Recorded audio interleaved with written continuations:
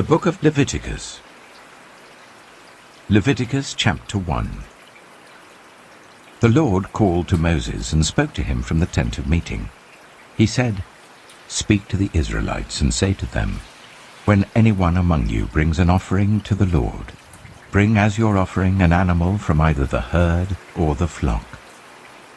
If the offering is a burnt offering from the herd, you are to offer a male without defect. You must present it at the entrance to the tent of meeting, so that it will be acceptable to the Lord. You are to lay your hand on the head of the burnt offering, and it will be accepted on your behalf to make atonement for you. You are to slaughter the young bull before the Lord, and then Aaron's sons, the priests, shall bring the blood and splash it against the sides of the altar at the entrance to the tent of meeting. You are to skin the burnt offering, and cut it into pieces. The sons of Aaron the priest are to put fire on the altar and arrange wood on the fire. Then Aaron's sons the priests shall arrange the pieces, including the head and the fat, on the wood that is burning on the altar. You are to wash the internal organs and the legs with water, and the priest is to burn all of it on the altar. It is a burnt offering, a food offering, an aroma pleasing to the Lord. If the offering is a burnt offering from the flock, from either the sheep or the goats, you are to offer a male without defect. You are to slaughter it at the north side of the altar before the Lord. And Aaron's sons, the priests, shall splash its blood against the sides of the altar. You are to cut it into pieces, and the priest shall arrange them, including the head and the fat, on the wood that is burning on the altar. You are to wash the internal organs and the legs with water, and the priest is to bring all of them and burn them on the altar. It is a burnt offering, a food offering, an aroma pleasing to the Lord. If the offering to the Lord is a burnt offering of birds, you are to offer a dove or a young pigeon. The priest shall bring it to the altar, wring off the head and burn it on the altar. Its blood shall be drained out on the side of the altar. He is to remove the crop and the feathers and throw them down east of the altar where the ashes are. He shall tear it open by the wings, not dividing it completely, and then the priest shall burn it on the wood that is burning on the altar. It is a burnt offering, a food offering, an aroma pleasing to the Lord. Leviticus chapter 2. When anyone brings a grain offering to the Lord, their offering is to be of the finest flour. They are to pour olive oil on it, put incense on it, and take it to Aaron's sons, the priests. The priest shall take a handful of the flour and oil, together with all the incense, and burn this as a memorial portion on the altar, a food offering, an aroma pleasing to the Lord. The rest of the grain offering belongs to Aaron and his sons. It is a most holy part of the food offerings presented to the Lord. If you bring a grain offering baked in an oven, it is to consist of the finest flour, either thick loaves made without yeast and with olive oil mixed in, or thin loaves made without yeast and brushed with olive oil.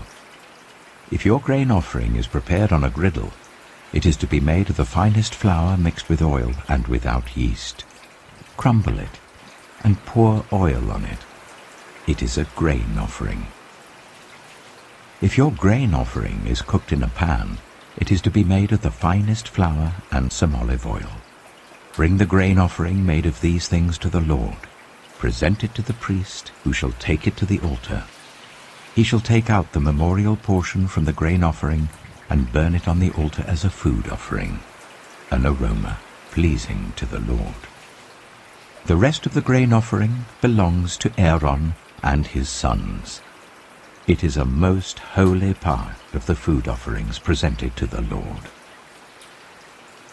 Every grain offering you bring to the Lord must be made without yeast. For you are not to burn any yeast or honey in a food offering presented to the Lord. You may bring them to the Lord as an offering of the first fruits, but they are not to be offered on the altar as a pleasing aroma. Season all your grain offerings with salt. Do not leave the salt of the covenant of your God out of your grain offerings. Add salt to all your offerings. If you bring a grain offering of first fruits to the Lord, offer crushed heads of new grain roasted in the fire. Put oil and incense on it. It is a grain offering.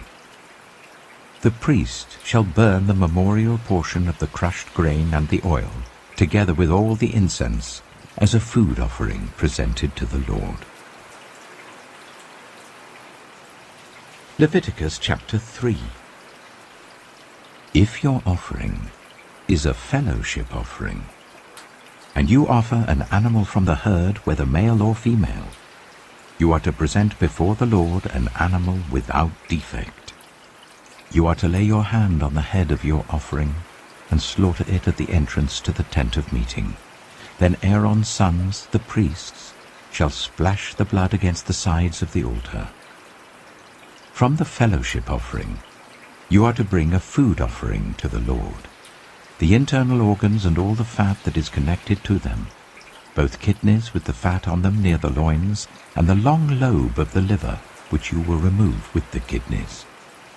Then Aaron's sons are to burn it on the altar, on top of the burnt offering that is lying on the burning wood. It is a food offering, an aroma pleasing to the Lord. If you offer an animal from the flock as a fellowship offering to the Lord, you are to offer a male or female without defect. If you offer a lamb, you are to present it before the Lord. Lay your hand on its head and slaughter it in front of the tent of meeting. Then Aaron's sons shall splash its blood against the sides of the altar. From the fellowship offering, you are to bring a food offering to the Lord. Its fat, the entire fat tail, cut off close to the backbone, the internal organs and all the fat that is connected to them, both kidneys with the fat on them near the loins, and the long lobe of the liver, which you will remove with the kidneys. The priest shall burn them on the altar as a food offering presented to the Lord. If your offering is a goat, you are to present it before the Lord. Lay your hand on its head and slaughter it in front of the tent of meeting. Then Aaron's sons shall splash its blood against the sides of the altar.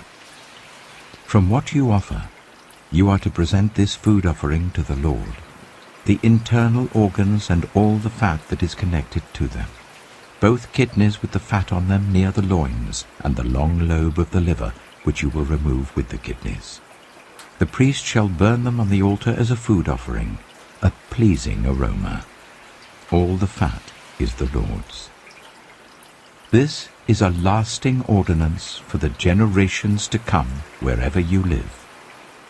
You must not eat any fat or any blood. Leviticus chapter 4.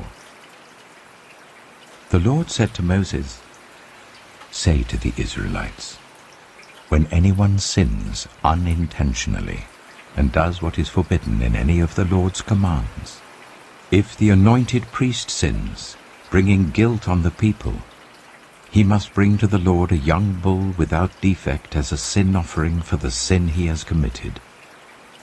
He is to present the bull at the entrance to the tent of meeting before the Lord. He is to lay his hand on its head and slaughter it there before the Lord. Then the anointed priest shall take some of the bull's blood and carry it to the tent of meeting. He is to dip his finger into the blood and sprinkle some of it 7 times before the Lord in front of the curtain of the sanctuary.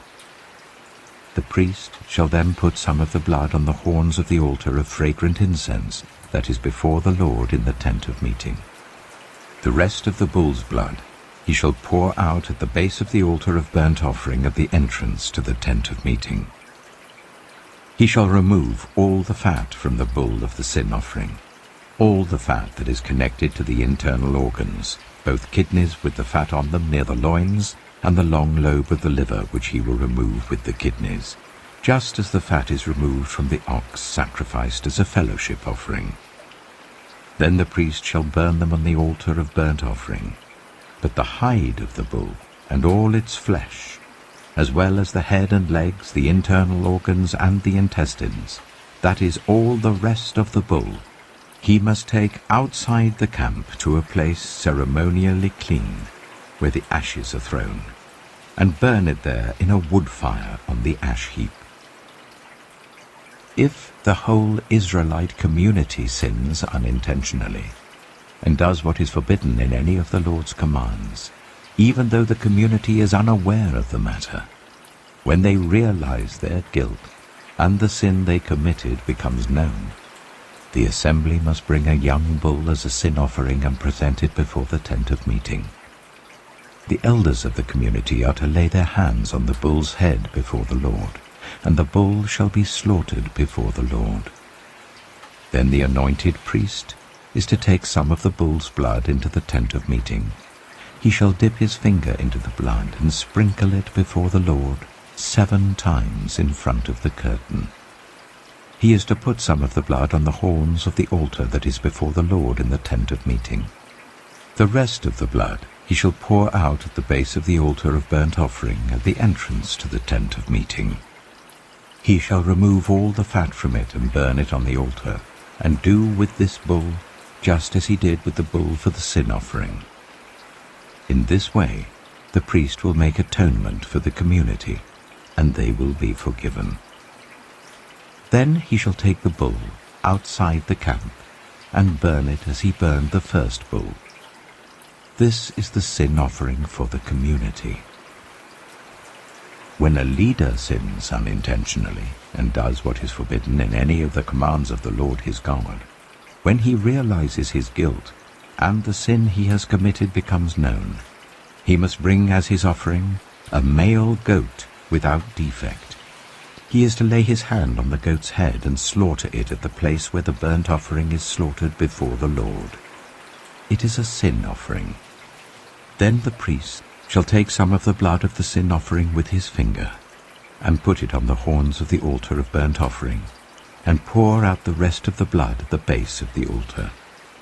He shall burn all the fat on the altar as he burned the fat of the fellowship offering. In this way the priest will make atonement for the leader's sin, and he will be forgiven.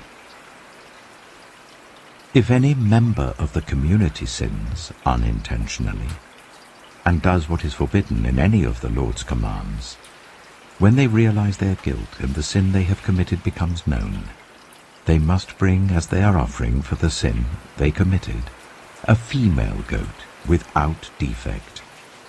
They are to lay their hand on the head of the sin offering and slaughter it at the place of the burnt offering.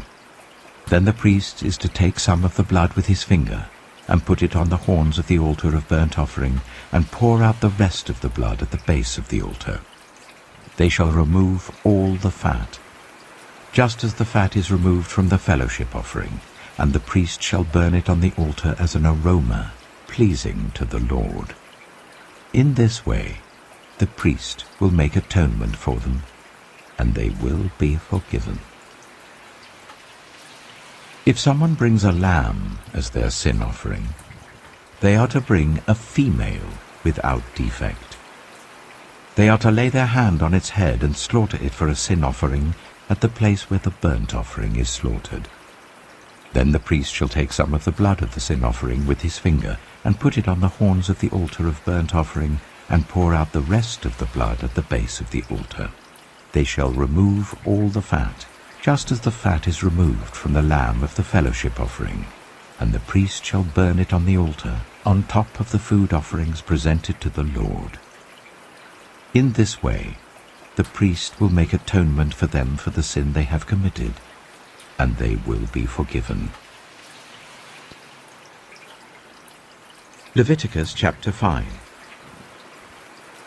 If anyone sins because they do not speak up when they hear a public charge, to testify regarding something they have seen or learned about, they will be held responsible.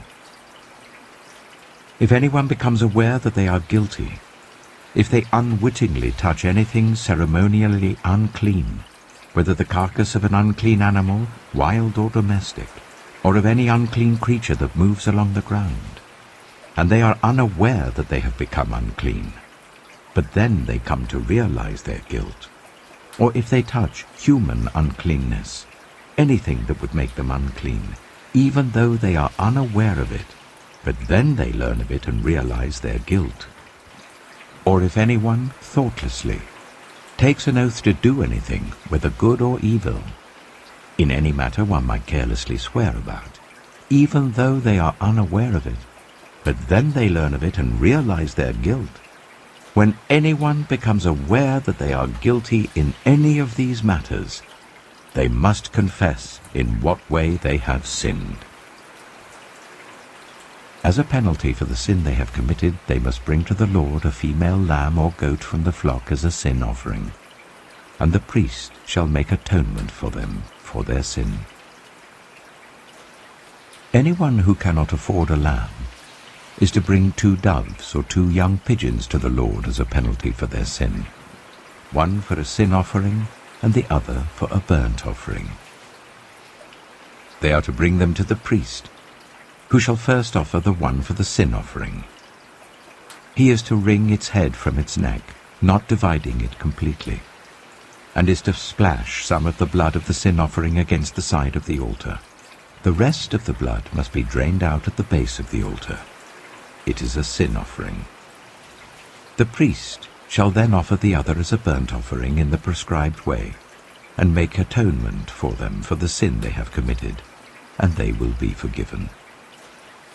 If, however, they cannot afford 2 doves or 2 young pigeons, they are to bring as an offering for their sin 1/10 of an ephah of the finest flour for a sin offering.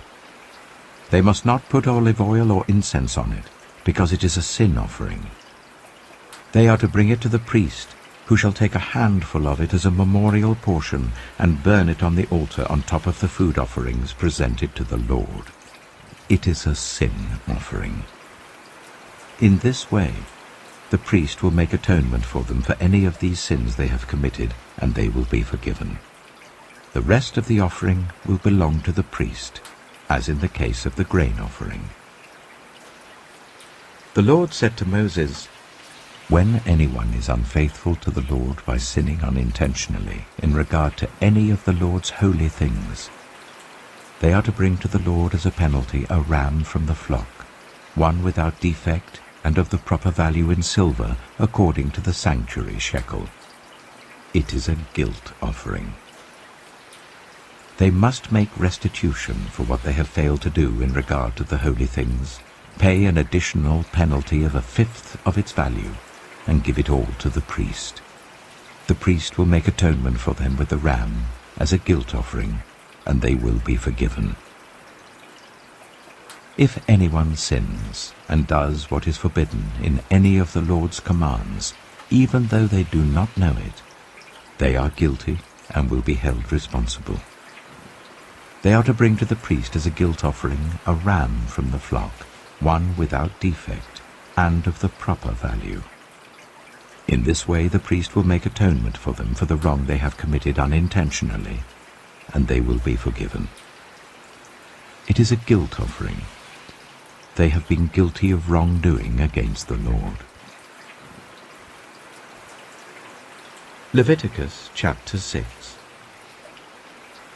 The Lord said to Moses, "If anyone sins and is unfaithful to the Lord by deceiving a neighbor about something entrusted to them, or left in their care, or about something stolen, or if they cheat their neighbor, or if they find lost property and lie about it, or if they swear falsely about any such sin the people may commit, when they sin in any of these ways and realize their guilt, they must return what they have stolen or taken by extortion, or what was entrusted to them, or the lost property they found, or whatever it was they swore falsely about. They must make restitution in full, add 1/5 of the value to it and give it all to the owner on the day they present their guilt offering. And as a penalty, They must bring to the priest, that is, to the Lord, their guilt offering. A ram from the flock, one without defect and of the proper value. In this way the priest will make atonement for them before the Lord, and they will be forgiven for any of the things they did that made them guilty. The Lord said to Moses, "Give Aaron and his sons this command. These are the regulations for the burnt offering. The burnt offering is to remain on the altar hearth throughout the night till morning, and the fire must be kept burning on the altar. The priest shall then put on his linen clothes with linen undergarments next to his body, and shall remove the ashes of the burnt offering that the fire has consumed on the altar, and place them beside the altar. Then he is to take off these clothes and put on others, and carry the ashes outside the camp to a place that is ceremonially clean. The fire on the altar must be kept burning. It must not go out. Every morning the priest is to add firewood and arrange the burnt offering on the fire and burn the fat of the fellowship offerings on it. The fire must be kept burning on the altar continuously. It must not go out. These are the regulations for the grain offering. Aaron's sons are to bring it before the Lord in front of the altar. The priest is to take a handful of the finest flour and some olive oil, together with all the incense on the grain offering, and burn the memorial portion on the altar as an aroma pleasing to the Lord. Aaron and his sons shall eat the rest of it, but it is to be eaten without yeast in the sanctuary area. They are to eat it in the courtyard of the tent of meeting. It must not be baked with yeast. I have given it as their share of the food offerings presented to me. Like the sin offering and the guilt offering, it is most holy. Any male descendant of Aaron may eat it. For all generations to come, it is his perpetual share of the food offerings presented to the Lord. Whatever touches it will become holy. The Lord also said to Moses, "This is the offering Aaron and his sons are to bring to the Lord on the day he is anointed: 1/10 of an ephah of the finest flour as a regular grain offering, half of it in the morning and half in the evening. It must be prepared with oil on a griddle. Bring it well mixed and present the grain offering, broken in pieces as an aroma pleasing to the Lord. The son who is to succeed him as an anointed priest shall prepare it. It is the Lord's perpetual share and is to be burned completely. Every grain offering of a priest shall be burned completely. It must not be eaten." The Lord said to Moses, "Say to Aaron and his sons, these are the regulations for the sin offering. The sin offering is to be slaughtered before the Lord in the place where the burnt offering is slaughtered. It is most holy. The priest who offers it shall eat it. It is to be eaten in the sanctuary area, in the courtyard of the tent of meeting. Whatever touches any of the flesh will become holy, and if any of the blood is spattered on a garment, you must wash it in the sanctuary area. The clay pot that the meat is cooked in must be broken, but if it is cooked in a bronze pot, the pot is to be scoured and rinsed with water. Any male in a priest's family may eat it. It is most holy. But any sin offering whose blood is brought into the tent of meeting to make atonement in the holy place must not be eaten. It must be burned." Leviticus chapter 7. These are the regulations for the guilt offering, which is most holy. The guilt offering is to be slaughtered in the place where the burnt offering is slaughtered, and its blood is to be splashed against the sides of the altar. All its fat shall be offered, the fat tail and the fat that covers the internal organs, both kidneys with the fat on them near the loins, and the long lobe of the liver, which is to be removed with the kidneys. The priest shall burn them on the altar as a food offering presented to the Lord. It is a guilt offering. Any male in a priest's family may eat it, but it must be eaten in the sanctuary area. It is most holy. The same law applies to both the sin offering and the guilt offering. They belong to the priest, who makes atonement with them. The priest who offers a burnt offering for anyone may keep its hide for himself. Every grain offering baked in an oven or cooked in a pan or on a griddle belongs to the priest who offers it, and every grain offering, whether mixed with olive oil or dry, belongs equally to all the sons of Aaron. These are the regulations for the fellowship offering anyone may present to the Lord. If they offer it as an expression of thankfulness, then along with this thank offering, they are to offer thick loaves made without yeast and with olive oil mixed in, thin loaves made without yeast and brushed with oil, and thick loaves of the finest flour, well kneaded and with oil mixed in. Along with their fellowship offering of thanksgiving, they are to present an offering with thick loaves of bread made with yeast. They are to bring one of each kind as an offering, a contribution to the Lord. It belongs to the priest, who splashes the blood of the fellowship offering against the altar. The meat of their fellowship offering of thanksgiving must be eaten on the day it is offered. They must leave none of it till morning. If, however, their offering is the result of a vow, or is a free will offering, the sacrifice shall be eaten on the day they offer it, but anything left over may be eaten on the next day. Any meat of the sacrifice left over till the third day must be burned. If any meat of the fellowship offering is eaten on the third day, the one who offered it will not be accepted. It will not be reckoned to their credit, for it has become impure. The person who eats any of it will be held responsible.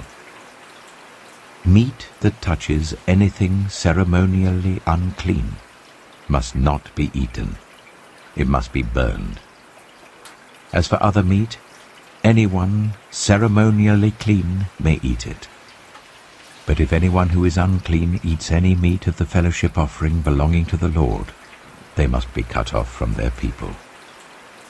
Anyone who touches something unclean, whether human uncleanness or an unclean animal or an unclean creature that moves along the ground, and then eats any of the meat of the fellowship offering belonging to the Lord, must be cut off from their people. The Lord said to Moses, "Say to the Israelites, do not eat any of the fat of cattle, sheep, or goats. The fat of an animal found dead or torn by wild animals may be used for any other purpose, but you must not eat it. Anyone who eats the fat of an animal from which a food offering may be presented to the Lord must be cut off from their people. And wherever you live, you must not eat the blood of any bird or animal. Anyone who eats blood must be cut off from their people." The Lord said to Moses, "Say to the Israelites, anyone who brings a fellowship offering to the Lord is to bring part of it as their sacrifice to the Lord. With their own hands they are to present the food offering to the Lord. They are to bring the fat together with the breast, and wave the breast before the Lord as a wave offering. The priest shall burn the fat on the altar, but the breast belongs to Aaron and his sons. You are to give the right thigh of your fellowship offerings to the priest as a contribution. The son of Aaron, who offers the blood and the fat of the fellowship offering, shall have the right thigh as his share.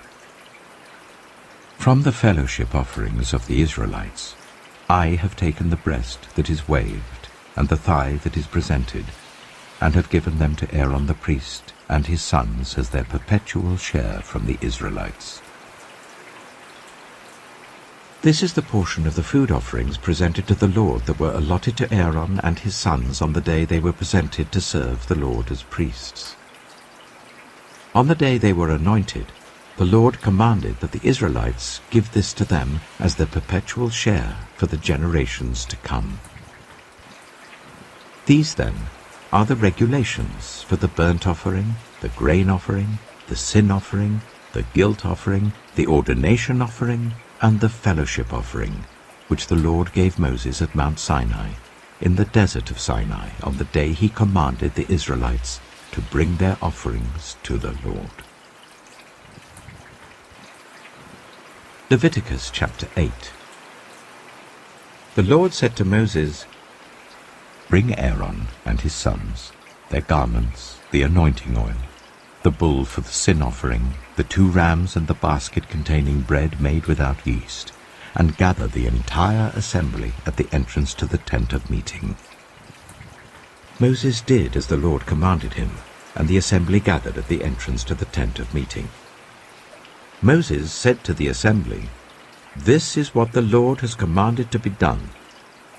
Then Moses brought Aaron and his sons forward and washed them with water. He put the tunic on Aaron, tied the sash around him, clothed him with the robe, and put the ephod on him. He also fastened the ephod with a decorative waistband which he tied round him. He placed the breastpiece on him and put the Urim and Thummim in the breastpiece. Then he placed the turban on Aaron's head and set the gold plate, the sacred emblem, on the front of it, as the Lord commanded Moses. Then Moses took the anointing oil and anointed the tabernacle and everything in it, and so consecrated them. He sprinkled some of the oil on the altar 7 times, anointing the altar and all its utensils and the basin with its stand to consecrate them. He poured some of the anointing oil on Aaron's head and anointed him to consecrate him. Then he brought Aaron's sons forward, put tunics on them, tied sashes round them, and fastened caps on them, as the Lord commanded Moses. He then presented the bull for the sin offering, and Aaron and his sons laid their hands on its head. Moses slaughtered the bull and took some of the blood, and with his finger he put it on all the horns of the altar to purify the altar. He poured out the rest of the blood at the base of the altar, so he consecrated it to make atonement for it. Moses also took all the fat around the internal organs, the long lobe of the liver and both kidneys and their fat, and burned it on the altar. But the bull with its hide and its flesh and its intestines he burned outside the camp, as the Lord commanded Moses. He then presented the ram for the burnt offering, and Aaron and his sons laid their hands on its head. Then Moses slaughtered the ram and splashed the blood against the sides of the altar. He cut the ram into pieces and burned the head, the pieces and the fat. He washed the internal organs and the legs with water and burned the whole ram on the altar. It was a burnt offering, a pleasing aroma, a food offering presented to the Lord, as the Lord commanded Moses. He then presented the other ram, the ram for the ordination. And Aaron and his sons laid their hands on its head. Moses slaughtered the ram and took some of its blood, and put it on the lobe of Aaron's right ear, on the thumb of his right hand, and on the big toe of his right foot. Moses also brought Aaron's sons forward, and put some of the blood on the lobes of their right ears, on the thumbs of their right hands, and on the big toes of their right feet. Then he splashed blood against the sides of the altar.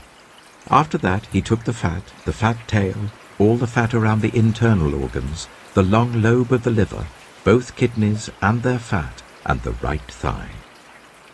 And from the basket of bread made without yeast, which was before the Lord, he took 1 thick loaf with olive oil mixed in, and 1 thin loaf, and he put these on the fat portions and on the right thigh.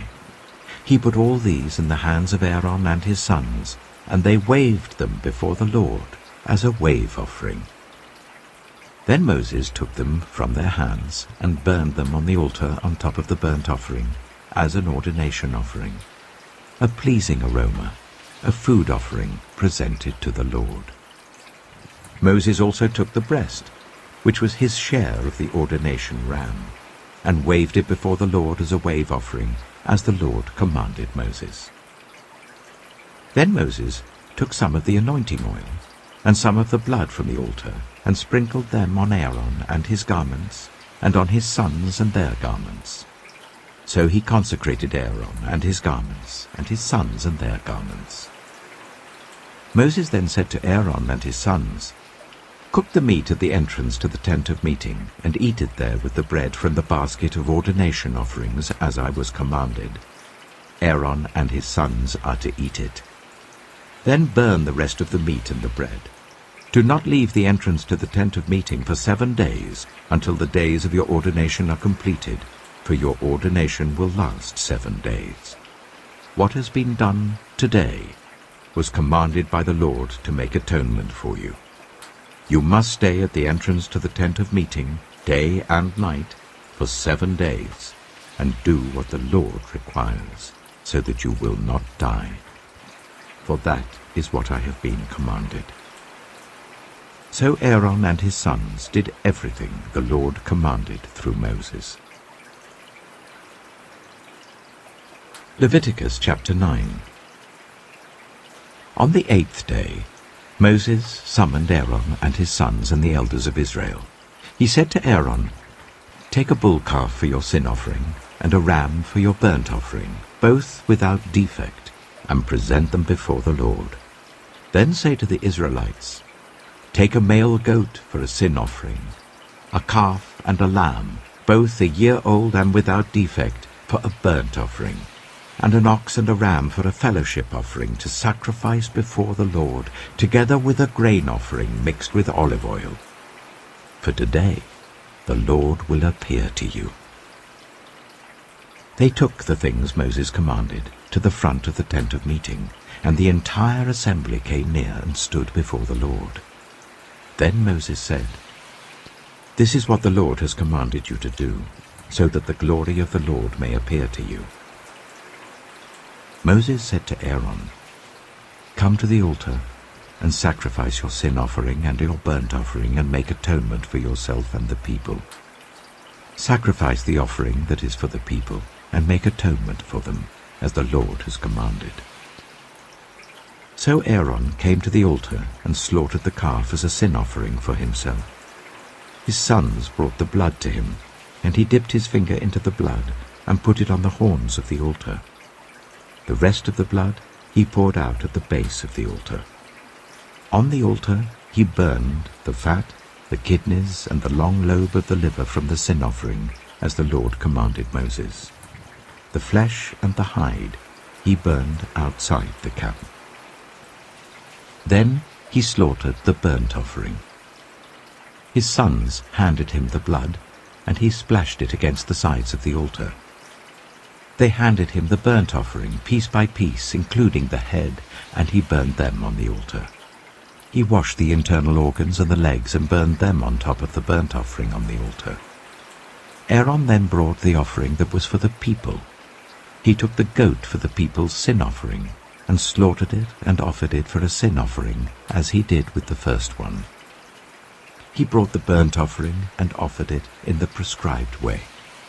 He also brought the grain offering, took a handful of it and burned it on the altar in addition to the morning's burnt offering. He slaughtered the ox and the ram as the fellowship offering for the people. His sons handed him the blood, and he splashed it against the sides of the altar. But the fat portions of the ox and the ram, the fat tail, the layer of fat, the kidneys, and the long lobe of the liver, these they laid on the breasts. And then Aaron burned the fat on the altar. Aaron waved the breasts and the right thigh before the Lord as a wave offering, as Moses commanded. Then Aaron lifted his hands towards the people and blessed them. And having sacrificed the sin offering, the burnt offering, and the fellowship offering, he stepped down. Moses and Aaron then went into the tent of meeting. When they came out, they blessed the people, and the glory of the Lord appeared to all the people. Fire came out from the presence of the Lord, and consumed the burnt offering and the fat portions on the altar. And when all the people saw it, they shouted for joy, and fell face down. Leviticus chapter 10. Aaron's sons, Nadab and Abihu, took their censers, put fire in them, and added incense. And they offered unauthorized fire before the Lord, contrary to his command. So fire came out from the presence of the Lord and consumed them, and they died before the Lord. Moses then said to Aaron, "This is what the Lord spoke of when he said, 'Among those who approach me I will be proved holy. In the sight of all the people I will be honored.'" Aaron remained silent. Moses summoned Mishael and Elzaphan, the sons of Aaron's uncle Uzziel, and said to them, "Come here, carry your cousins outside the camp away from the front of the sanctuary." So they came and carried them, still in their tunics, outside the camp as Moses ordered. Then Moses said to Aaron and his sons Eleazar and Ithamar, "Do not let your hair become unkempt, and do not tear your clothes, or you will die, and the Lord will be angry with the whole community. But your relatives, all the Israelites, may mourn for those the Lord has destroyed by fire. Do not leave the entrance to the tent of meeting, or you will die, because the Lord's anointing oil is on you." So they did as Moses said. Then the Lord said to Aaron, "You and your sons are not to drink wine or other fermented drink whenever you go into the tent of meeting, or you will die. This is a lasting ordinance for the generations to come, so that you can distinguish between the holy and the common, between the unclean and the clean, and so you can teach the Israelites all the decrees the Lord has given them through Moses." Moses said to Aaron and his remaining sons, Eleazar and Ithamar, "Take the grain offering left over from the food offerings prepared without yeast, and present it to the Lord, and eat it beside the altar, for it is most holy. Eat it in the sanctuary area, because it is your share, and your son's share of the food offerings presented to the Lord, for so I have been commanded. But you and your sons and your daughters may eat the breast that was waved and the thigh that was presented. Eat them in a ceremonially clean place. They have been given to you and your children as your share of the Israelites' fellowship offerings. The thigh that was presented and the breast that was waved must be brought with the fat portions of the food offerings, to be waved before the Lord as a wave offering. This will be the perpetual share for you and your children, as the Lord commanded." When Moses inquired about the goat of the sin offering, and found that it had been burned, he was angry with Eleazar and Ithamar, Aaron's remaining sons, and asked, "Why didn't you eat the sin offering in the sanctuary area? It is most holy. It was given to you to take away the guilt of the community by making atonement for them before the Lord. Since its blood was not taken into the holy place, you should have eaten the goat in the sanctuary area, as I commanded." Aaron replied to Moses, "Today they sacrificed their sin offering and their burnt offering before the Lord. But such things as this have happened to me. Would the Lord have been pleased if I had eaten the sin offering today?" When Moses heard this, he was satisfied. Leviticus chapter 11. The Lord said to Moses and Aaron, "Say to the Israelites, of all the animals that live on land, these are the ones you may eat. You may eat any animal that has a divided hoof and that chews the cud. There are some that only chew the cud or only have a divided hoof, but you must not eat them. The camel, though it chews the cud, does not have a divided hoof. It is ceremonially unclean for you. The hyrax, though it chews the cud, does not have a divided hoof. It is unclean for you. The rabbit, though it chews the cud, does not have a divided hoof. It is unclean for you. And the pig, though it has a divided hoof, does not chew the cud. It is unclean for you.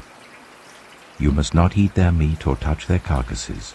They are unclean for you.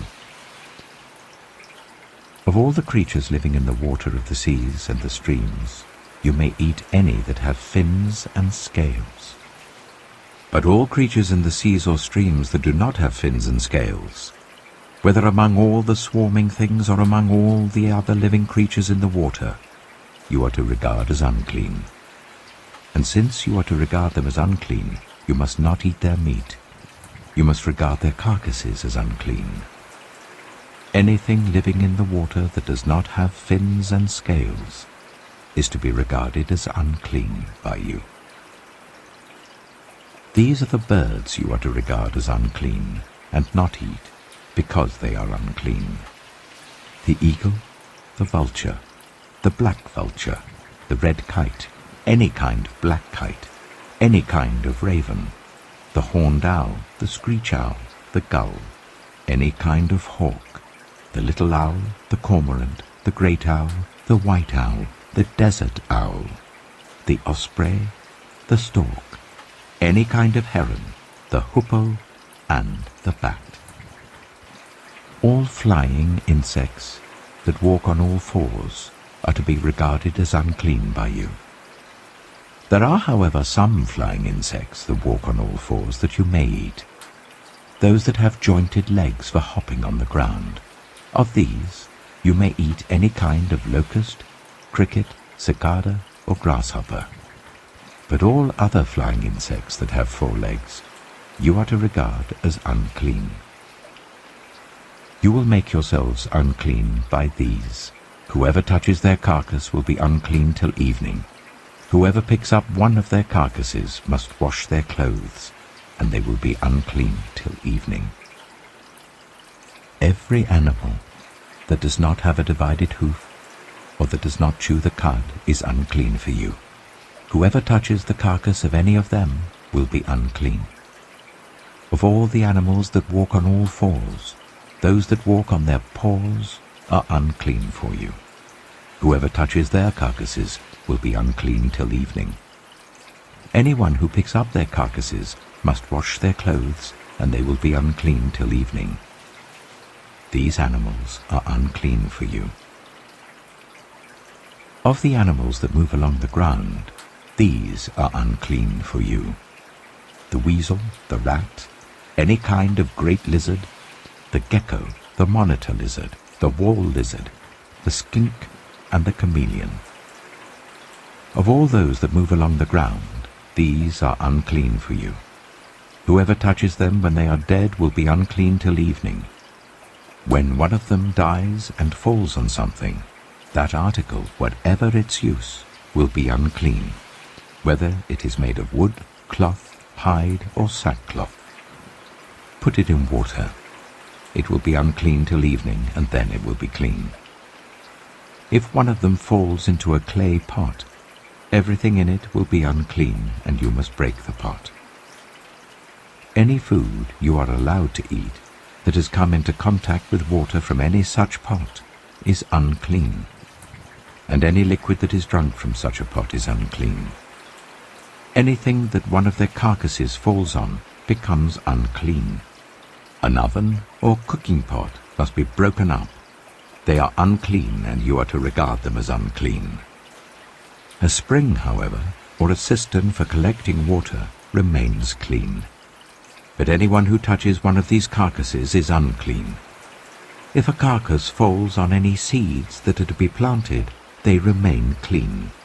But if water has been put on the seed and a carcass falls on it, it is unclean for you.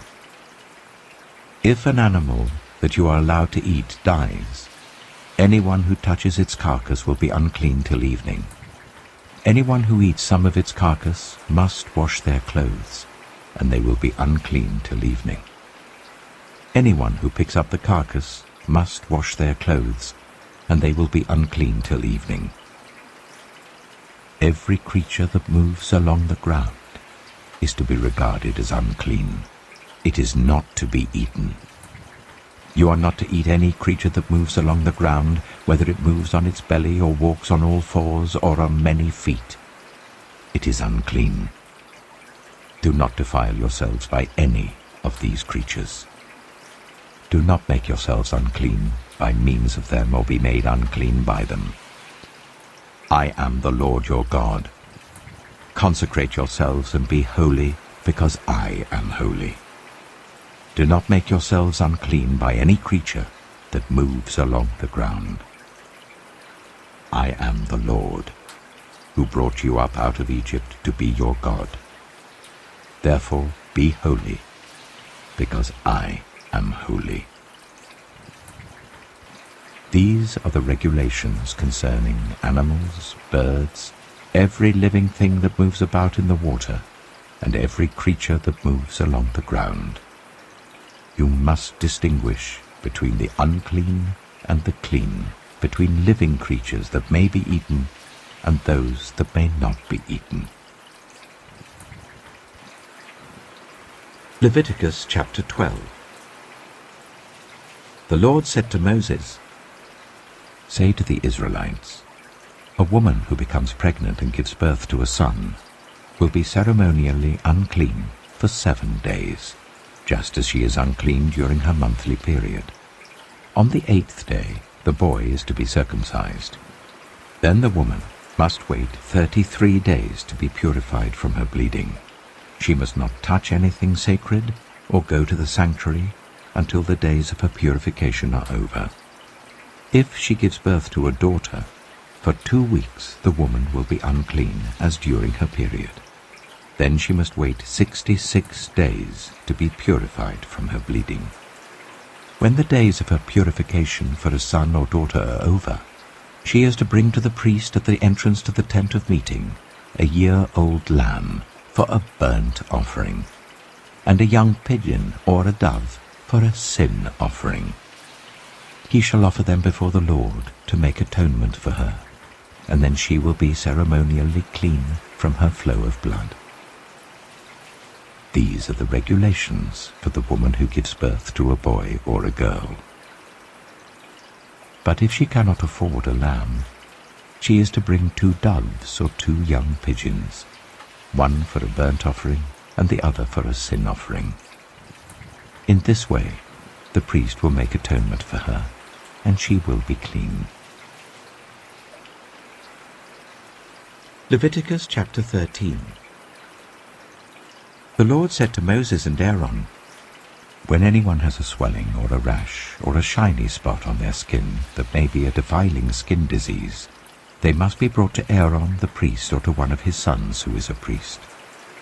The priest is to examine the sore on the skin, and if the hair in the sore has turned white, and the sore appears to be more than skin deep, it is a defiling skin disease. When the priest examines that person, he shall pronounce them ceremonially unclean. If the shiny spot on the skin is white but does not appear to be more than skin deep, and the hair in it has not turned white, the priest is to isolate the affected person for 7 days. On the 7th day, the priest is to examine them, and if he sees that the sore is unchanged and has not spread in the skin, he is to isolate them for another 7 days. On the 7th day, the priest is to examine them again, and if the sore has faded and has not spread in the skin, the priest shall pronounce them clean. It is only a rash. They must wash their clothes, and they will be clean. But if the rash does spread in their skin after they have shown themselves to the priest to be pronounced clean, they must appear before the priest again. The priest is to examine that person, and if the rash has spread in the skin, he shall pronounce them unclean. It is a defiling skin disease. When anyone has a defiling skin disease, they must be brought to the priest. The priest is to examine them, and if there is a white swelling in the skin that has turned the hair white, and if there is raw flesh in the swelling, it is a chronic skin disease, and the priest shall pronounce them unclean. He is not to isolate them, because they are already unclean. If the disease breaks out all over their skin, and so far as the priest can see, it covers all the skin of the affected person from head to foot, the priest is to examine them. and if the disease has covered their whole body, he shall pronounce them clean.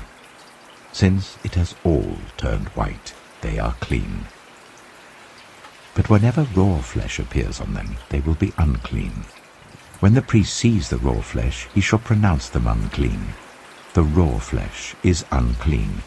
They have a defiling disease. If the raw flesh changes and turns white, they must go to the priest. The priest is to examine them, and if the sores have turned white, the priest shall pronounce the affected person clean. Then they will be clean. When someone has a boil on their skin and it heals, and in the place where the boil was a white swelling or reddish-white spot appears, they must present themselves to the priest. The priest is to examine it, and if it appears to be more than skin deep and the hair in it has turned white, the priest shall pronounce that person unclean. It is a defiling skin disease that has broken out where the boil was. But if, when the priest examines it, there is no white hair in it, and it is not more than skin deep and has faded, then the priest is to isolate them for 7 days. If it is spreading in the skin, the priest shall pronounce them unclean. It is a defiling disease. But if the spot is unchanged and has not spread, it is only a scar from the boil, and the priest shall pronounce them clean. When someone has a burn on their skin, and a reddish-white or white spot appears in the raw flesh of the burn, the priest is to examine the spot, and if the hair in it has turned white, and it appears to be more than skin deep, it is a defiling disease that has broken out in the burn. The priest shall pronounce them unclean. It is a defiling skin disease. But if the priest examines it, and there is no white hair in the spot, and if it is not more than skin deep and has faded, then the priest is to isolate them for 7 days. On the 7th day, the priest is to examine that person. And if it is spreading in the skin, the priest shall pronounce them unclean. It is a defiling skin disease. If, however, the spot is unchanged, and has not spread in the skin but has faded, it is a swelling from the burn, and the priest shall pronounce them clean. It is only a scar from the burn. If a man or woman has a sore on their head or chin, the priest is to examine the sore, and if it appears to be more than skin deep and the hair in it is yellow and thin, the priest shall pronounce them unclean. It is a defiling skin disease on the head or chin. But if, when the priest examines the sore, it does not seem to be more than skin deep and there is no black hair in it, then the priest is to isolate the affected person for 7 days. On the 7th day, the priest is to examine the sore, and if it has not spread and there is no yellow hair in it, and it does not appear to be more than skin deep, then the man or woman must shave themselves, except for the affected area, and the priest is to keep them isolated another 7 days. On the 7th day, the priest is to examine the sore, and if it has not spread in the skin and appears to be no more than skin deep, the priest shall pronounce them clean. They must wash their clothes, and they will be clean. But if the sore does spread in the skin after they are pronounced clean, the priest is to examine them, and if he finds that the sore has spread in the skin, he does not need to look for yellow hair. They are unclean. If, however, the sore is unchanged so far as the priest can see, and if black hair has grown in it, the affected person is healed. They are clean, and the priest shall pronounce them clean. When a man or woman has white spots on the skin, the priest is to examine them, and if the spots are dull white, it is a harmless rash that has broken out on the skin. They are clean. A man who has lost his hair and is bald is clean. If he has lost his hair from the front of his scalp and has a bald forehead, he is clean. But if he has a reddish-white sore on his bald head or forehead, it is a defiling disease breaking out on his head or forehead. The priest is to examine him, And if the swollen sore on his head or forehead is reddish-white, like a defiling skin disease, the man is diseased and is unclean. The priest shall pronounce him unclean because of the sore on his head. Anyone with such a defiling disease must wear torn clothes, let their hair be unkempt, cover the lower part of their face, and cry out, "Unclean, unclean."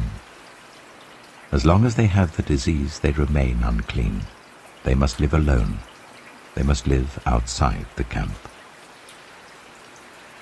As for any fabric that is spoiled with a defiling mold, any woolen or linen clothing, any woven or knitted material of linen or wool, any leather or anything made of leather, if the affected area in the fabric, the leather, the woven or knitted material, or any leather article is greenish or reddish, it is a defiling mold and must be shown to the priest. The priest is to examine the affected area and isolate the article for 7 days. On the 7th day he is to examine it, and if the mold has spread in the fabric, the woven or knitted material, or the leather, whatever its use, it is a persistent, defiling mold. The article is unclean. He must burn the fabric, the woven or knitted material of wool or linen, or any leather article that has been spoiled, because the defiling mold is persistent. The article must be burned. But if, when the priest examines it, the mold has not spread in the fabric, the woven or knitted material, or the leather article, he shall order that the spoiled article be washed. Then he is to isolate it for another 7 days.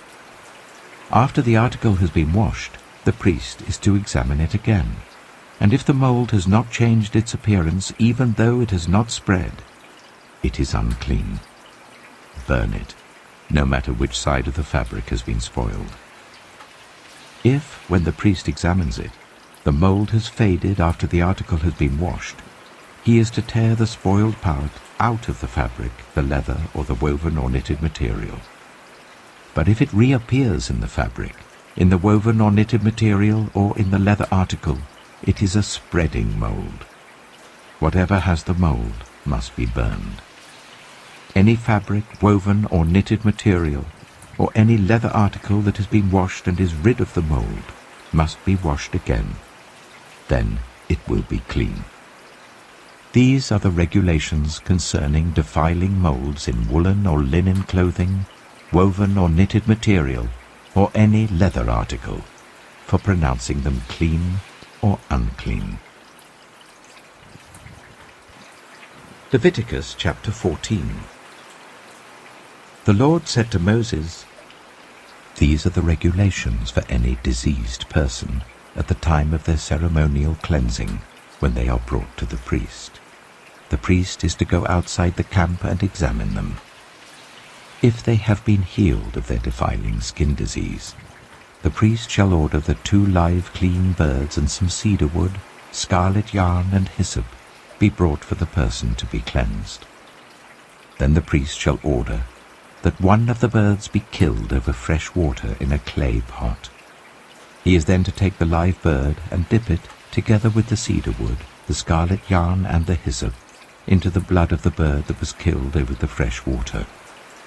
7 times he shall sprinkle the one to be cleansed of the defiling disease, and then pronounce them clean. After that he is to release the live bird in the open fields.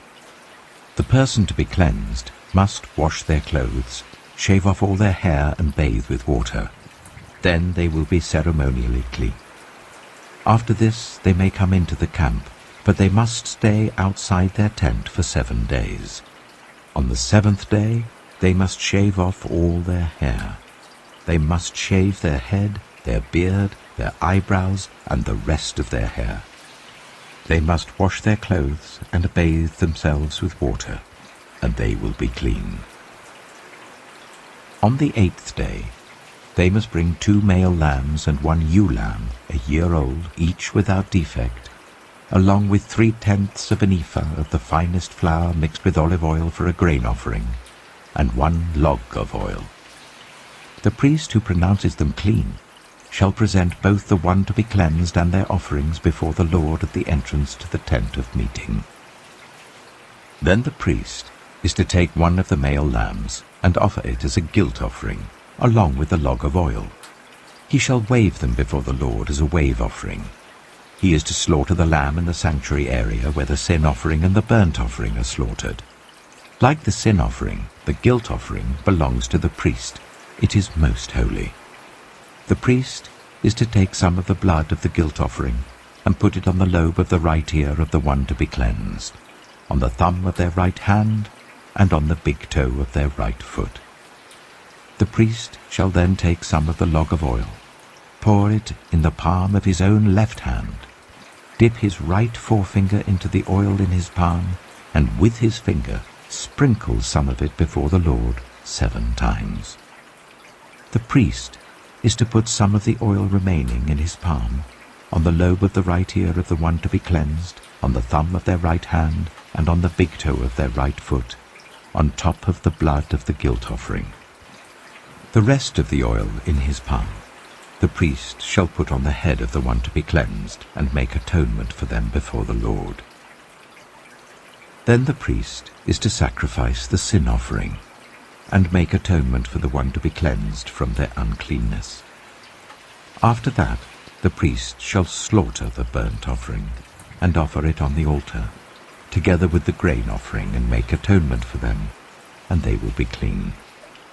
If, however, they are poor, and cannot afford these, they must take one male lamb as a guilt offering, to be waved to make atonement for them, together with 1/10 of an ephah of the finest flour mixed with olive oil for a grain offering, a log of oil, and 2 doves or 2 young pigeons, such as they can afford, one for a sin offering and the other for a burnt offering. On the 8th day they must bring them for their cleansing to the priest at the entrance to the tent of meeting before the Lord. The priest is to take the lamb for the guilt offering together with the log of oil, and wave them before the Lord as a wave offering. He shall slaughter the lamb for the guilt offering, and take some of its blood and put it on the lobe of the right ear of the one to be cleansed, on the thumb of their right hand, and on the big toe of their right foot.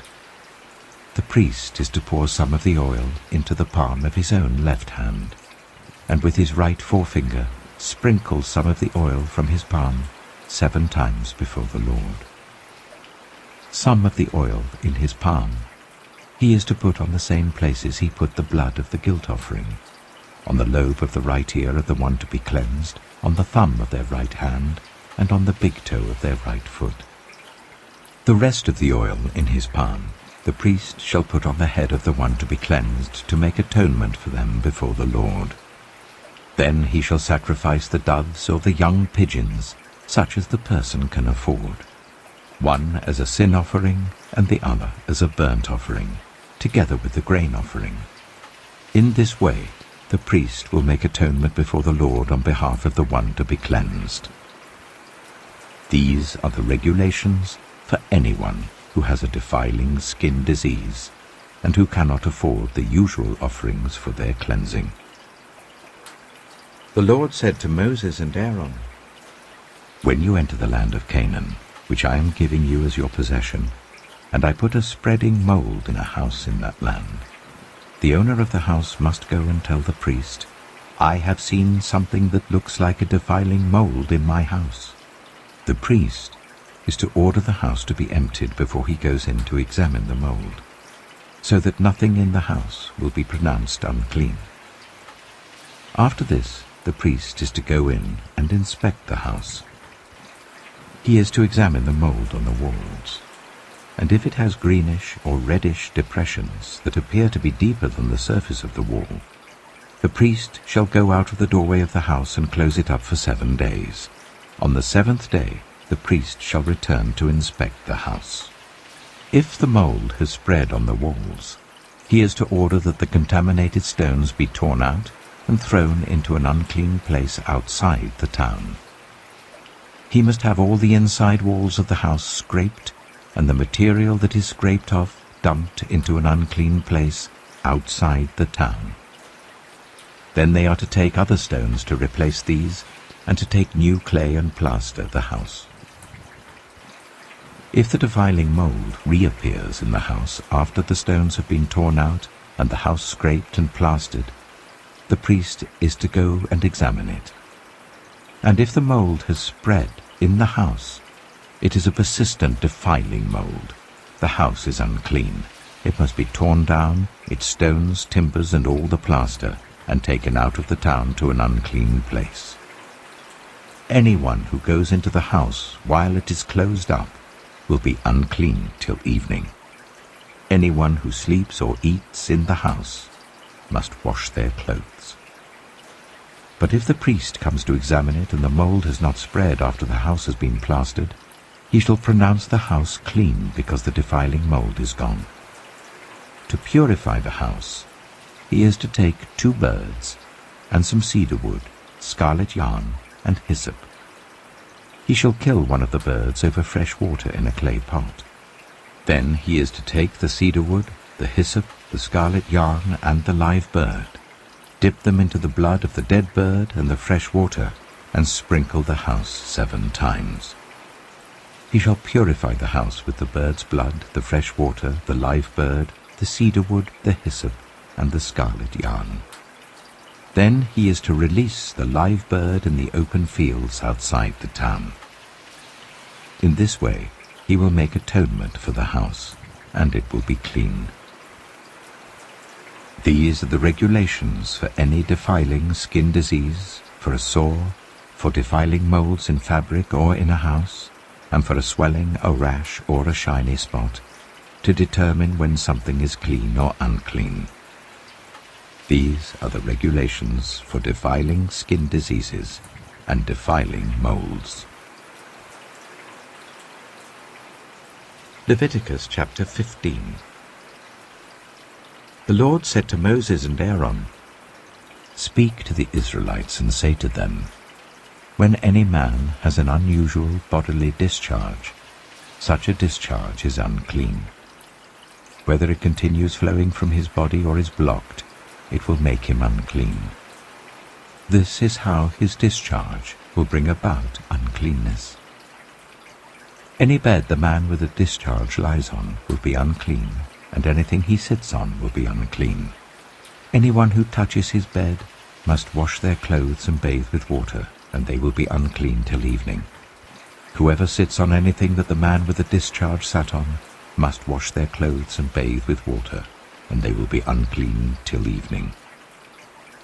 Whoever touches the man who has a discharge must wash their clothes and bathe with water, and they will be unclean till evening. If the man with the discharge spits on anyone who is clean, they must wash their clothes and bathe with water, and they will be unclean till evening. Everything the man sits on when riding will be unclean, and whoever touches any of the things that were under him will be unclean till evening. Whoever picks up those things must wash their clothes and bathe with water, and they will be unclean till evening. Anyone the man with a discharge touches without rinsing his hands with water must wash their clothes and bathe with water, and they will be unclean till evening. A clay pot that the man touches must be broken, and any wooden article is to be rinsed with water. When a man is cleansed from his discharge, he is to count 7 days for his ceremonial cleansing. He must wash his clothes and bathe himself with fresh water, and he will be clean. On the 8th day he must take 2 doves or 2 young pigeons, and come before the Lord to the entrance to the tent of meeting and give them to the priest.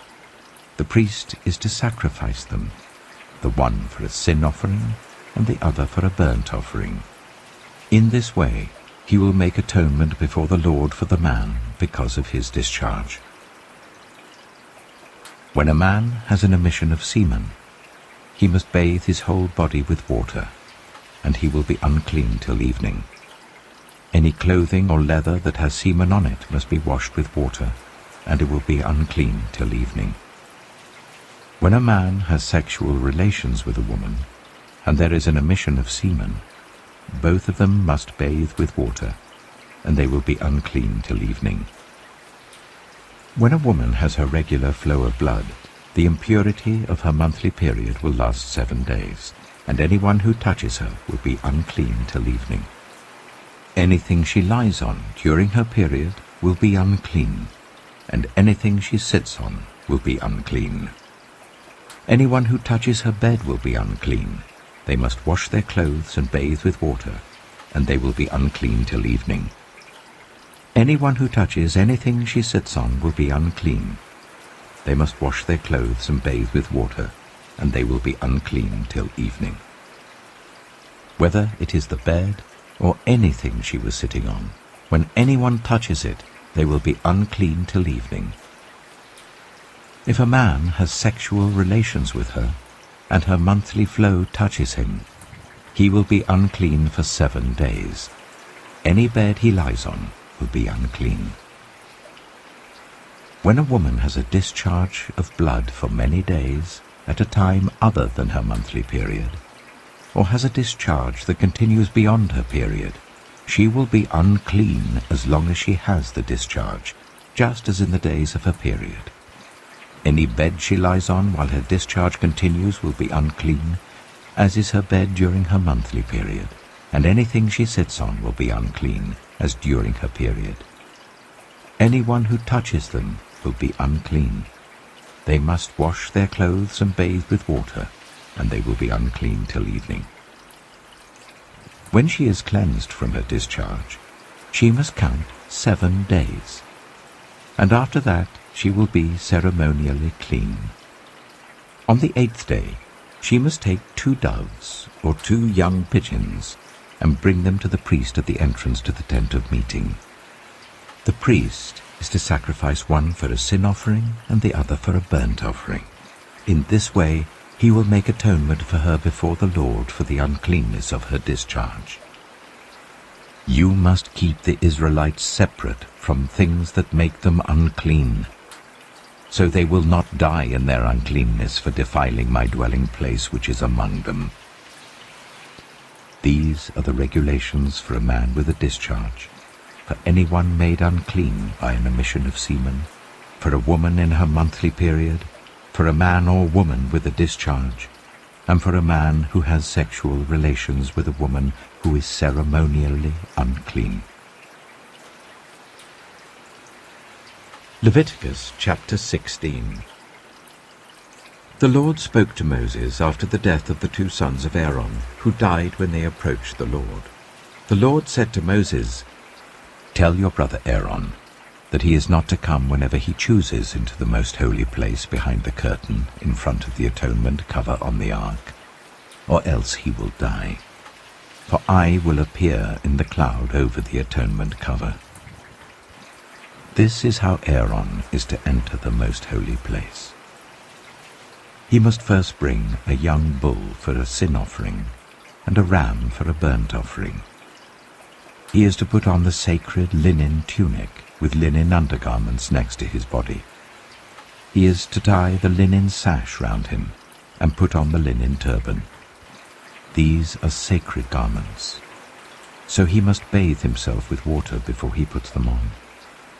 From the Israelite community, he is to take 2 male goats for a sin offering and a ram for a burnt offering. Aaron is to offer the bull for his own sin offering, to make atonement for himself and his household. Then he is to take the 2 goats and present them before the Lord at the entrance to the tent of meeting. He is to cast lots for the 2 goats, 1 lot for the Lord, the other for the scapegoat. Aaron shall bring the goat whose lot falls to the Lord and sacrifice it for a sin offering. But the goat chosen by lot as the scapegoat shall be presented alive before the Lord, to be used for making atonement by sending it into the wilderness as a scapegoat. Aaron shall bring the bull for his own sin offering to make atonement for himself and his household, and he is to slaughter the bull for his own sin offering. He is to take a censer full of burning coals from the altar before the Lord, and 2 handfuls of finely ground fragrant incense, and take them behind the curtain. He is to put the incense on the fire before the Lord, and the smoke of the incense will conceal the atonement cover above the tablets of the covenant law, so that he will not die. He is to take some of the bull's blood and with his finger sprinkle it on the front of the atonement cover. Then he shall sprinkle some of it with his finger 7 times before the atonement cover. He shall then slaughter the goat for the sin offering for the people, and take its blood behind the curtain and do with it as he did with the bull's blood. He shall sprinkle it on the atonement cover and in front of it. In this way he will make atonement for the most holy place because of the uncleanness and rebellion of the Israelites, whatever their sins have been. He is to do the same for the tent of meeting, which is among them in the midst of their uncleanness. No one is to be in the tent of meeting from the time Aaron goes in to make atonement in the most holy place until he comes out, having made atonement for himself, his household, and the whole community of Israel. Then he shall come out to the altar that is before the Lord and make atonement for it. He shall take some of the bull's blood and some of the goat's blood and put it on all the horns of the altar. He shall sprinkle some of the blood on it with his finger 7 times to cleanse it and consecrate it from the uncleanness of the Israelites. When Aaron has finished making atonement for the most holy place, the tent of meeting and the altar, he shall bring forward the live goat. He is to lay both hands on the head of the live goat and confess over it all the wickedness and rebellion of the Israelites, all their sins, and put them on the goat's head. He shall send the goat away into the wilderness in the care of someone appointed for the task. The goat will carry on itself all their sins to a remote place, and the man shall release it in the wilderness. Then Aaron is to go into the tent of meeting and take off the linen garments he put on before he entered the most holy place, and he is to leave them there. He shall bathe himself with water in the sanctuary area and put on his ordinary garments. Then he shall come out and sacrifice the burnt offering for himself and the burnt offering for the people, to make atonement for himself and the people. He shall also burn the fat of the sin offering on the altar. The man who releases the goat as a scapegoat must wash his clothes and bathe himself with water. Afterwards he may come into the camp. The bull and the goat for the sin offerings, whose blood was brought into the most holy place to make atonement, must be taken outside the camp. Their hides, flesh, and intestines are to be burned. The man who burns them must wash his clothes and bathe himself with water. Afterwards he may come into the camp. This is to be a lasting ordinance for you. On the 10th day of the 7th month you must deny yourselves and not do any work, whether native-born or a foreigner residing among you, because on this day atonement will be made for you to cleanse you. Then before the Lord you will be clean from all your sins. It is a day of Sabbath rest, and you must deny yourselves.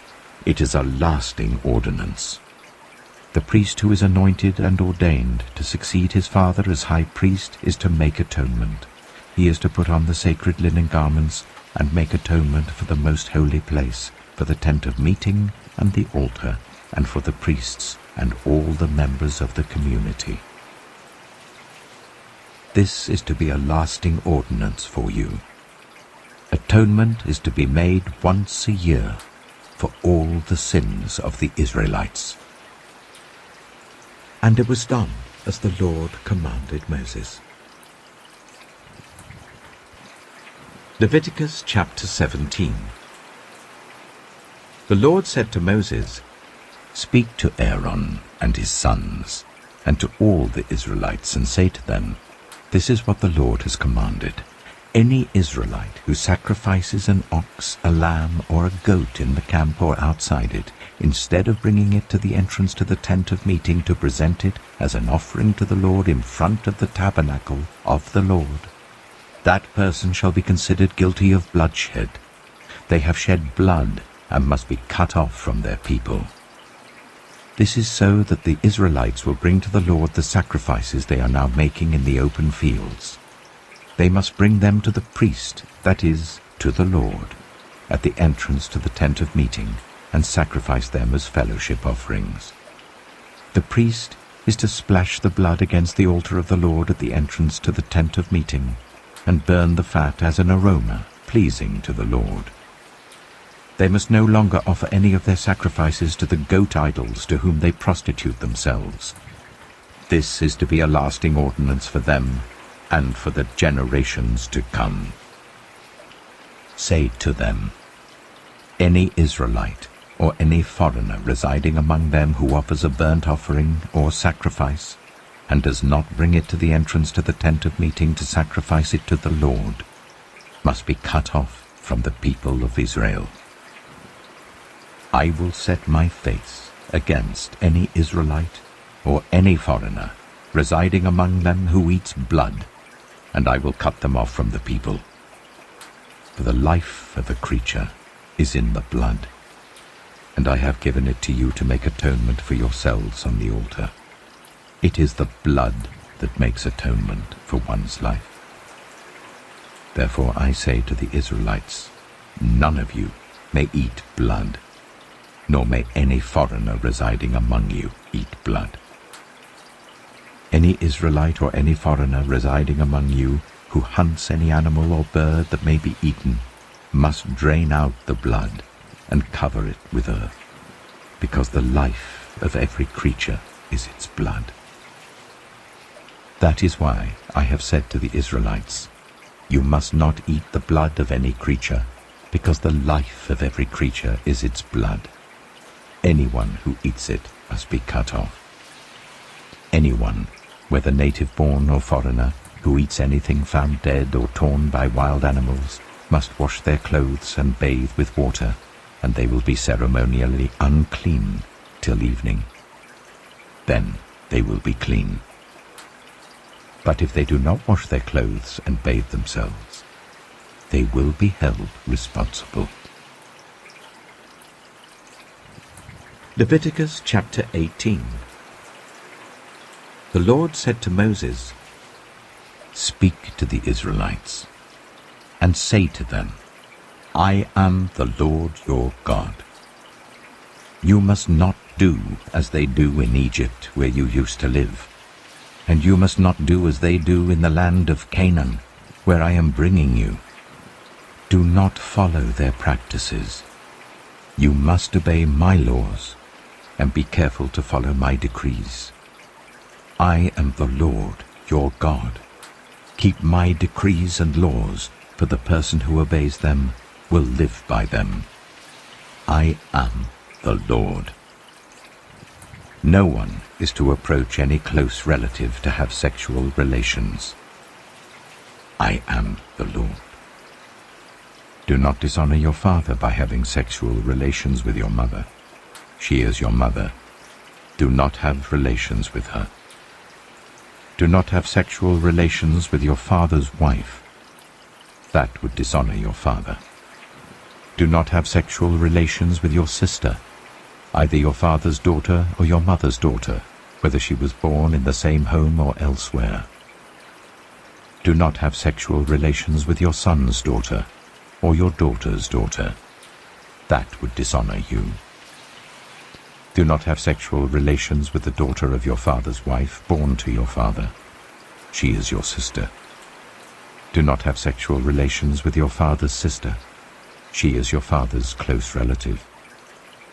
Do not have sexual relations with your mother's sister, because she is your mother's close relative. Do not dishonor your father's brother by approaching his wife to have sexual relations. She is your aunt. Do not have sexual relations with your daughter-in-law. She is your son's wife. Do not have relations with her. Do not have sexual relations with your brother's wife. That would dishonor your brother. Do not have sexual relations with both a woman and her daughter. Do not have sexual relations with either her son's daughter or her daughter's daughter. They are her close relatives. That is wickedness. Do not take your wife's sister as a rival wife and have sexual relations with her while your wife is living. Do not approach a woman to have sexual relations during the uncleanness of her monthly period. Do not have sexual relations with your neighbor's wife and defile yourself with her. Do not give any of your children to be sacrificed to Moloch, for you must not profane the name of your God. I am the Lord. Do not have sexual relations with a man as one does with a woman. That is detestable. Do not have sexual relations with an animal and defile yourself with it. A woman must not present herself to an animal to have sexual relations with it. That is a perversion. Do not defile yourselves in any of these ways, because this is how the nations that I am going to drive out before you became defiled. Even the land was defiled, so I punished it for its sin, and the land vomited out its inhabitants. But you must keep my decrees and my laws. The native-born and the foreigners residing among you must not do any of these detestable things. For all these were done by the people who lived in the land before you, and the land became defiled. And if you defile the land, it will vomit you out as it vomited out the nations that were before you. Everyone who does any of these detestable things, such persons must be cut off from their people. Keep my requirements, and do not follow any of the detestable customs that were practiced before you came, and do not defile yourselves with them. I am the Lord your God. Leviticus chapter 19. The Lord said to Moses, "Speak to the entire assembly of Israel, and say to them, Be holy, because I, the Lord your God, am holy. Each of you must respect your mother and father, and you must observe my Sabbaths. I am the Lord your God. Do not turn to idols or make metal gods for yourselves. I am the Lord your God. When you sacrifice a fellowship offering to the Lord, sacrifice it in such a way that it will be accepted on your behalf. It shall be eaten on the day you sacrifice it or on the next day. Anything left over until the third day must be burned. If any of it is eaten on the third day, it is impure and will not be accepted. Whoever eats it will be held responsible because they have desecrated what is holy to the Lord. They must be cut off from their people. When you reap the harvest of your land, do not reap to the very edges of your field, or gather the gleanings of your harvest. Do not go over your vineyard a second time, or pick up the grapes that have fallen. Leave them for the poor and the foreigner. I am the Lord your God. Do not steal. Do not lie. Do not deceive one another. Do not swear falsely by my name and so profane the name of your God. I am the Lord. Do not defraud or rob your neighbor. Do not hold back the wages of a hired worker overnight. Do not curse the deaf or put a stumbling block in front of the blind, but fear your God. I am the Lord. Do not pervert justice. Do not show partiality to the poor or favoritism to the great, but judge your neighbor fairly. Do not go about spreading slander among your people. Do not do anything that endangers your neighbor's life. I am the Lord. Do not hate a fellow Israelite in your heart. Rebuke your neighbor frankly, so that you will not share in their guilt. Do not seek revenge or bear a grudge against anyone among your people, but love your neighbor as yourself. I am the Lord. Keep my decrees. Do not mate different kinds of animals. Do not plant your field with two kinds of seed.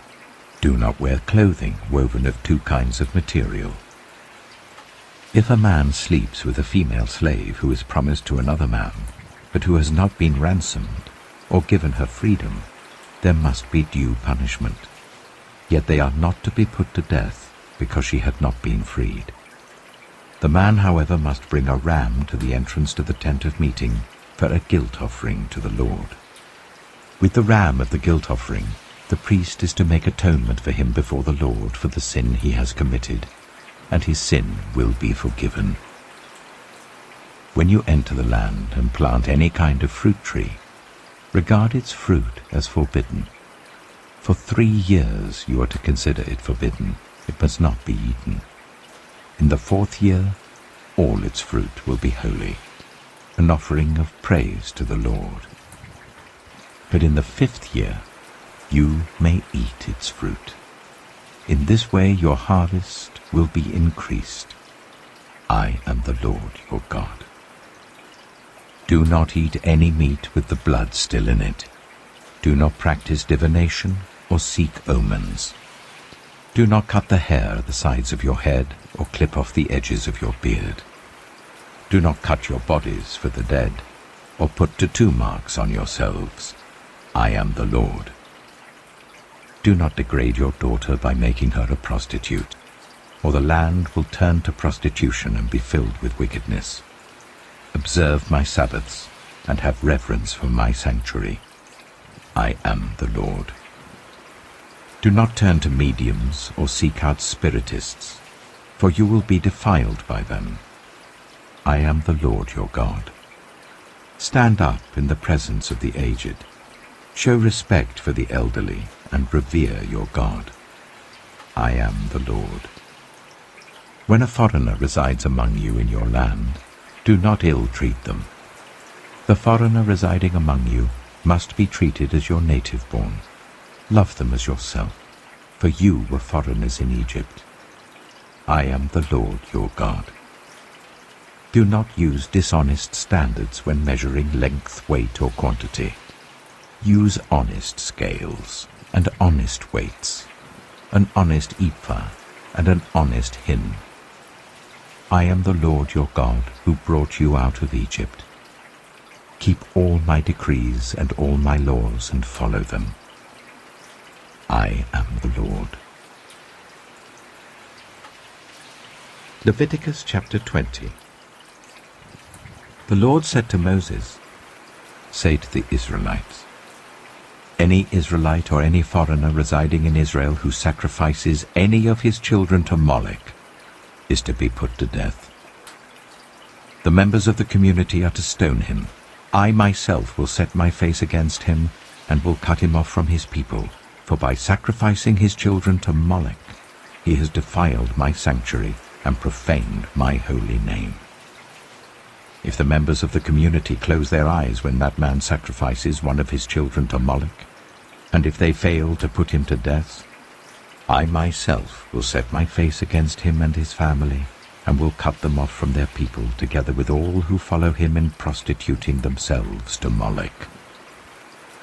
I will set my face against anyone who turns to mediums and spiritists to prostitute themselves by following them, and I will cut them off from their people. Consecrate yourselves and be holy, because I am the Lord your God. Keep my decrees and follow them. I am the Lord who makes you holy. Anyone who curses their father or mother is to be put to death. Because they have cursed their father or mother, their blood will be on their own head. If a man commits adultery with another man's wife, with the wife of his neighbor, both the adulterer and the adulteress are to be put to death. If a man has sexual relations with his father's wife, he has dishonored his father. Both the man and the woman are to be put to death. Their blood will be on their own heads. If a man has sexual relations with his daughter-in-law, both of them are to be put to death. What they have done is a perversion. Their blood will be on their own heads. If a man has sexual relations with a man, as one does with a woman, Both of them have done what is detestable. They are to be put to death. Their blood will be on their own heads. If a man marries both a woman and her mother, it is wicked.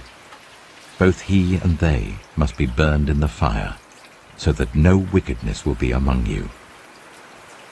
If a man has sexual relations with an animal, he is to be put to death, and you must kill the animal. If a woman approaches an animal to have sexual relations with it, kill both the woman and the animal. They are to be put to death. Their blood will be on their own heads. If a man marries his sister, the daughter of either his father or his mother, and they have sexual relations, it is a disgrace. They are to be publicly removed from their people. He has dishonored his sister and will be held responsible. If a man has sexual relations with a woman during her monthly period, he has exposed the source of her flow, and she has also uncovered it. Both of them are to be cut off from their people.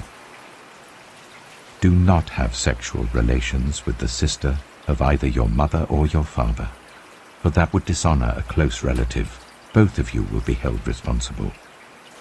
If a man has sexual relations with his aunt, he has dishonored his uncle.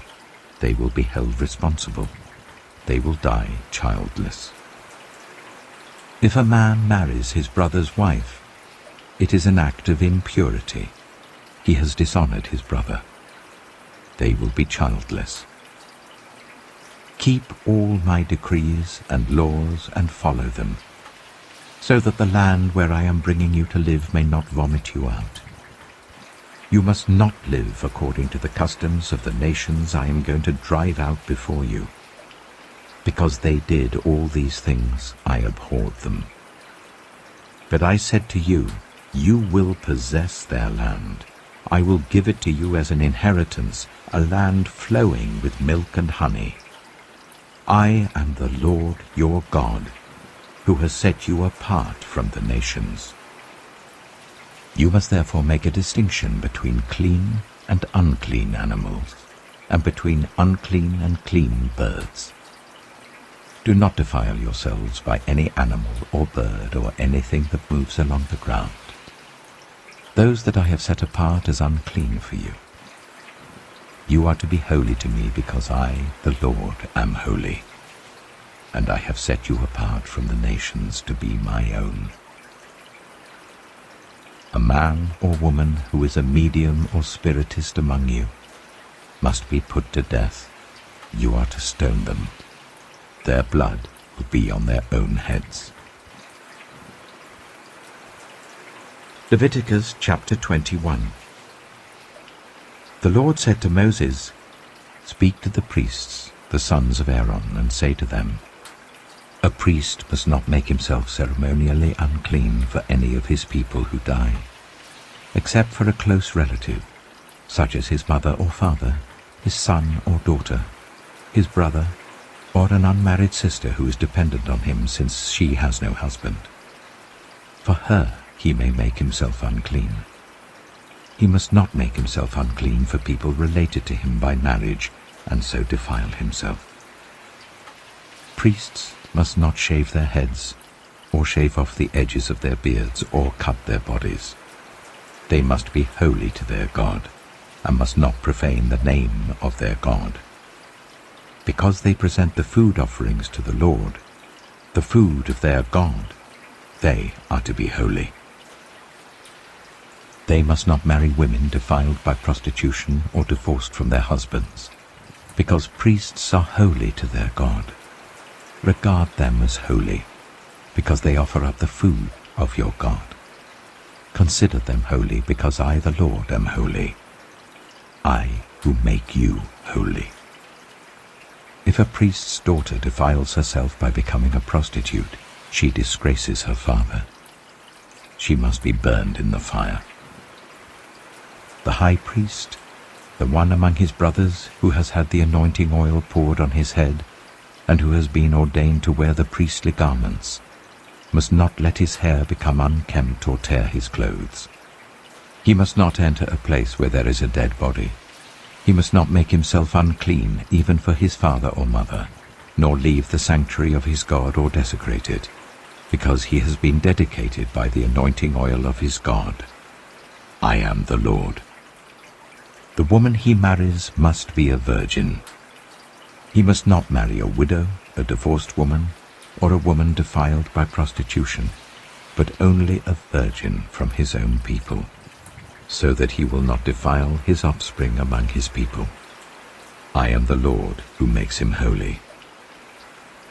The Lord said to Moses, "Say to Aaron, for the generations to come none of your descendants who has a defect may come near to offer the food of his God. No man who has any defect may come near, no man who is blind or lame, disfigured or deformed, no man with a crippled foot or hand, or who is a hunchback or a dwarf, or who has any eye defect, or who has festering or running sores or damaged testicles. No descendant of Aaron the priest who has any defect is to come near to present the food offerings to the Lord. He has a defect. He must not come near to offer the food of his God. He may eat the most holy food of his God, as well as the holy food. Yet because of his defect, he must not go near the curtain or approach the altar, and so desecrate my sanctuary. I am the Lord who makes them holy." So Moses told this to Aaron and his sons and to all the Israelites. Leviticus chapter 22. The Lord said to Moses, "Tell Aaron and his sons to treat with respect the sacred offerings the Israelites consecrate to me, so that they will not profane my holy name. I am the Lord. Say to them, for the generations to come, if any of your descendants is ceremonially unclean and yet comes near the sacred offerings that the Israelites consecrate to the Lord, that person must be cut off from my presence. I am the Lord. If a descendant of Aaron has a defiling skin disease or a bodily discharge, he may not eat the sacred offerings until he is cleansed. He will also be unclean if he touches something defiled by a corpse or by anyone who has an emission of semen, or if he touches any crawling thing that makes him unclean, or any person who makes him unclean, whatever the uncleanness may be. The one who touches any such thing will be unclean till evening. He must not eat any of the sacred offerings unless he has bathed himself with water. When the sun goes down, he will be clean, and after that he may eat the sacred offerings, for they are his food. He must not eat anything found dead or torn by wild animals, and so become unclean through it. I am the Lord. The priests are to perform my service in such a way that they do not become guilty and die for treating it with contempt. I am the Lord who makes them holy. No one outside a priest's family may eat the sacred offering, nor may the guest of a priest or his hired worker eat it.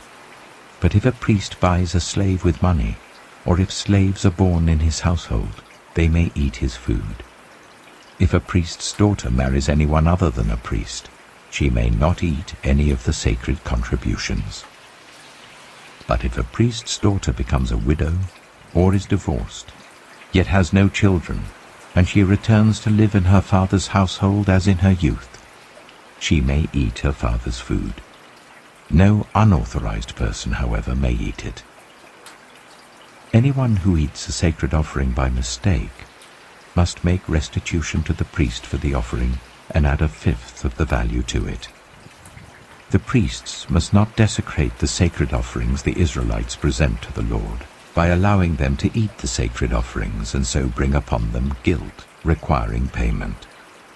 I am the Lord who makes them holy.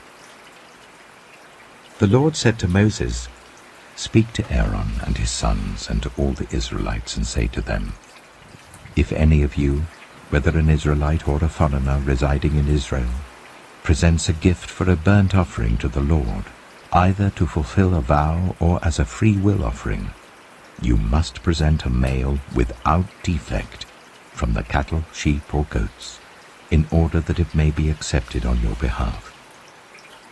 Do not bring anything with a defect, because it will not be accepted on your behalf. When anyone brings from the herd or flock a fellowship offering to the Lord, to fulfill a special vow, or as a free will offering, it must be without defect or blemish to be acceptable. Do not offer to the Lord the blind, the injured, or the maimed, or anything with warts or festering or running sores. Do not place any of these on the altar as a food offering presented to the Lord. You may, however, present as a free will offering an ox or a sheep that is deformed or stunted, but it will not be accepted in fulfillment of a vow.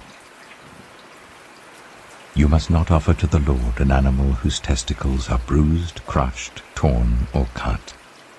You must not do this in your own land, and you must not accept such animals from the hand of a foreigner and offer them as the food of your God.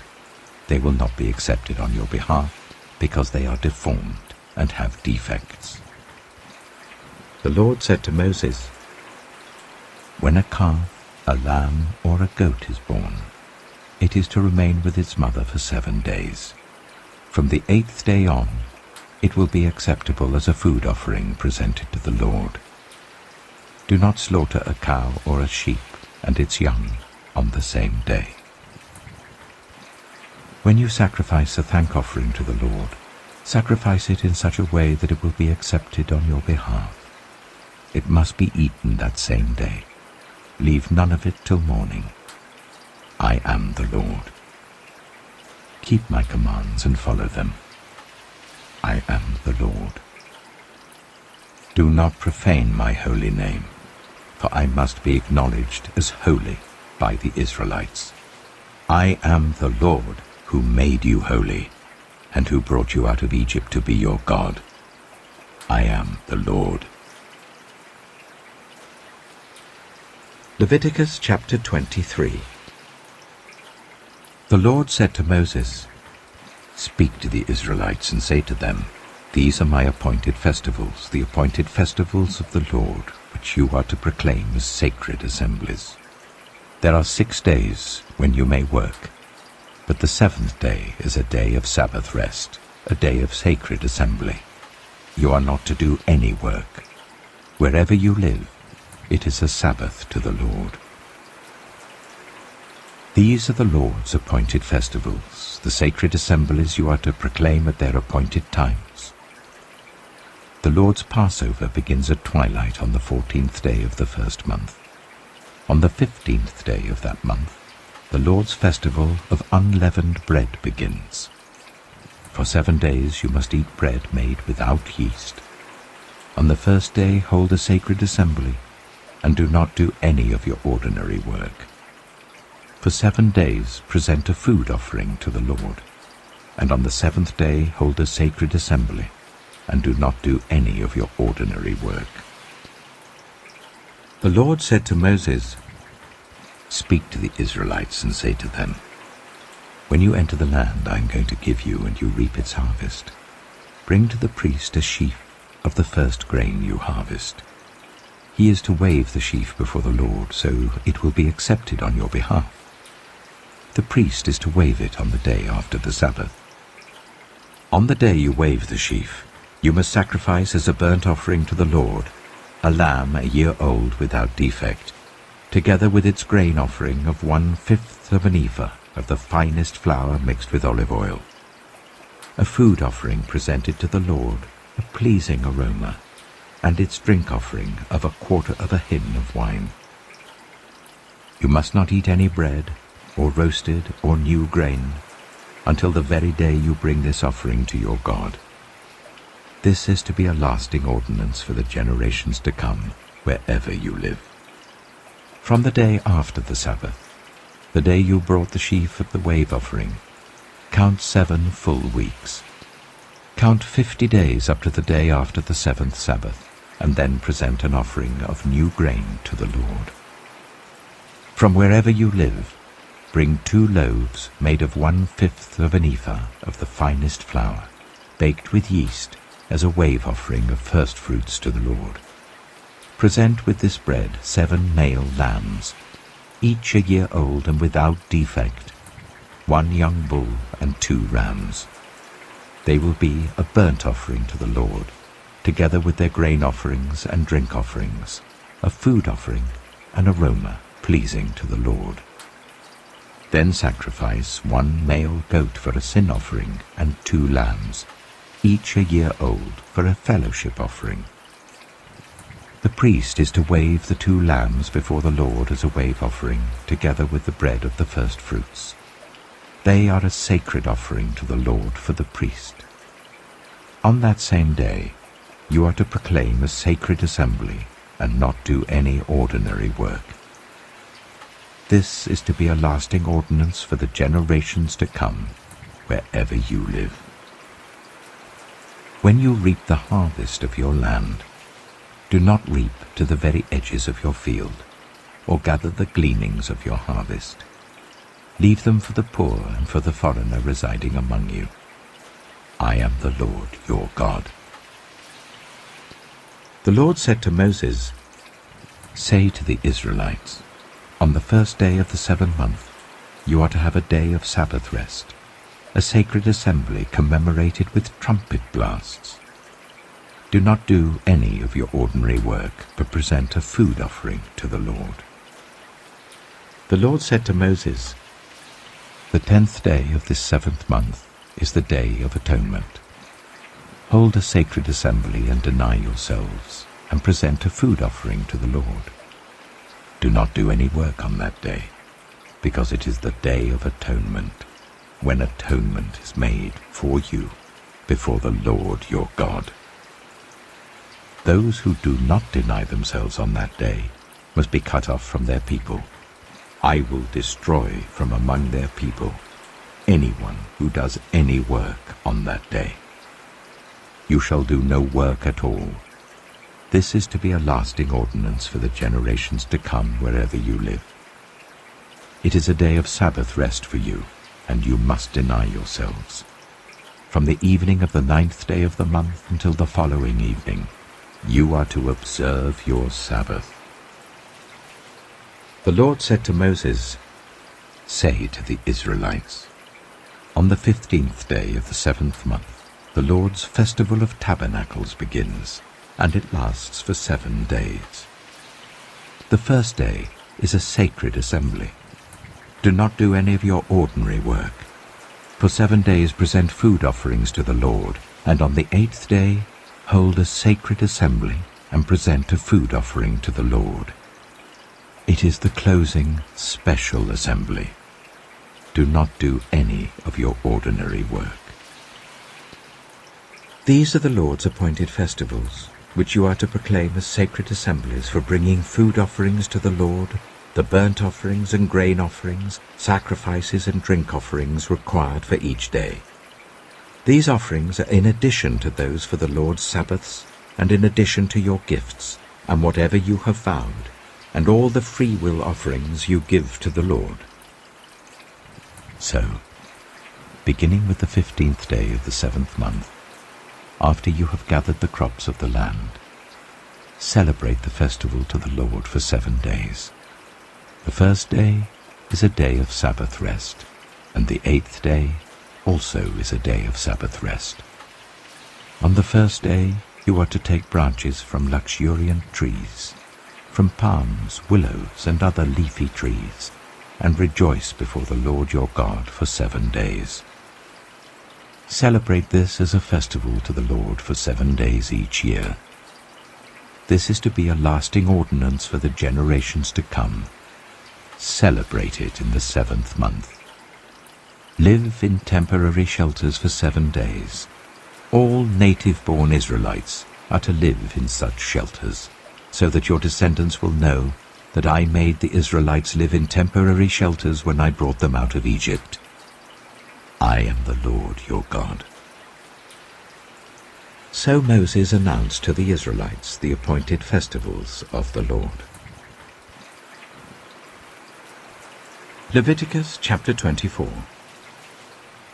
The Lord said to Moses, "Command the Israelites to bring you clear oil of pressed olives for the light, so that the lamps may be kept burning continually.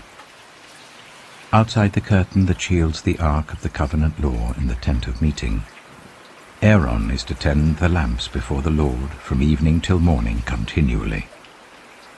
This is to be a lasting ordinance for the generations to come. The lamps on the pure gold lampstand before the Lord must be tended continually. Take the finest flour and bake 12 loaves of bread, using 1/5 of an ephah for each loaf. Arrange them in 2 piles, 6 in each pile, on the table of pure gold before the Lord. By each pile put some pure incense as a memorial portion, to represent the bread and to be a food offering presented to the Lord. This bread is to be set out before the Lord regularly, Sabbath after Sabbath, on behalf of the Israelites, as a lasting covenant. It belongs to Aaron and his sons, who are to eat it in the sanctuary area, because it is a most holy part of their perpetual share of the food offerings presented to the Lord. Now the son of an Israelite mother and an Egyptian father went out among the Israelites, and a fight broke out in the camp between him and an Israelite. The son of the Israelite woman used the name blasphemously with a curse, so they brought him to Moses. His mother's name was Shelomith, the daughter of Dibri the Danite. They put him in custody until the will of the Lord should be made clear to them. Then the Lord said to Moses, "Take the blasphemer outside the camp. All those who heard him are to lay their hands on his head, and the entire assembly is to stone him. Say to the Israelites, anyone who curses their God will be held responsible. Anyone who uses the name of the Lord blasphemously is to be put to death. The entire assembly must stone them, whether foreigner or native born.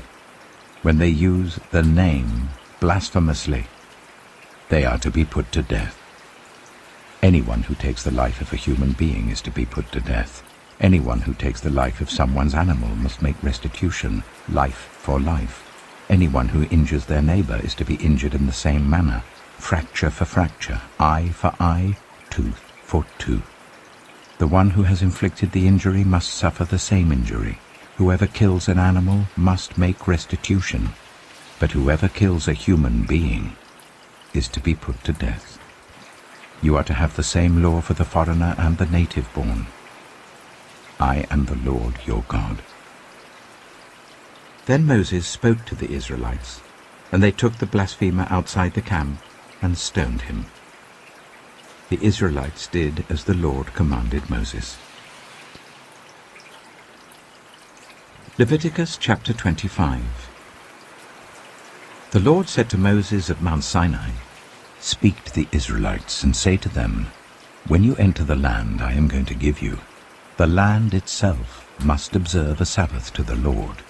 For 6 years sow your fields, and for 6 years prune your vineyards and gather their crops.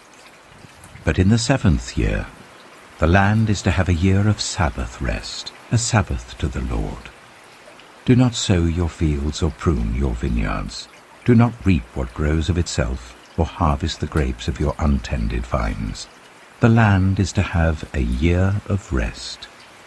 Whatever the land yields during the Sabbath year will be food for you, for yourself, your male and female servants, and the hired worker and the temporary resident who live among you, as well as for your livestock and the wild animals in your land. Whatever the land produces may be eaten. Count 7 Sabbath years, 7 times 7 years, so that the 7 Sabbath years amount to a period of 49 years. Then sound the trumpet everywhere on the 10th day of the 7th month. On the Day of Atonement sound the trumpet throughout your land. Consecrate the 50th year and proclaim liberty throughout the land to all its inhabitants. It shall be a jubilee for you. Each of you is to return to your family property and to your own clan. The 50th year shall be a jubilee for you. Do not sow and do not reap what grows of itself, or harvest the untended vines. For it is a jubilee, and is to be holy for you. Eat only what is taken directly from the fields. In this year of jubilee, everyone is to return to their own property. If you sell land to any of your own people or buy land from them, do not take advantage of each other. You are to buy from your own people on the basis of the number of years since the Jubilee, and they are to sell to you on the basis of the number of years left for harvesting crops. When the years are many, you are to increase the price, and when the years are few, you are to decrease the price, because what is really being sold to you is the number of crops. Do not take advantage of each other, but fear your God. I am the Lord your God. Follow my decrees and be careful to obey my laws, and you will live safely in the land. Then the land will yield its fruit, and you will eat your fill and live there in safety. You may ask, what will we eat in the 7th year if we do not plant or harvest our crops? I will send you such a blessing in the 6th year that the land will yield enough for 3 years. While you plant during the 8th year, you will eat from the old crop and will continue to eat from it until the harvest of the 9th year comes in. The land must not be sold permanently because the land is mine, and you reside in my land as foreigners and strangers. Throughout the land that you hold as a possession, you must provide for the redemption of the land. If one of your fellow Israelites becomes poor and sells some of their property, their nearest relative is to come and redeem what they have sold. If, however, there is no one to redeem it for them, but later on they prosper and acquire sufficient means to redeem it themselves, they are to determine the value for the years since they sold it and refund the balance to the one to whom they sold it. They can then go back to their own property. But if they do not acquire the means to repay, what was sold will remain in the possession of the buyer until the year of Jubilee. It will be returned in the Jubilee, and they can go back to their property. Anyone who sells a house in a walled city retains the right of redemption a full year after its sale. During that time, the seller may redeem it. If it is not redeemed before a full year has passed, the house in the walled city shall belong permanently to the buyer and the buyer's descendants. It is not to be returned in the Jubilee.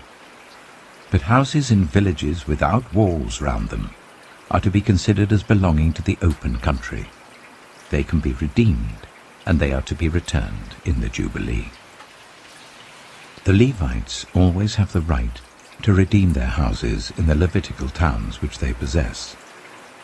So the property of the Levites is redeemable, that is, a house sold in any town they hold, and is to be returned in the Jubilee, because the houses in the towns of the Levites are their property among the Israelites. But the pasture land belonging to their towns must not be sold. It is their permanent possession. If any of your fellow Israelites become poor and are unable to support themselves among you, help them as you would a foreigner and stranger, so that they can continue to live among you. Do not take interest or any profit from them, but fear your God, so that they may continue to live among you. You must not lend them money at interest or sell them food at a profit. I am the Lord your God, who brought you out of Egypt to give you the land of Canaan, and to be your God. If any of your fellow Israelites become poor and sell themselves to you, do not make them work as slaves. They are to be treated as hired workers or temporary residents among you. They are to work for you until the year of Jubilee. Then they and their children are to be released, and they will go back to their own clans and to the property of their ancestors. Because the Israelites are my servants, whom I brought out of Egypt, they must not be sold as slaves. Do not rule over them ruthlessly, but fear your God. Your male and female slaves are to come from the nations around you. From them you may buy slaves. You may also buy some of the temporary residents living among you, and members of their clans born in your country, and they will become your property. You can bequeath them to your children as inherited property, and can make them slaves for life. But you must not rule over your fellow Israelites ruthlessly. If a foreigner residing among you becomes rich, and any of your fellow Israelites become poor and sell themselves to the foreigner, or to a member of the foreigner's clan, they retain the right of redemption after they have sold themselves. One of their relatives may redeem them, an uncle or a cousin, or any blood relative in their clan may redeem them. Or, if they prosper, they may redeem themselves.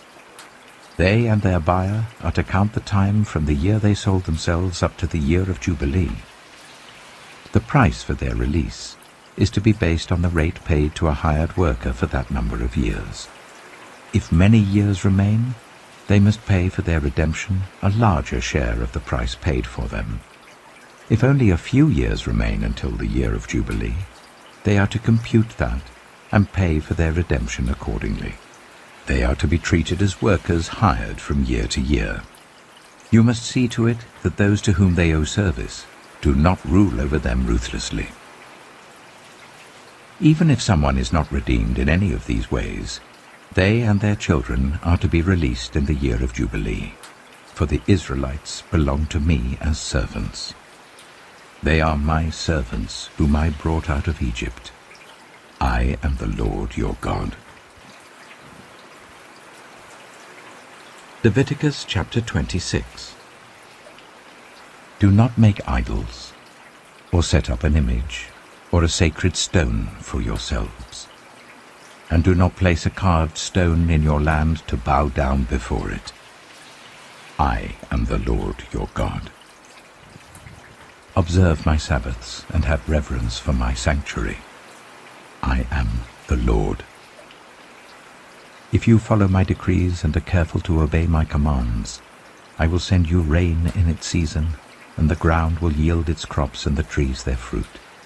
Your threshing will continue until grape harvest, and the grape harvest will continue until planting, and you will eat all the food you want and live in safety in your land. I will grant peace in the land, and you will lie down, and no one will make you afraid.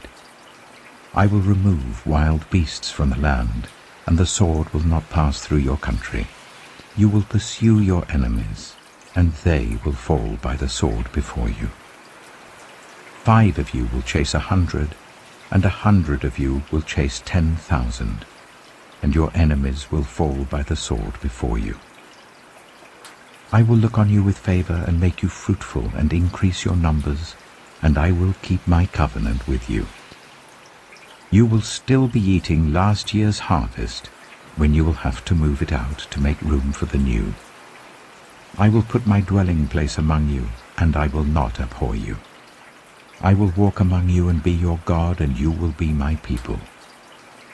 I am the Lord your God, who brought you out of Egypt, so that you would no longer be slaves to the Egyptians.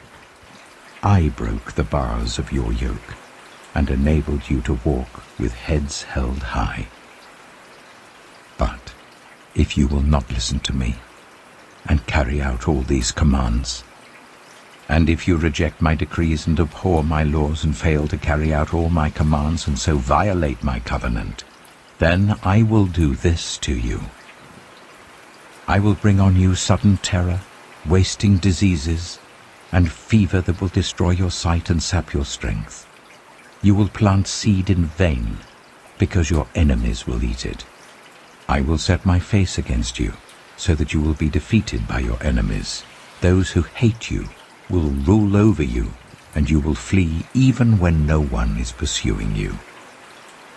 If, after all this, you will not listen to me, I will punish you for your sins 7 times over. I will break down your stubborn pride, and make the sky above you like iron, and the ground beneath you like bronze. Your strength will be spent in vain, because your soil will not yield its crops, nor will the trees of your land yield their fruit.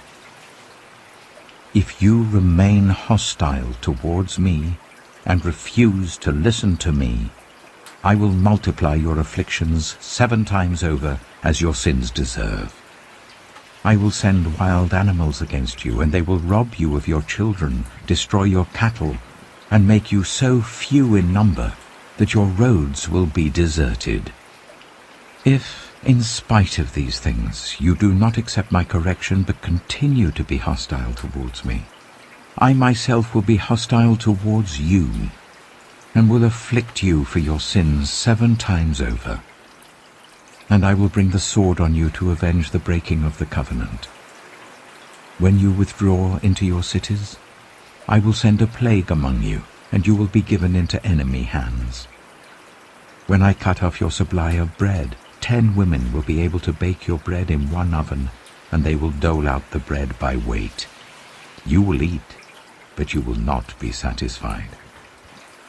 If, in spite of this, you still do not listen to me but continue to be hostile towards me, then in my anger I will be hostile towards you, and I myself will punish you for your sins 7 times over.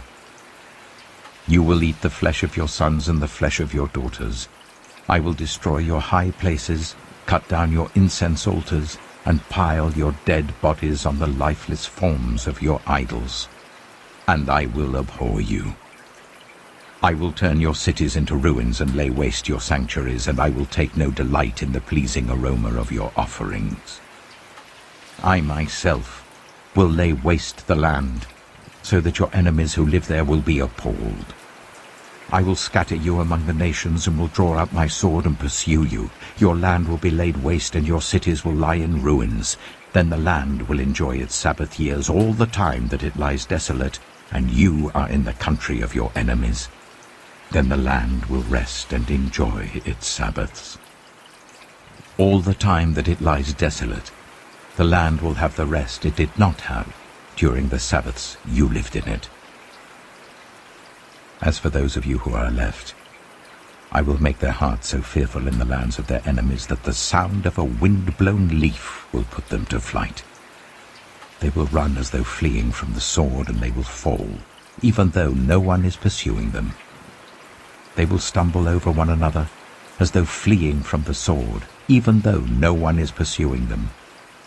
So you will not be able to stand before your enemies. You will perish among the nations. The land of your enemies will devour you. Those of you who are left will waste away in the lands of their enemies because of their sins. Also because of their ancestors' sins, they will waste away.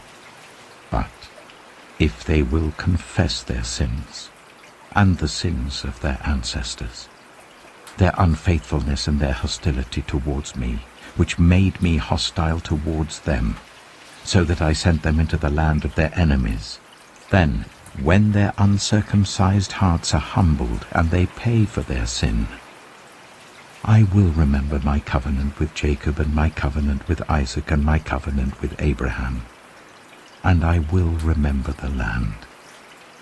For the land will be deserted by them, and will enjoy its Sabbaths while it lies desolate without them. They will pay for their sins because they rejected my laws and abhorred my decrees. Yet, in spite of this, when they are in the land of their enemies, I will not reject them or abhor them, so as to destroy them completely, breaking my covenant with them. I am the Lord their God. But for their sake I will remember the covenant with their ancestors, whom I brought out of Egypt in the sight of the nations to be their God. I am the Lord. These are the decrees, the laws, and the regulations that the Lord established at Mount Sinai between himself and the Israelites through Moses. Leviticus chapter 27. The Lord said to Moses, "Speak to the Israelites and say to them, if anyone makes a special vow to dedicate a person to the Lord by giving the equivalent value, set the value of a male between the ages of 20 and 60 at 50 shekels of silver, according to the sanctuary shekel. For a female, set her value at 30 shekels. For a person between the ages of 5 and 20, set the value of a male at 20 shekels and of a female at 10 shekels. For a person between 1 month and 5 years, set the value of a male at 5 shekels of silver, and that of a female at 3 shekels of silver. For a person 60 years old or more, set the value of a male at 15 shekels, and of a female at 10 shekels. If anyone making the vow is too poor to pay the specified amount, the person being dedicated is to be presented to the priest, who will set the value according to what the one making the vow can afford. If what they vowed is an animal that is acceptable as an offering to the Lord, such an animal given to the Lord becomes holy. They must not exchange it or substitute a good one for a bad one, or a bad one for a good one.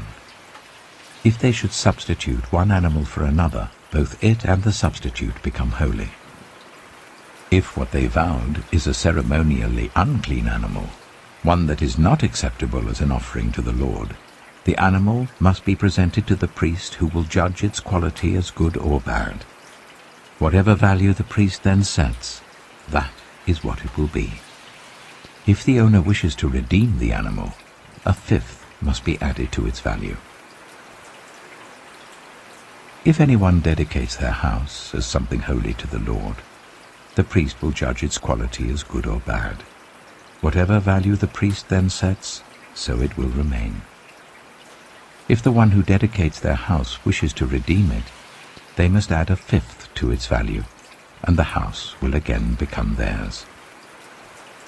If anyone dedicates to the Lord part of their family land, its value is to be set according to the amount of seed required for it, 50 shekels of silver to a homer of barley seed. If they dedicate a field during the year of Jubilee, the value that has been set remains.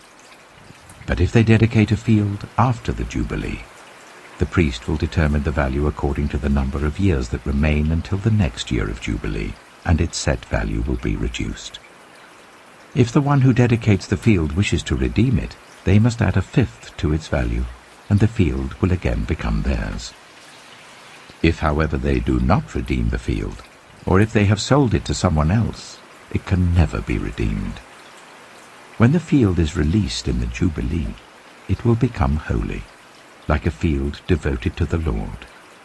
It will become priestly property. If anyone dedicates to the Lord a field they have bought which is not part of their family land, the priest will determine its value up to the year of Jubilee, and the owner must pay its value on that day as something holy to the Lord.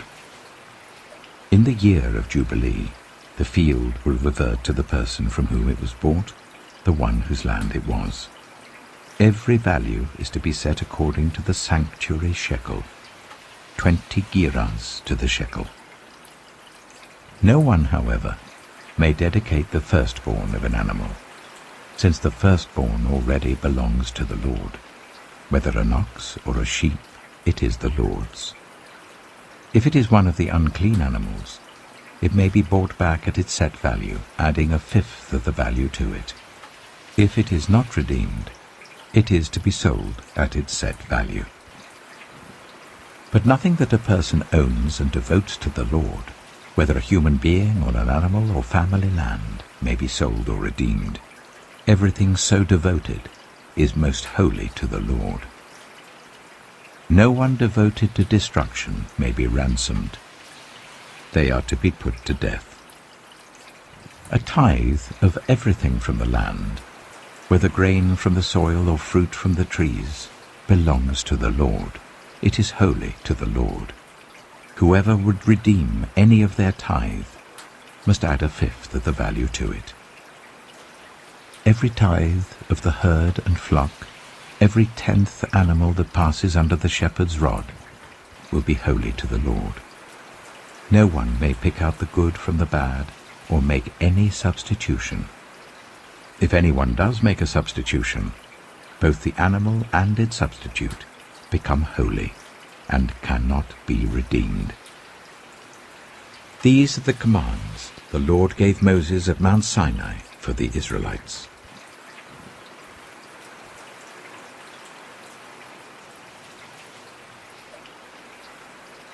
The Book of Numbers.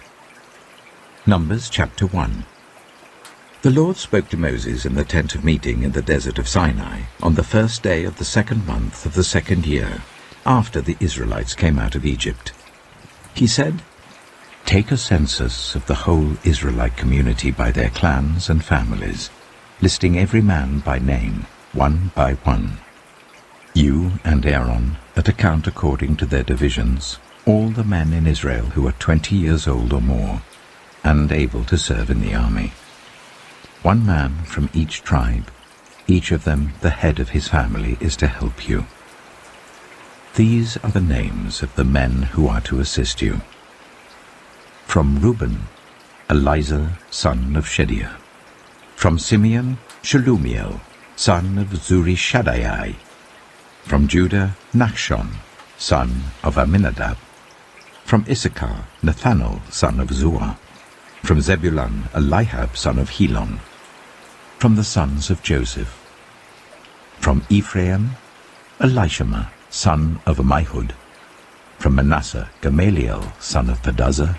From Benjamin, Abidan, son of Gideoni. From Dan, Ahiezer, son of Ammishaddai.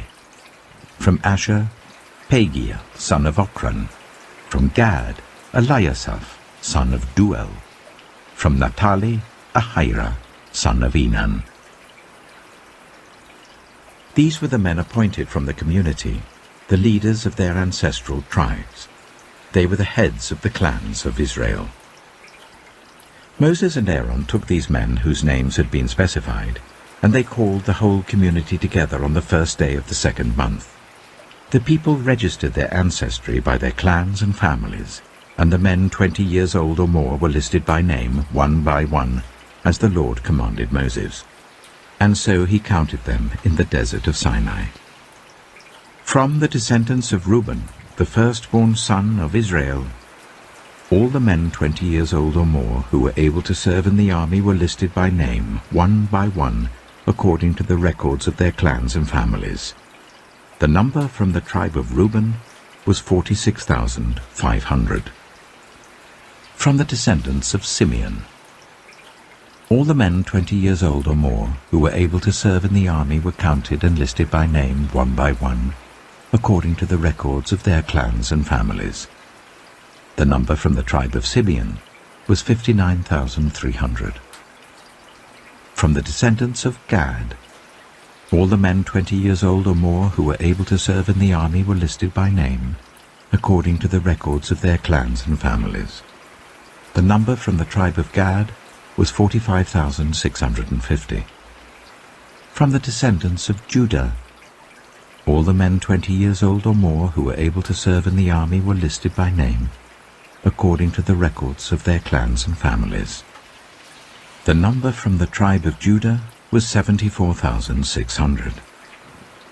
From the descendants of Issachar, all the men 20 years old or more who were able to serve in the army were listed by name, according to the records of their clans and families.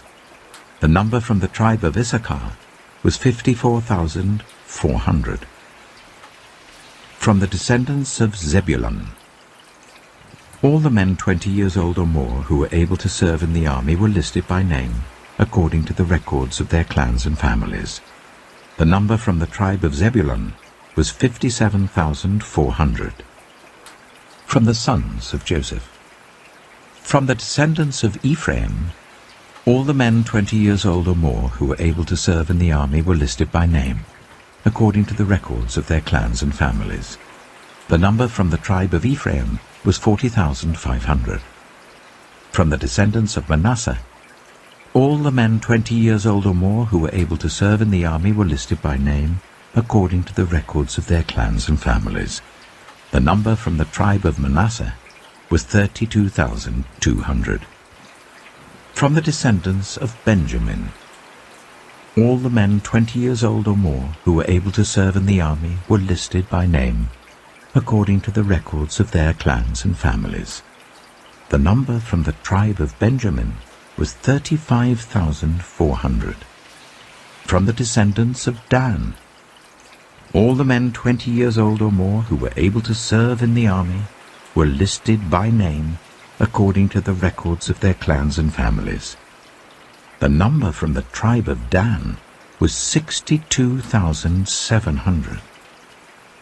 From the descendants of Asher, all the men 20 years old or more who were able to serve in the army were listed by name according to the records of their clans and families. The number from the tribe of Asher was 41,500. From the descendants of Naphtali, all the men 20 years old or more who were able to serve in the army were listed by name according to the records of their clans and families. The number from the tribe of Naphtali was 53,400.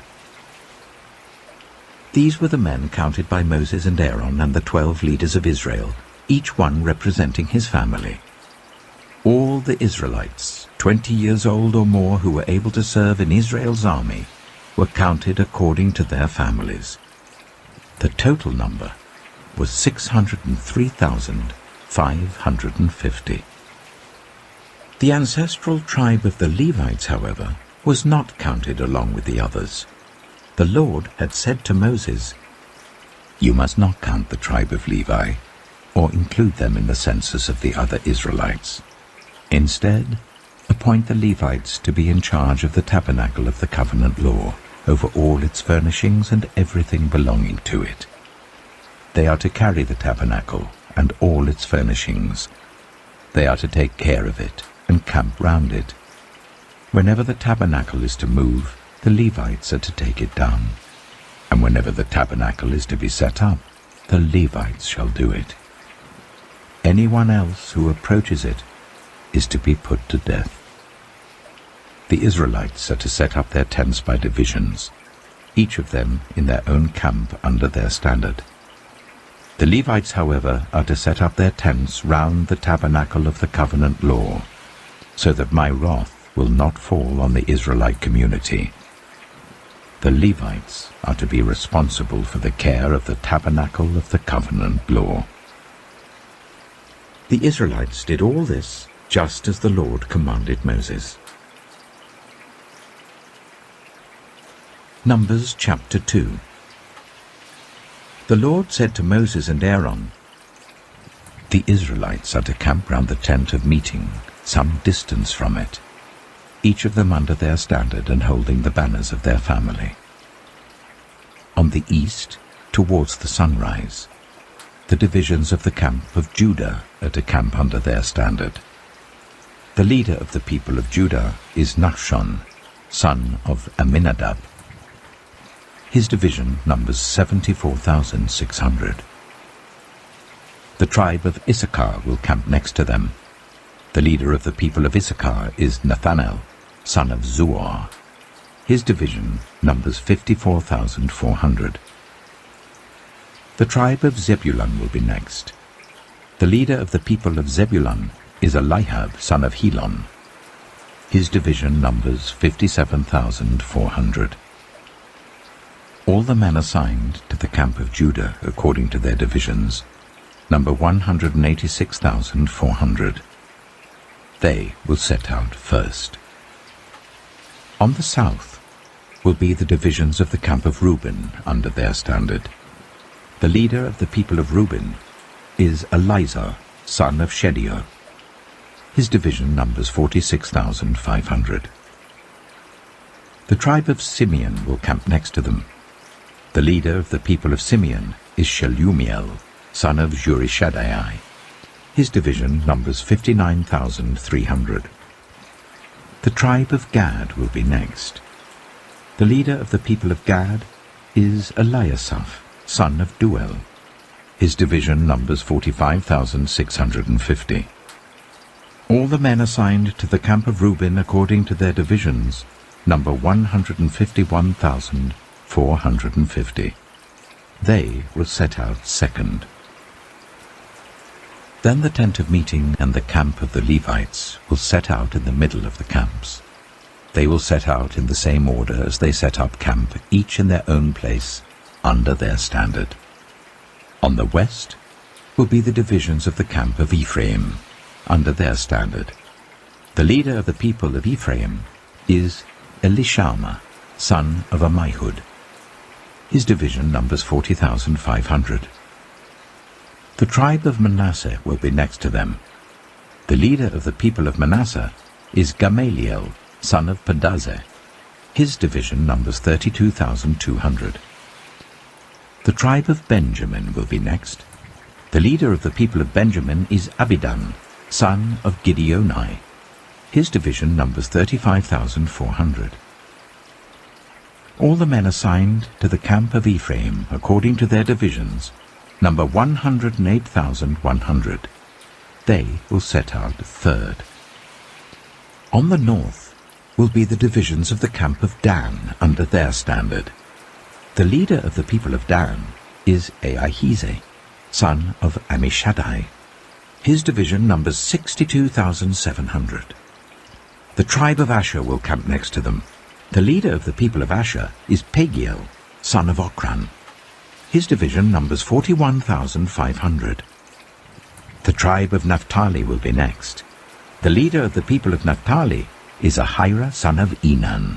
His division numbers 53,400. All the men assigned to the camp of Dan number 157,600.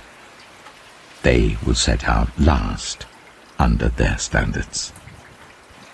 These are the Israelites, counted according to their families. All the men in the camps by their divisions number 603,550. The Levites, however, were not counted along with the other Israelites, as the Lord commanded Moses. So the Israelites did everything the Lord commanded Moses.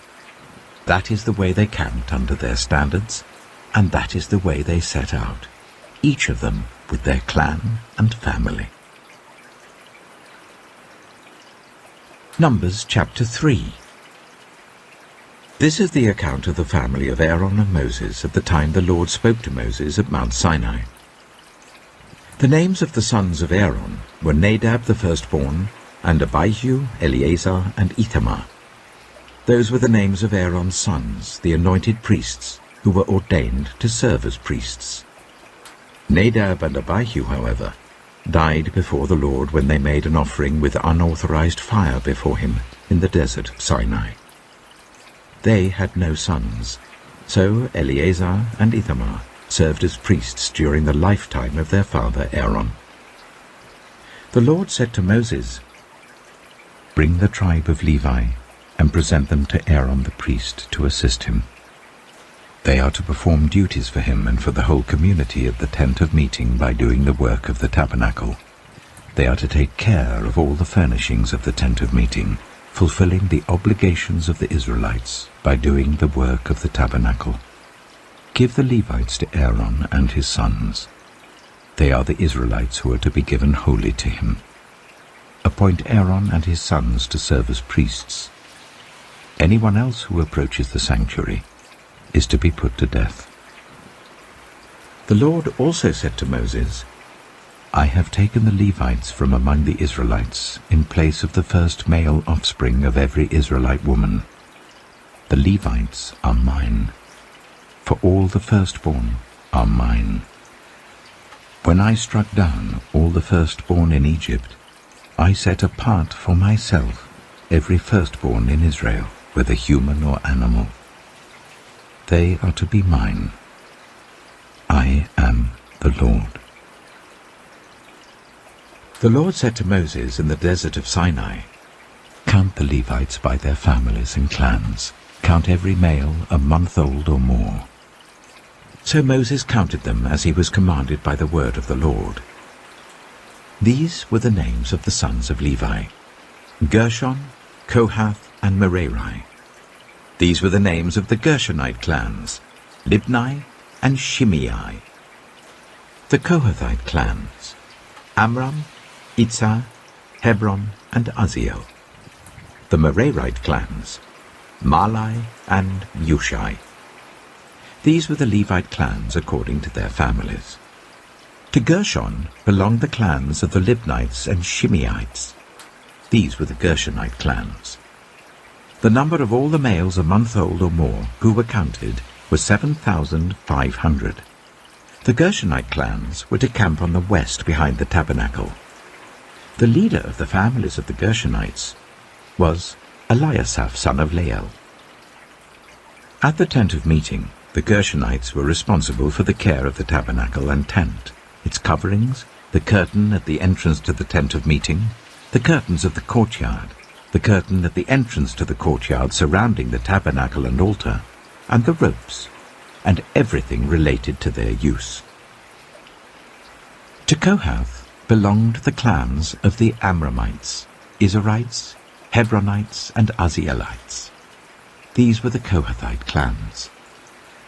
The number of all the males a month old or more was 8,600. The Kohathites were responsible for the care of the sanctuary. The Kohathite clans were to camp on the south side of the tabernacle. The leader of the families of the Kohathite clans was Eliaphan, son of Uzziel. They were responsible for the care of the ark, the table, the lampstand, the altars, the articles of the sanctuary used in ministering, the curtain, and everything related to their use. The chief leader of the Levites was Eleazar, son of Aaron the priest. He was appointed over those who were responsible for the care of the sanctuary. To Merari belonged the clans of the Mahlites and the Mushites. These were the Merarite clans. The number of all the males a month old or more who were counted was 6,200. The leader of the families of the Merarite clans was Zuriel, son of Abihail. They were to camp on the north side of the tabernacle. The Merarites were appointed to take care of the frames of the tabernacle, its crossbars, posts, bases, all its equipment, and everything related to their use, as well as the posts of the surrounding courtyard with their bases, tent pegs, and ropes. Moses and Aaron and his sons were to camp to the east of the tabernacle, towards the sunrise, in front of the tent of meeting. They were responsible for the care of the sanctuary on behalf of the Israelites. Anyone else who approached the sanctuary was to be put to death. The total number of Levites counted at the Lord's command by Moses and Aaron according to their clans, including every male a month old or more, was 22,000. The Lord said to Moses, "Count all the firstborn Israelite males who are a month old or more, and make a list of their names. Take the Levites for me in place of all the firstborn of the Israelites, and the livestock of the Levites in place of all the firstborn of the livestock of the Israelites. I am the Lord." So Moses counted all the firstborn of the Israelites as the Lord commanded him. The total number of firstborn males a month old or more, listed by name, was 22,273. The Lord also said to Moses, "Take the Levites in place of all the firstborn of Israel, and the livestock of the Levites in place of their livestock. The Levites are to be mine. I am the Lord. To redeem the 273 firstborn Israelites who exceed the number of the Levites, collect 5 shekels for each one, according to the sanctuary shekel, which weighs 20 gerahs. Give the money for the redemption of the additional Israelites to Aaron and his sons." So Moses collected the redemption money from those who exceeded the number redeemed by the Levites. From the firstborn of the Israelites he collected silver weighing 1,365 shekels, according to the sanctuary shekel. Moses gave the redemption money to Aaron and his sons, as he was commanded by the word of the Lord. Numbers chapter 4. The Lord said to Moses and Aaron, "Take a census of the Kohathite branch of the Levites by their clans and families. Count all the men from 30 to 50 years of age who come to serve in the work of the tent of meeting. This is the work of the Kohathites at the tent of meeting, the care of the most holy things. When the camp is to move, Aaron and his sons are to go in and take down the shielding curtain and put it over the ark of the covenant law. Then they are to cover the curtain with durable leather, spread a cloth of solid blue over that, and put the poles in place. Over the table of the presence they are to spread a blue cloth, and put on it the plates, dishes and bowls, and the jars for drink offerings. The bread that is continually there is to remain on it. They are to spread a scarlet cloth over them, cover that with durable leather, and put the poles in place. They are to take a blue cloth, and cover the lampstand that is for light, together with its lamps, its wick trimmers and trays, and all its jars for the oil used to supply it. Then they are to wrap it and all its accessories in a covering of durable leather, and put it on a carrying frame. Over the gold altar they are to spread a blue cloth, and cover that with durable leather, and put the poles in place. They are to take all the articles used for ministering in the sanctuary, wrap them in a blue cloth, cover that with durable leather, and put them on a carrying frame. They are to remove the ashes from the bronze altar and spread a purple cloth over it. Then they are to place on it all the utensils used for ministering at the altar, including the fire pans, meat forks, shovels, and sprinkling bowls. Over it they are to spread a covering of durable leather and put the poles in place. After Aaron and his sons have finished covering the holy furnishings and all the holy articles, and when the camp is ready to move, only then are the Kohathites to come and do the carrying. But they must not touch the holy things, or they will die. The Kohathites are to carry those things that are in the tent of meeting. Eleazar, son of Aaron the priest, is to have charge of the oil for the light, the fragrant incense, the regular grain offering, and the anointing oil. He is to be in charge of the entire tabernacle and everything in it, including its holy furnishings and articles. The Lord said to Moses and Aaron, "See that the Kohathite tribal clans are not destroyed from among the Levites, so that they may live and not die when they come near the most holy things. Do this for them. Aaron and his sons are to go into the sanctuary and assign to each man his work and what he is to carry. But the Kohathites must not go in to look at the holy things even for a moment, or they will die." The Lord said to Moses, "Take a census also of the Gershonites by their families and clans. Count all the men from 30 to 50 years of age who come to serve in the work at the tent of meeting. This is the service of the Gershonite clans in their carrying and their other work. They are to carry the curtains of the tabernacle, that is, the tent of meeting, its covering and its outer covering of durable leather, the curtains for the entrance to the tent of meeting, the curtains of the courtyard surrounding the tabernacle and altar, the curtain for the entrance to the courtyard, the ropes, and all the equipment used in the service of the tent. The Gershonites are to do all that needs to be done with these things. All their service, whether carrying or doing other work, is to be done under the direction of Aaron and his sons.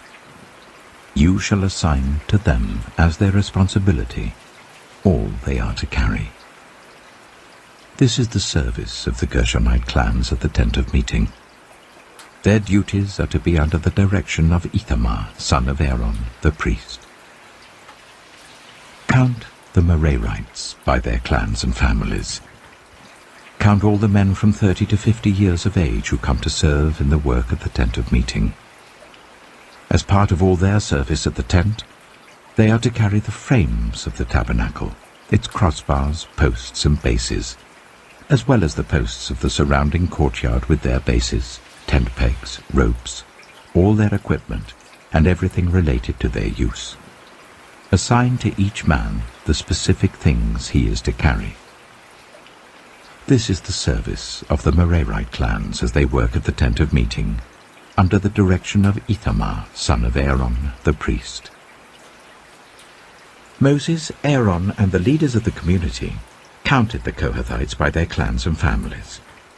All the men from 30 to 50 years of age who came to serve in the work at the tent of meeting, counted by clans, were 2,750.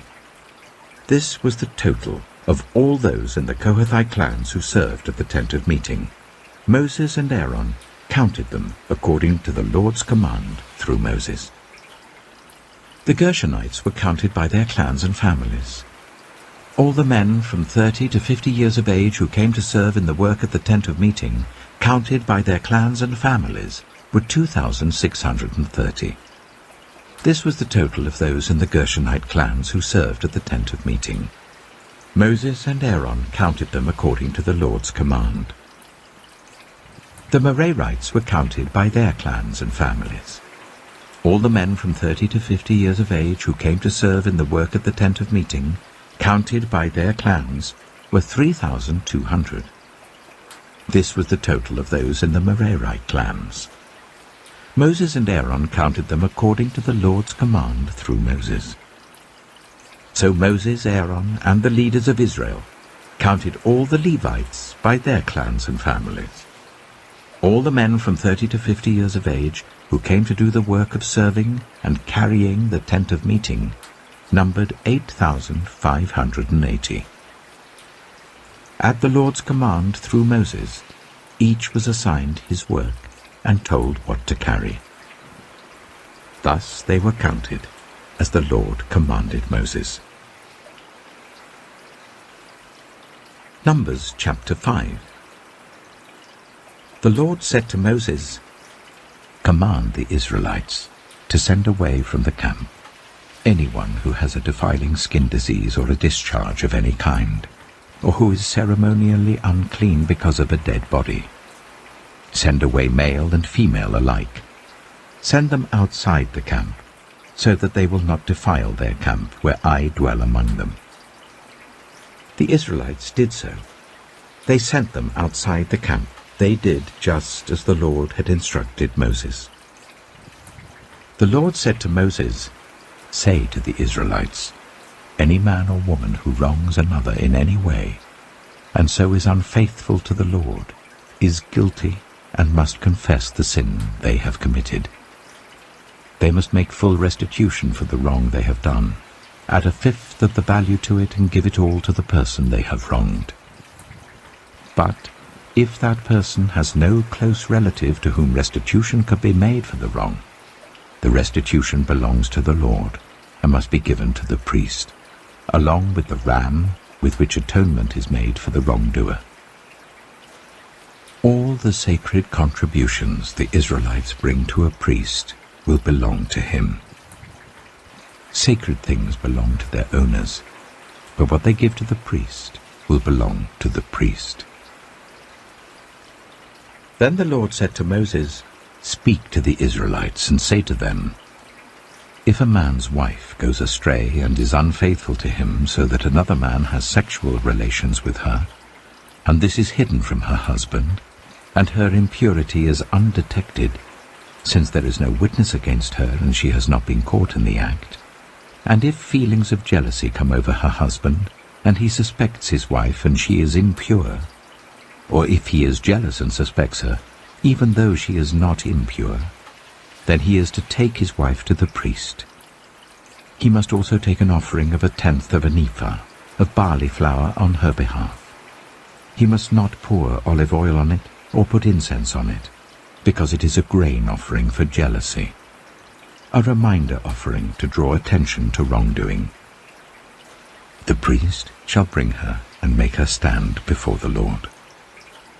Then he shall take some holy water in a clay jar and put some dust from the tabernacle floor into the water. After the priest has made the woman stand before the Lord, he shall loosen her hair and place in her hands the reminder offering, the grain offering for jealousy, while he himself holds the bitter water that brings a curse. Then the priest shall put the woman under oath and say to her, if no other man has had sexual relations with you, and you have not gone astray and become impure while married to your husband, may this bitter water that brings a curse not harm you. But if you have gone astray while married to your husband, and you have made yourself impure by having sexual relations with a man other than your husband, here the priest is to put the woman under this curse. May the Lord cause you to become a curse among your people, when he makes your womb miscarry and your abdomen swell. May this water that brings a curse enter your body, so that your abdomen swells or your womb miscarries. Then the woman is to say, Amen, so be it. The priest is to write these curses on a scroll, and then wash them off into the bitter water. He shall make the woman drink the bitter water that brings a curse, and this water that brings a curse and causes bitter suffering will enter her. The priest is to take from her hands the grain offering for jealousy, wave it before the Lord and bring it to the altar. The priest is then to take a handful of the grain offering as a memorial offering and burn it on the altar. After that, he is to make the woman drink the water. If she has made herself impure and been unfaithful to her husband, this will be the result. When she is made to drink the water that brings a curse and causes bitter suffering, it will enter her, her abdomen will swell, and her womb will miscarry, and she will become a curse. If, however, the woman has not made herself impure, but is clean, she will be cleared of guilt, and will be able to have children. This, then, is the law of jealousy, when a woman goes astray and makes herself impure while married to her husband, or when feelings of jealousy come over a man because he suspects his wife. The priest is to make her stand before the Lord, and is to apply this entire law to her.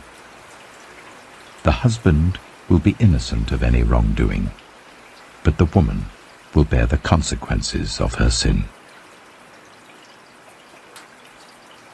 Numbers chapter 6. The Lord said to Moses, Speak to the Israelites and say to them, If a man or woman wants to make a special vow, a vow of dedication to the Lord as a Nazirite, they must abstain from wine and other fermented drink, and must not drink vinegar made from wine or other fermented drink. They must not drink grape juice or eat grapes or raisins. As long as they remain under their Nazirite vow, they must not eat anything that comes from the grapevine, not even the seeds or skins. During the entire period of their Nazirite vow, no razor may be used on their head. They must be holy until the period of their dedication to the Lord is over. They must let their hair grow long. Throughout the period of their dedication to the Lord, the Nazirite must not go near a dead body. Even if their own father or mother or brother or sister dies, they must not make themselves ceremonially unclean on account of them, because the symbol of their dedication to God is on their head. Throughout the period of their dedication, they are consecrated to the Lord. If someone dies suddenly in the Nazirite's presence, thus defiling the hair that symbolizes their dedication, they must shave their head on the 7th day, the day of their cleansing. Then on the 8th day, they must bring 2 doves or 2 young pigeons to the priest at the entrance to the tent of meeting.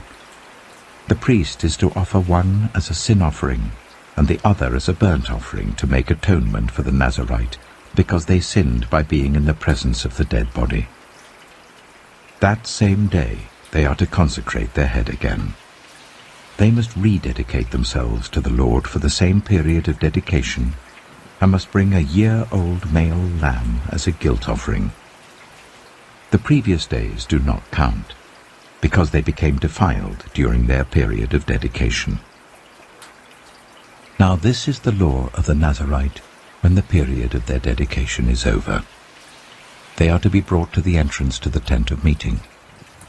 There they are to present their offerings to the Lord: a year-old male lamb without defect for a burnt offering, a year-old ewe lamb without defect for a sin offering, a ram without defect for a fellowship offering, together with their grain offerings and drink offerings, and a basket of bread made with the finest flour and without yeast, thick loaves with olive oil mixed in, and thin loaves brushed with olive oil. The priest is to present all these before the Lord, and make the sin offering and the burnt offering. He is to present the basket of unleavened bread, and is to sacrifice the ram as a fellowship offering to the Lord, together with its grain offering and drink offering. Then, at the entrance to the tent of meeting, the Nazirite must shave off the hair that symbolizes their dedication. They are to take the hair and put it in the fire that is under the sacrifice of the fellowship offering. After the Nazirite has shaved off the hair that symbolizes their dedication, the priest is to place in their hands a boiled shoulder of the ram, and one thick loaf and one thin loaf from the basket, both made without yeast. The priest shall then wave these before the Lord as a wave offering. They are holy, and belong to the priest, together with the breast that was waved and the thigh that was presented. After that, the Nazirite may drink wine. This is the law of the Nazirite who vows offerings to the Lord in accordance with their dedication, in addition to whatever else they can afford. They must fulfill the vows they have made, according to the law of the Nazirite. The Lord said to Moses, "Tell Aaron and his sons, this is how you are to bless the Israelites. Say to them, the Lord bless you and keep you. The Lord make his face shine on you, and be gracious to you. The Lord turn his face towards you, and give you peace." So they will put my name on the Israelites, and I will bless them. Numbers chapter 7. When Moses finished setting up the tabernacle, he anointed and consecrated it and all its furnishings. He also anointed and consecrated the altar and all its utensils. Then the leaders of Israel, the heads of families who were the tribal leaders in charge of those who were counted, made offerings. They brought as their gifts before the Lord 6 covered carts and 12 oxen, an ox from each leader and a cart from every 2. These they presented before the tabernacle. The Lord said to Moses, "Accept these from them, that they may be used in the work at the tent of meeting. Give them to the Levites as each man's work requires." So Moses took the carts and oxen and gave them to the Levites. He gave 2 carts and 4 oxen to the Gershonites as their work required, and he gave 4 carts and 8 oxen to the Merarites as their work required. They were all under the direction of Ithamar, son of Aaron, the priest. But Moses did not give any to the Kohathites, because they were to carry on their shoulders the holy things for which they were responsible. When the altar was anointed, the leaders brought their offerings for its dedication and presented them before the altar. For the Lord had said to Moses, "Each day 1 leader is to bring his offering for the dedication of the altar." The one who brought his offering on the first day was Nachshon, son of Amminadab, of the tribe of Judah. His offering was 1 silver plate weighing 130 shekels, and 1 silver sprinkling bowl weighing 70 shekels, both according to the sanctuary shekel, each filled with the finest flour mixed with olive oil as a grain offering. 1 gold dish weighing 10 shekels filled with incense, 1 young bull, 1 ram, and 1 male lamb a year old for a burnt offering, 1 male goat for a sin offering, and 2 oxen, 5 rams, 5 male goats, and 5 male lambs a year old to be sacrificed as a fellowship offering. This was the offering of Nachshon, son of Amminadab. On the second day, Nathanael, son of Zuar, the leader of Issachar, brought his offering. The offering he brought was 1 silver plate weighing 130 shekels, and 1 silver sprinkling bowl weighing 70 shekels, both according to the sanctuary shekel, each filled with the finest flour mixed with olive oil as a grain offering. 1 gold dish weighing 10 shekels filled with incense. 1 young bull, 1 ram, and 1 male lamb a year old for a burnt offering. 1 male goat for a sin offering. And 2 oxen, 5 rams, 5 male goats, and 5 male lambs a year old to be sacrificed as a fellowship offering. This was the offering of Nathanael, son of Zuar. On the 3rd day, Eliab, son of Helon, the leader of the people of Zebulun, brought his offering. His offering was 1 silver plate weighing 130 shekels, and 1 silver sprinkling bowl weighing 70 shekels, both according to the sanctuary shekel, each filled with the finest flour mixed with olive oil as a grain offering. 1 gold dish weighing 10 shekels, filled with incense. 1 young bull, 1 ram, and 1 male lamb a year old for a burnt offering. 1 male goat for a sin offering, and 2 oxen, 5 rams, 5 male goats, and 5 male lambs a year old to be sacrificed as a fellowship offering. This was the offering of Eliab, son of Helon. On the 4th day, Elizur, son of Shedeiah, the leader of the people of Reuben, brought his offering. His offering was 1 silver plate weighing 130 shekels, and 1 silver sprinkling bowl weighing 70 shekels, both according to the sanctuary shekel, each filled with the finest flour mixed with olive oil as a grain offering. 1 gold dish weighing 10 shekels filled with incense. 1 young bull, 1 ram, and 1 male lamb a year old for a burnt offering. 1 male goat for a sin offering. And 2 oxen, 5 rams, 5 male goats, and 5 male lambs a year old to be sacrificed as a fellowship offering. This was the offering of Elizur, son of Shedeiah.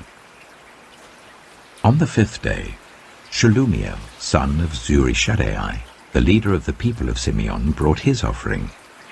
His offering was 1 silver plate weighing 130 shekels, and 1 silver sprinkling bowl weighing 70 shekels, both according to the sanctuary shekel, each filled with the finest flour mixed with olive oil as a grain offering.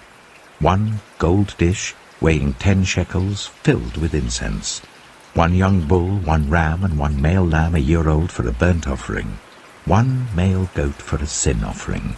And 2 oxen, 5 rams, 5 male goats, and 5 male lambs a year old to be sacrificed as a fellowship offering. This was the offering of Shelumiel, son of Zurishaddai. On the 6th day, Eliasaph, son of Duel, the leader of the people of Gad, brought his offering. His offering was 1 silver plate weighing 130 shekels, and 1 silver sprinkling bowl weighing 70 shekels, both according to the sanctuary shekel, each filled with the finest flour mixed with olive oil as a grain offering. 1 gold dish weighing 10 shekels, filled with incense. 1 young bull, 1 ram, and 1 male lamb a year old for a burnt offering. 1 male goat for a sin offering. And 2 oxen, 5 rams, 5 male goats, and 5 male lambs a year old to be sacrificed as a fellowship offering. This was the offering of Eliasaph, son of Duel. On the 7th day, Elishama, son of Ammihud, the leader of the people of Ephraim, brought his offering. His offering was 1 silver plate weighing 130 shekels, and 1 silver sprinkling bowl weighing 70 shekels, both according to the sanctuary shekel, each filled with the finest flour mixed with olive oil as a grain offering. 1 gold dish weighing 10 shekels, filled with incense. 1 young bull, 1 ram, and 1 male lamb a year old for a burnt offering. 1 male goat for a sin offering. And 2 oxen, 5 rams, 5 male goats, and 5 male lambs a year old to be sacrificed as a fellowship offering. This was the offering of Elishama, son of Ammihud. On the 8th day, Gamaliel, son of Pedazur, the leader of the people of Manasseh, brought his offering. His offering was 1 silver plate weighing 130 shekels, and 1 silver sprinkling bowl weighing 70 shekels, both according to the sanctuary shekel, each filled with the finest flour mixed with olive oil as a grain offering. 1 gold dish weighing 10 shekels, filled with incense. 1 young bull, 1 ram, and 1 male lamb a year old for a burnt offering, 1 male goat for a sin offering, and 2 oxen, 5 rams, 5 male goats, and 5 male lambs a year old, to be sacrificed as a fellowship offering. This was the offering of Gamaliel, son of Pedazur. On the 9th day, Abidan, son of Gideoni, the leader of the people of Benjamin, brought his offering. His offering was 1 silver plate weighing 130 shekels, and 1 silver sprinkling bowl weighing 70 shekels, both according to the sanctuary shekel, each filled with the finest flour mixed with olive oil as a grain offering. 1 gold dish weighing 10 shekels, filled with incense, 1 young bull, 1 ram, and 1 male lamb a year old for a burnt offering, 1 male goat for a sin offering, and 2 oxen, 5 rams, 5 male goats, and 5 male lambs a year old, to be sacrificed as a fellowship offering. This was the offering of Abidan, son of Gideoni. On the 10th day, Ahiezer, son of Ammishaddai, the leader of the people of Dan, brought his offering. His offering was 1 silver plate weighing 130 shekels, and 1 silver sprinkling bowl weighing 70 shekels, both according to the sanctuary shekel, each filled with the finest flour mixed with olive oil as a grain offering. 1 gold dish weighing 10 shekels, filled with incense. 1 young bull, 1 ram, and 1 male lamb a year old for a burnt offering. 1 male goat for a sin offering, and 2 oxen, 5 rams, 5 male goats, and 5 male lambs a year old, to be sacrificed as a fellowship offering. This was the offering of Ahiezer, son of Ammishaddai. On the 11th day, Pagiel, son of Ochran, the leader of the people of Asher, brought his offering. His offering was 1 silver plate weighing 130 shekels, and 1 silver sprinkling bowl weighing 70 shekels, both according to the sanctuary shekel, each filled with the finest flour, mixed with olive oil as a grain offering. 1 gold dish weighing 10 shekels, filled with incense. 1 young bull, 1 ram, and 1 male lamb a year old for a burnt offering. 1 male goat for a sin offering. And 2 oxen, 5 rams, 5 male goats, and 5 male lambs a year old, to be sacrificed as a fellowship offering. This was the offering of Pagiel, son of Ochran. On the 12th day, Ahira, son of Enan, the leader of the people of Naphtali, brought his offering. His offering was 1 silver plate weighing 130 shekels, and 1 silver sprinkling bowl weighing 70 shekels, both according to the sanctuary shekel, each filled with the finest flour mixed with olive oil as a grain offering. 1 gold dish weighing 10 shekels, filled with incense. 1 young bull, 1 ram, and 1 male lamb a year old for a burnt offering. 1 male goat for a sin offering, and 2 oxen, 5 rams, 5 male goats, and 5 male lambs a year old, to be sacrificed as a fellowship offering. This was the offering of Ahira, son of Enan. These were the offerings of the Israelite leaders for the dedication of the altar when it was anointed: 12 silver plates, 12 silver sprinkling bowls, and 12 gold dishes. Each silver plate weighed 130 shekels, and each sprinkling bowl 70 shekels. Altogether, the silver dishes weighed 2,400 shekels according to the sanctuary shekel. The 12 gold dishes, filled with incense, weighed 10 shekels each, according to the sanctuary shekel. Altogether, the gold dishes weighed 120 shekels. The total number of animals for the burnt offering came to 12 young bulls, 12 rams, and 12 male lambs a year old, together with their grain offering. 12 male goats were used for the sin offering. The total number of animals for the sacrifice of the fellowship offering came to 24 oxen, 60 rams, 60 male goats, and 60 male lambs a year old. These were the offerings for the dedication of the altar after it was anointed. When Moses entered the tent of meeting to speak with the Lord, he heard the voice speaking to him from between the 2 cherubim above the atonement cover on the ark of the covenant law. In this way the Lord spoke to him. Numbers chapter 8. The Lord said to Moses, "Speak to Aaron and say to him, when you set up the lamps, see that all 7 light up the area in front of the lampstand." Aaron did so. He set up the lamps so that they faced forwards on the lampstand, just as the Lord commanded Moses. This is how the lampstand was made. It was made of hammered gold, from its base to its blossoms. The lampstand was made exactly like the pattern the Lord had shown Moses. The Lord said to Moses, "Take the Levites from among all the Israelites and make them ceremonially clean. To purify them, do this: sprinkle the water of cleansing on them, then make them shave their whole bodies and wash their clothes, and so they will purify themselves.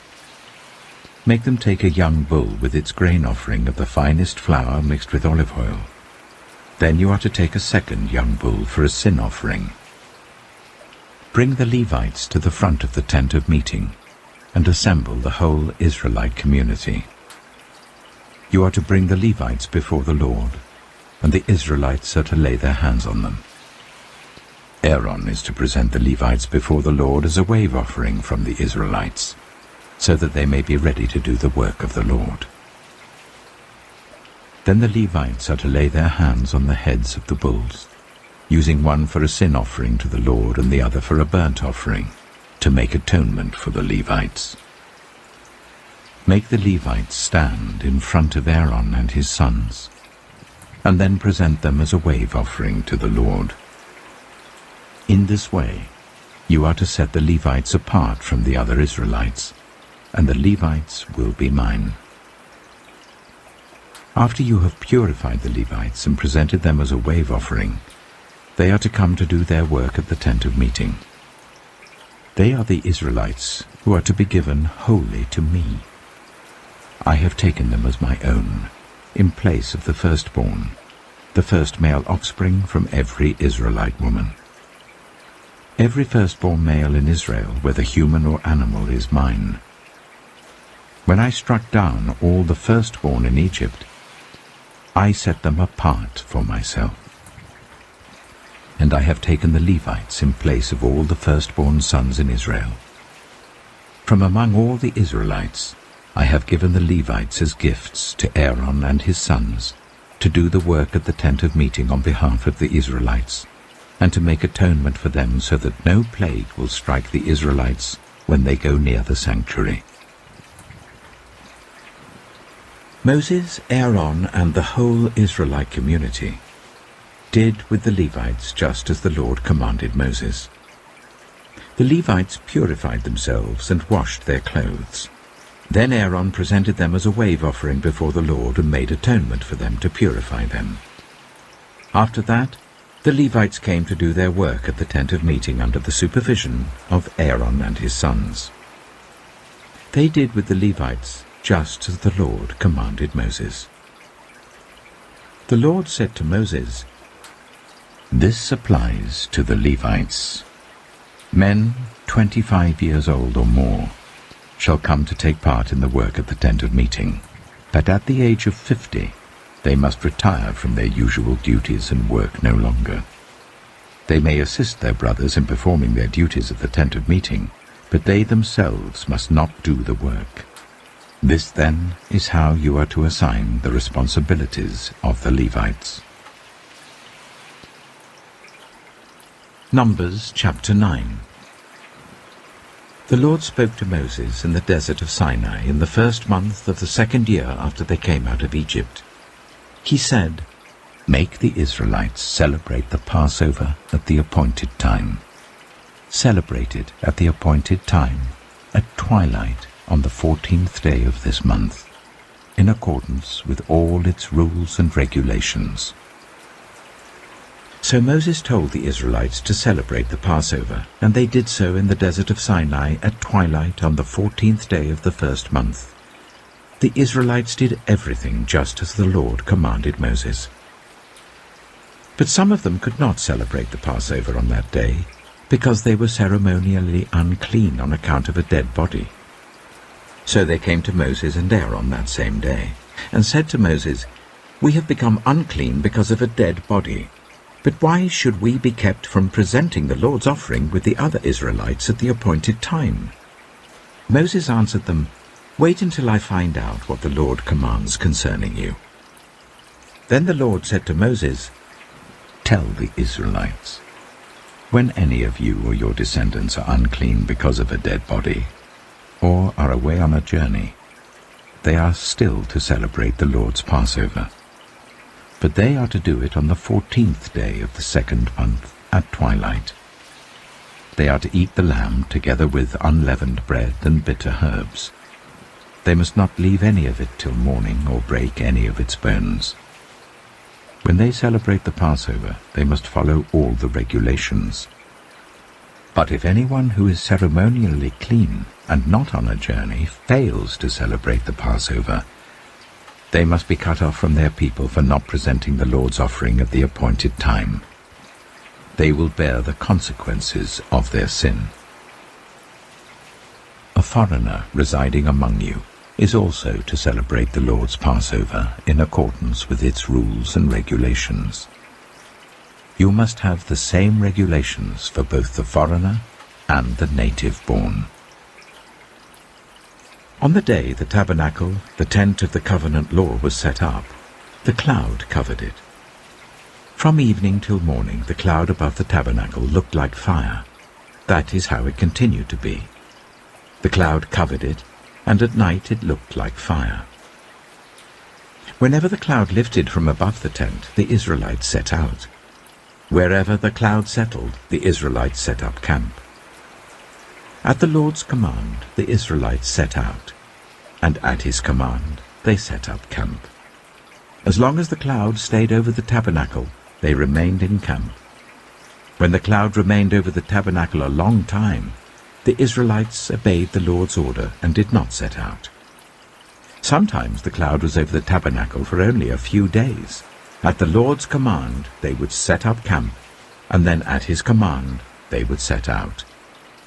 Sometimes the cloud stayed only from evening till morning, and when it lifted in the morning, they set out. Whether by day or by night, whenever the cloud lifted, they set out. Whether the cloud stayed over the tabernacle for 2 days, or a month, or a year, the Israelites would remain in camp and not set out. But when it lifted, they would set out. At the Lord's command, they set up camp, and at the Lord's command, they set out. They obeyed the Lord's order in accordance with his command through Moses. Numbers chapter 10. The Lord said to Moses, "Make 2 trumpets of hammered silver, and use them for calling the community together and for the camps to set out. When both are sounded, the whole community is to assemble before you at the entrance to the tent of meeting. If only one is sounded, the leaders, the heads of the clans of Israel, are to assemble before you. When a trumpet blast is sounded, the tribes camping on the east are to set out. At the sounding of a second blast, the camps on the south are to set out. The blast will be the signal for setting out.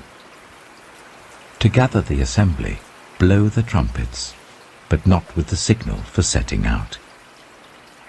The sons of Aaron, the priests, are to blow the trumpets.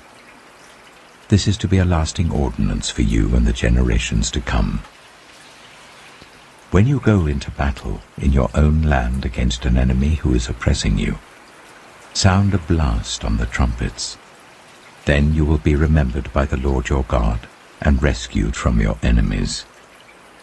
Also at your times of rejoicing, your appointed festivals and new moon feasts, you are to sound the trumpets over your burnt offerings and fellowship offerings, and they will be a memorial for you before your God. I am the Lord your God. On the 20th day of the second month of the second year, The cloud lifted from above the tabernacle of the covenant law. Then the Israelites set out from the desert of Sinai and travelled from place to place until the cloud came to rest in the desert of Paran. They set out this first time at the Lord's command through Moses.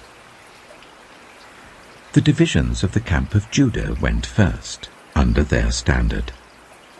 Nachshon, son of Amminadab, was in command.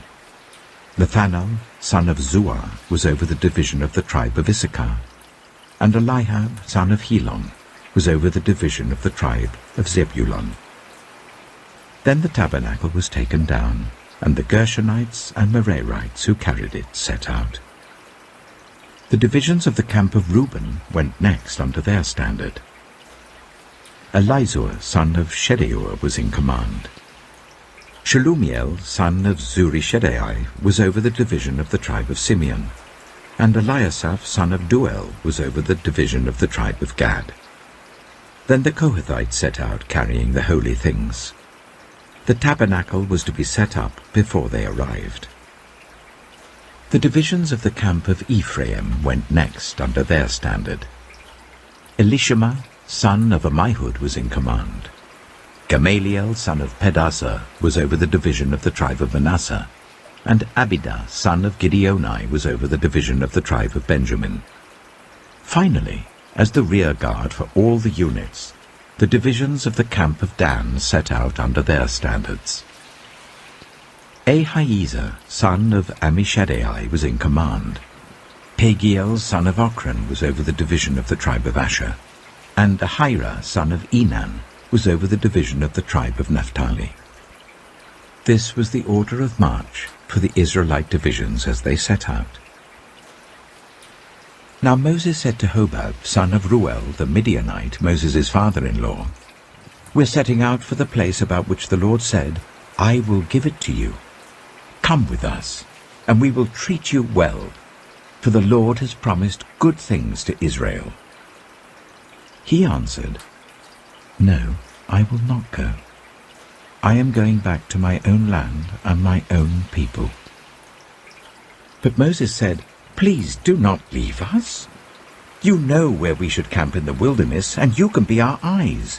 If you come with us, we will share with you whatever good things the Lord gives us." So they set out from the mountain of the Lord and travelled for 3 days. The ark of the covenant of the Lord went before them during those 3 days to find them a place to rest. The cloud of the Lord was over them by day when they set out from the camp. Whenever the ark set out, Moses said, "Rise up, Lord. May your enemies be scattered. May your foes flee before you." Whenever it came to rest, he said, "Return, Lord, to the countless thousands of Israel." Numbers chapter 11. Now the people complained about their hardships in the hearing of the Lord. And when he heard them, his anger was aroused. Then fire from the Lord burned among them and consumed some of the outskirts of the camp. When the people cried out to Moses, he prayed to the Lord, and the fire died down. So that place was called Taberah, because fire from the Lord had burned among them. The rabble with them began to crave other food. And again the Israelites started wailing and said, "If only we had meat to eat. We remember the fish we ate in Egypt at no cost, also the cucumbers, melons, leeks, onions, and garlic. But now we have lost our appetite. We never see anything but this manna." The manna was like coriander seed and looked like resin. The people went around gathering it and then ground it in a hand mill or crushed it in a mortar. They cooked it in a pot or made it into loaves, and it tasted like something made with olive oil. When the dew settled on the camp at night, the manna also came down. Moses heard the people of every family wailing at the entrance to their tents. The Lord became exceedingly angry, and Moses was troubled. He asked the Lord, "Why have you brought this trouble on your servant? What have I done to displease you, that you put the burden of all these people on me? Did I conceive all these people? Did I give them birth? Why do you tell me to carry them in my arms as a nurse carries an infant to the land you promised on oath to their ancestors? Where can I get meat for all these people? They keep wailing to me, 'Give us meat to eat.' I cannot carry all these people by myself. The burden is too heavy for me. If this is how you are going to treat me, please go ahead and kill me right now, if I have found favor in your eyes. And do not let me face my own ruin." The Lord said to Moses, "Bring me 70 of Israel's elders who are known to you as leaders and officials among the people. Make them come to the tent of meeting, that they may stand there with you. I will come down and speak with you there, and I will take some of the power of the Spirit that is on you and put it on them. They will share the burden of the people with you, so that you will not have to carry it alone. Tell the people, 'Consecrate yourselves in preparation for tomorrow, when you will eat meat.' The Lord heard you when you wailed, 'If only we had meat to eat. We were better off in Egypt.' Now the Lord will give you meat, and you will eat it. You will not eat it for just 1 day or 2 days or 5, 10, or 20 days, but for a whole month, until it comes out of your nostrils and you loathe it, because you have rejected the Lord who is among you, and have wailed before him, saying, 'Why did we ever leave Egypt?'" But Moses said, "Here I am among 600,000 men on foot, and you say, 'I will give them meat to eat for a whole month'? Would they have enough if flocks and herds were slaughtered for them? Would they have enough if all the fish in the sea were caught for them?" The Lord answered Moses, "Is the Lord's arm too short? Now you will see whether or not what I say will come true for you." So Moses went out and told the people what the Lord had said. He brought together 70 of their elders and made them stand round the tent. Then the Lord came down in the cloud and spoke with him, and he took some of the power of the Spirit that was on him and put it on the 70 elders. When the Spirit rested on them, they prophesied, but did not do so again.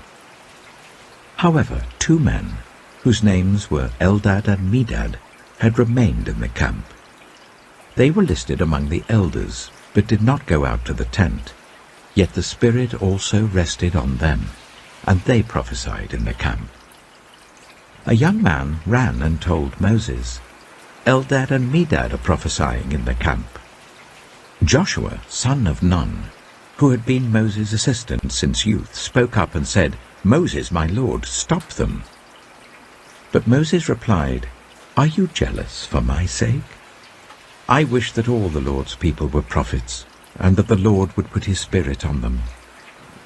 Then Moses and the elders of Israel returned to the camp. Now a wind went out from the Lord and drove quail in from the sea.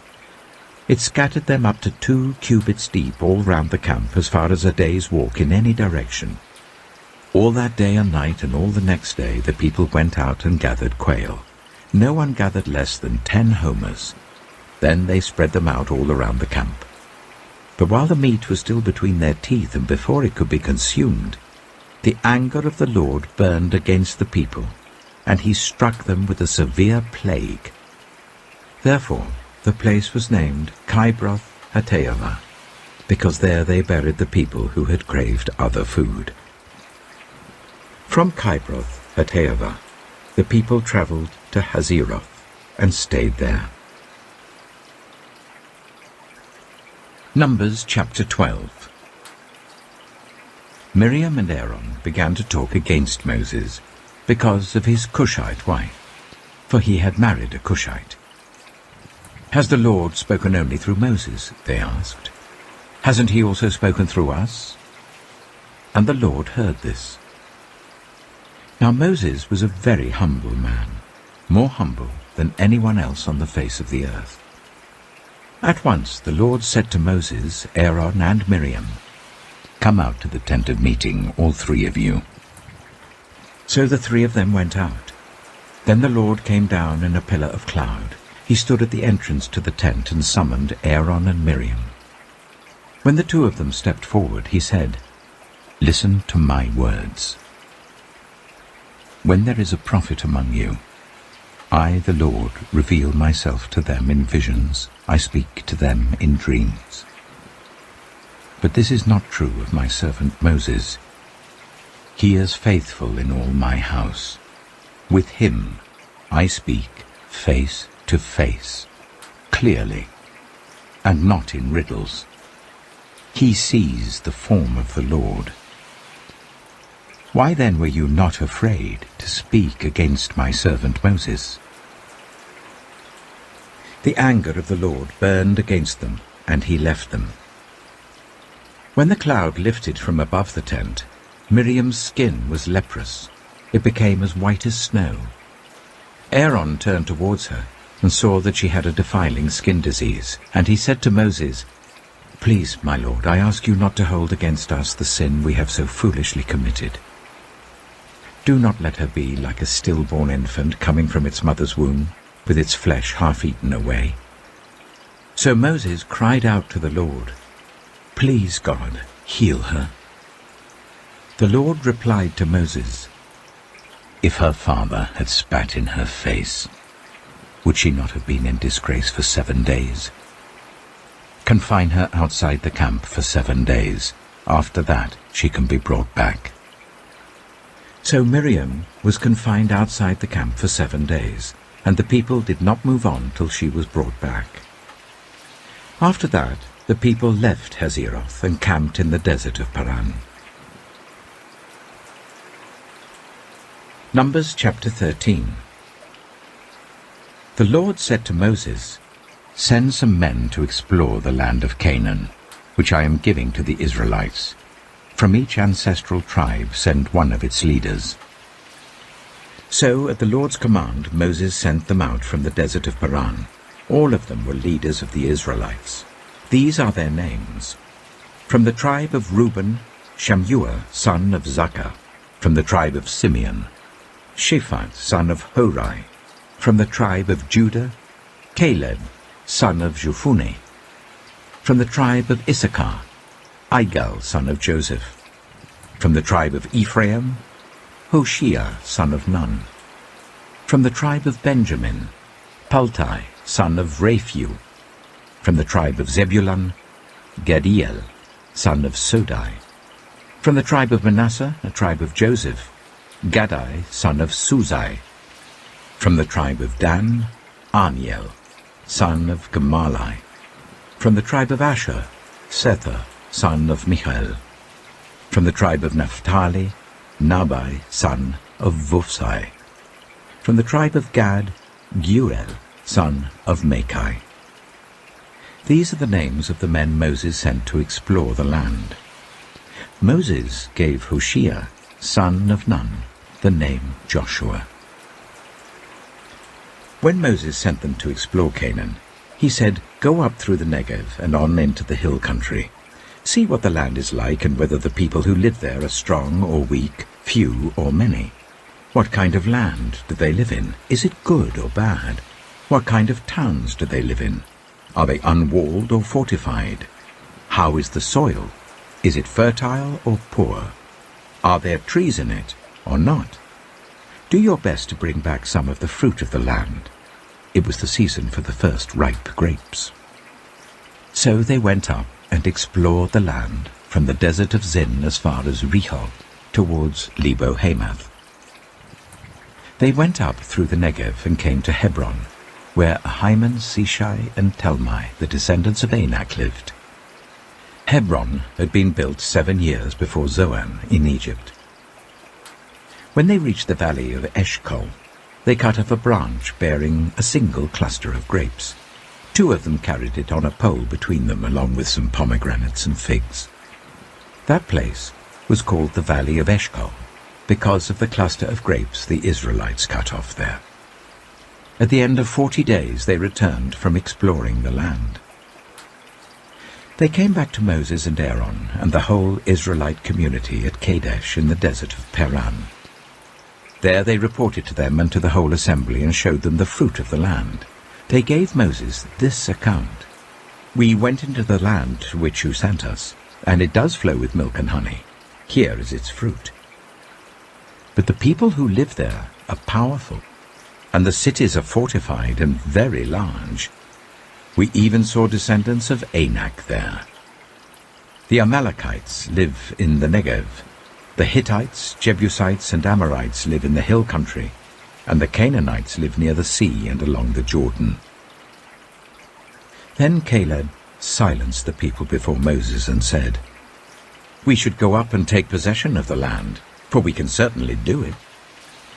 But the men who had gone up with him said, "We can't attack those people. They are stronger than we are." And they spread among the Israelites a bad report about the land they had explored. They said, "The land we explored devours those living in it. All the people we saw there are of great size. We saw the Nephilim there. The descendants of Anak come from the Nephilim. We seemed like grasshoppers in our own eyes, and we looked the same to them." Numbers chapter 14. That night, all the members of the community raised their voices and wept aloud. All the Israelites grumbled against Moses and Aaron, and the whole assembly said to them, "If only we had died in Egypt or in this wilderness. Why is the Lord bringing us to this land only to let us fall by the sword? Our wives and children will be taken as plunder. Wouldn't it be better for us to go back to Egypt?" And they said to each other, "We should choose a leader and go back to Egypt." Then Moses and Aaron fell face down in front of the whole Israelite assembly gathered there. Joshua, son of Nun, and Caleb, son of Jephunneh, who were among those who had explored the land, tore their clothes, and said to the entire Israelite assembly, "The land we passed through and explored is exceedingly good. If the Lord is pleased with us, he will lead us into that land, a land flowing with milk and honey, and will give it to us. Only do not rebel against the Lord. And do not be afraid of the people of the land, because we will devour them. Their protection is gone, but the Lord is with us. Do not be afraid of them." But the whole assembly talked about stoning them. Then the glory of the Lord appeared at the tent of meeting to all the Israelites. The Lord said to Moses, "How long will these people treat me with contempt? How long will they refuse to believe in me, in spite of all the signs I have performed among them? I will strike them down with a plague and destroy them. But I will make you into a nation greater and stronger than they." Moses said to the Lord, "Then the Egyptians will hear about it. By your power you brought these people up from among them, and they will tell the inhabitants of this land about it. They have already heard that you, Lord, are with these people, and that you, Lord, have been seen face to face, that your cloud stays over them, and that you go before them in a pillar of cloud by day and a pillar of fire by night. If you put all these people to death, leaving none alive, the nations who have heard this report about you will say, 'The Lord was not able to bring these people into the land he promised them on oath, so he slaughtered them in the wilderness.' Now may the Lord's strength be displayed, just as you have declared. The Lord is slow to anger, abounding in love, and forgiving sin and rebellion. Yet he does not leave the guilty unpunished. He punishes the children for the sin of the parents to the third and fourth generation. In accordance with your great love, forgive the sin of these people, just as you have pardoned them from the time they left Egypt until now." The Lord replied, "I have forgiven them as you asked. Nevertheless, as surely as I live, and as surely as the glory of the Lord fills the whole earth, not one of those who saw my glory and the signs I performed in Egypt and in the wilderness, but who disobeyed me and tested me 10 times, not one of them will ever see the land I promised on oath to their ancestors. No one who has treated me with contempt will ever see it. But because my servant Caleb has a different spirit and follows me wholeheartedly, I will bring him into the land he went to, and his descendants will inherit it. Since the Amalekites and the Canaanites are living in the valleys, turn back tomorrow and set out towards the desert, along the route to the Red Sea."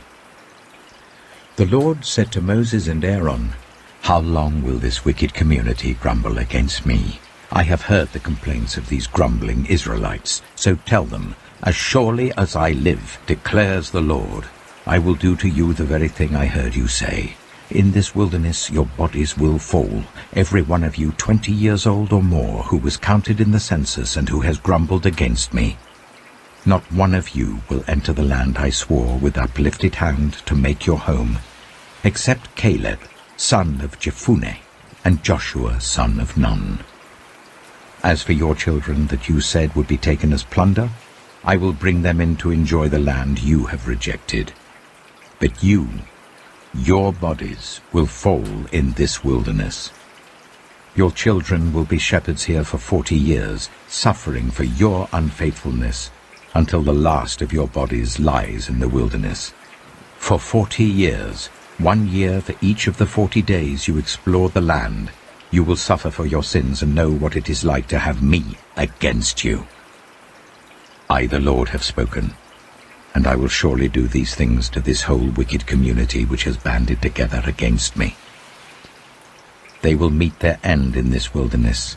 Here they will die." So the men Moses had sent to explore the land, who returned and made the whole community grumble against him by spreading a bad report about it, these men who were responsible for spreading the bad report about the land were struck down and died of a plague before the Lord. Of the men who went to explore the land, only Joshua son of Nun and Caleb son of Jephunneh survived. When Moses reported this to all the Israelites, they mourned bitterly. Early the next morning they set out for the highest point in the hill country, saying, "Now we are ready to go up to the land the Lord promised. Surely we have sinned." But Moses said, "Why are you disobeying the Lord's command? This will not succeed. Do not go up, because the Lord is not with you. You will be defeated by your enemies. For the Amalekites and the Canaanites will face you there. Because you have turned away from the Lord, he will not be with you, and you will fall by the sword." Nevertheless, in their presumption they went up towards the highest point in the hill country, though neither Moses nor the ark of the Lord's covenant moved from the camp. Then the Amalekites and the Canaanites who lived in that hill country came down and attacked them and beat them down all the way to Hormah. Numbers chapter 15. The Lord said to Moses, "Speak to the Israelites and say to them, after you enter the land I am giving you as a home, and you present to the Lord food offerings from the herd or the flock, as an aroma pleasing to the Lord, whether burnt offerings or sacrifices, for special vows or free will offerings or festival offerings, then the person who brings an offering shall present to the Lord a grain offering of 1/10 of an ephah of the finest flour, mixed with 1/4 of a hin of olive oil. With each lamb for the burnt offering or the sacrifice, prepare 1/4 of a hin of wine as a drink offering. With a ram, prepare a grain offering of 1/5 of an ephah of the finest flour mixed with 1/3 of a hin of olive oil, and 1/3 of a hin of wine as a drink offering. Offer it as an aroma pleasing to the Lord. When you prepare a young bull as a burnt offering or sacrifice, for a special vow or a fellowship offering to the Lord, bring with the bull a grain offering of 3/10 of an ephah of the finest flour, mixed with 1/2 a hin of olive oil. And also bring 1/2 a hin of wine as a drink offering. This will be a food offering, an aroma pleasing to the Lord. Each bull or ram, each lamb or young goat, is to be prepared in this manner. Do this for each one, for as many as you prepare. Everyone who is native-born must do these things in this way when they present a food offering as an aroma pleasing to the Lord, For generations to come, whenever a foreigner or anyone else living among you presents a food offering as an aroma pleasing to the Lord, they must do exactly as you do. The community is to have the same rules for you and for the foreigner residing among you.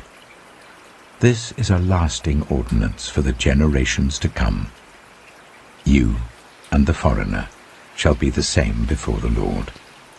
The same laws and regulations will apply both to you and to the foreigner residing among you. The Lord said to Moses, "Speak to the Israelites and say to them, when you enter the land to which I am taking you, and you eat the food of the land, present a portion as an offering to the Lord. Present a loaf from the first of your ground meal, and present it as an offering from the threshing floor. Throughout the generations to come, you are to give this offering to the Lord from the first of your ground meal.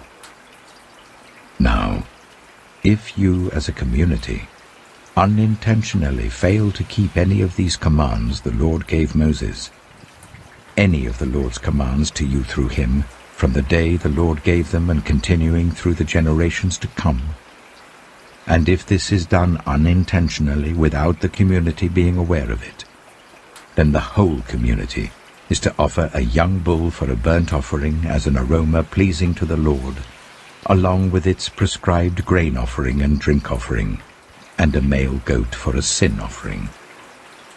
The priest is to make atonement for the whole Israelite community, and they will be forgiven, for it was not intentional, and they have presented to the Lord for their wrong a food offering and a sin offering.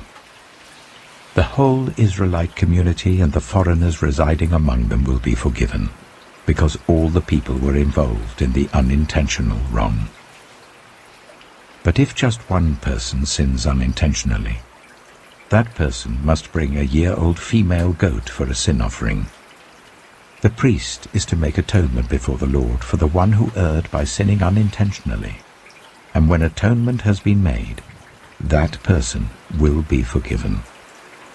One and the same law applies to everyone who sins unintentionally, whether a native-born Israelite or a foreigner residing among you. But anyone who sins defiantly, whether native-born or foreigner, utters blasphemy against the Lord and must be cut off from the people of Israel. Because they have despised the Lord's word and broken his commands, they must surely be cut off. Their guilt remains on them. While the Israelites were in the wilderness, a man was found gathering wood on the Sabbath day. Those who found him gathering wood brought him to Moses and Aaron and the whole assembly, and they kept him in custody because it was not clear what should be done to him. Then the Lord said to Moses, "The man must die. The whole assembly must stone him outside the camp." So the assembly took him outside the camp and stoned him to death, as the Lord commanded Moses. The Lord said to Moses, "Speak to the Israelites and say to them, throughout the generations to come, you are to make tassels on the corners of your garments, with a blue cord on each tassel. You will have these tassels to look at, and so you will remember all the commands of the Lord, that you may obey them and not prostitute yourselves by chasing after the lusts of your own hearts and eyes. Then you will remember to obey all my commands, and will be consecrated to your God. I am the Lord your God, who brought you out of Egypt to be your God. I am the Lord your God." Numbers chapter 16. Korah, son of Esau, the son of Kohath, the son of Levi, and certain Reubenites, Dathan and Abiram, sons of Eliab, and On, son of Peleth, became insolent and rose up against Moses. With them were 250 Israelite men, well-known community leaders, who had been appointed members of the council. They came as a group to oppose Moses and Aaron, and said to them, "You have gone too far. The whole community is holy, every one of them, and the Lord is with them. Why then do you set yourselves above the Lord's assembly?" When Moses heard this, he fell face down.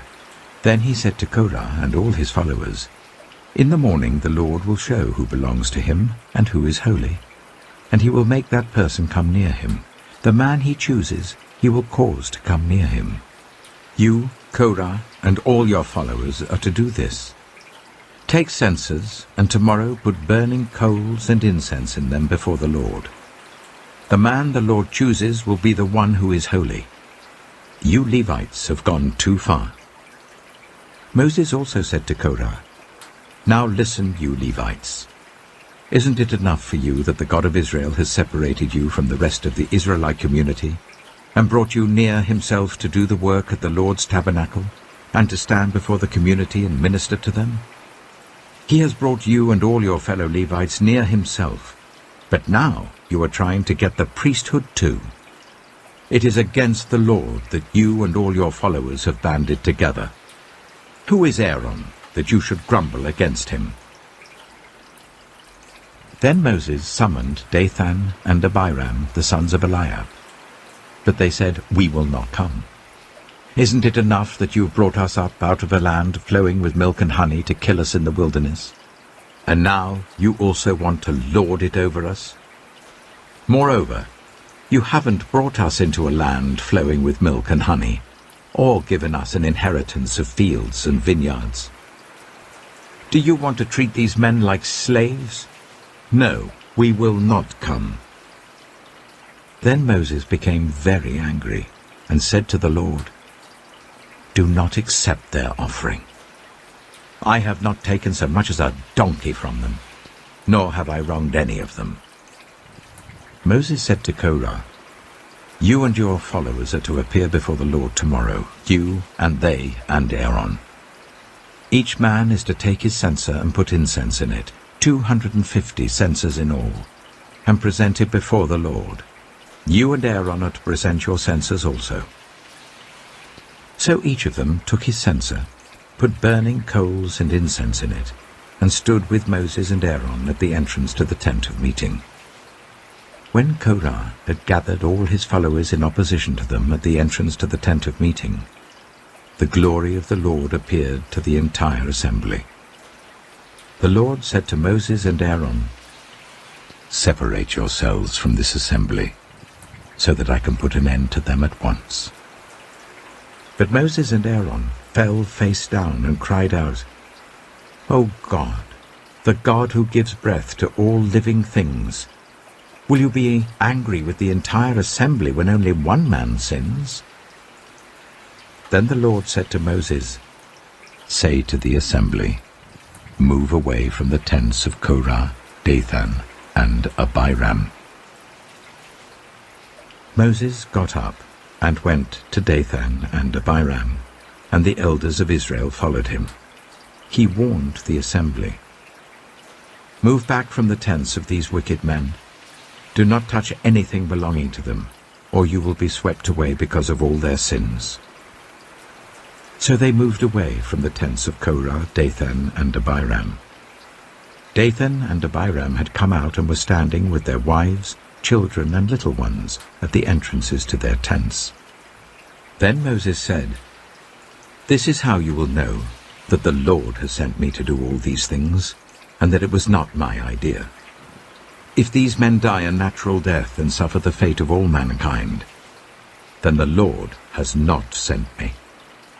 But if the Lord brings about something totally new, and the earth opens its mouth and swallows them, with everything that belongs to them, and they go down alive into the realm of the dead, then you will know that these men have treated the Lord with contempt."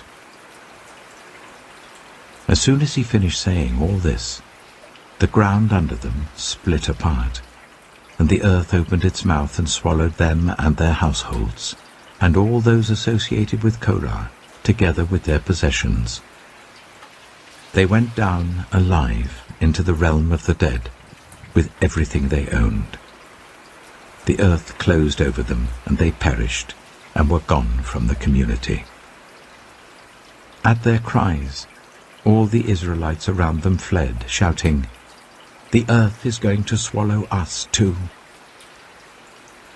And fire came out from the Lord and consumed the 250 men who were offering the incense.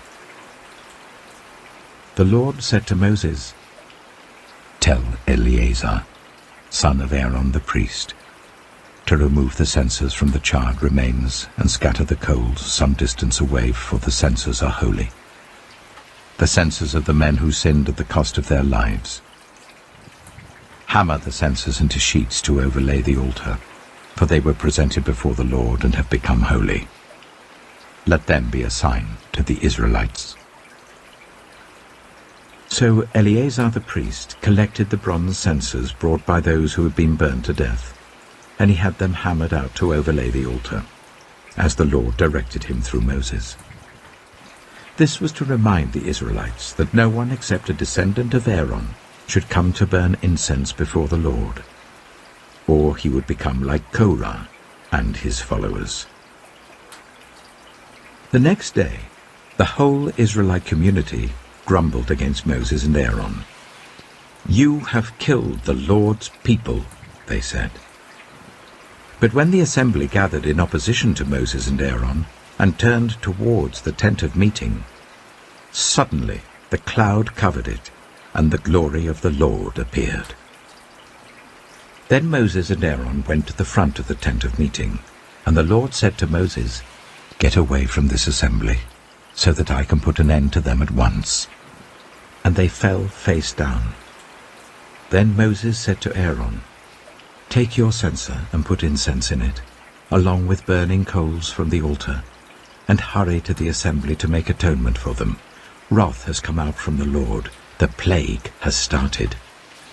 So Aaron did as Moses said and ran into the midst of the assembly. The plague had already started among the people, but Aaron offered the incense and made atonement for them. He stood between the living and the dead, and the plague stopped. But 14,700 people died from the plague, in addition to those who had died because of Korah. Then Aaron returned to Moses at the entrance to the tent of meeting, for the plague had stopped. Numbers chapter 17.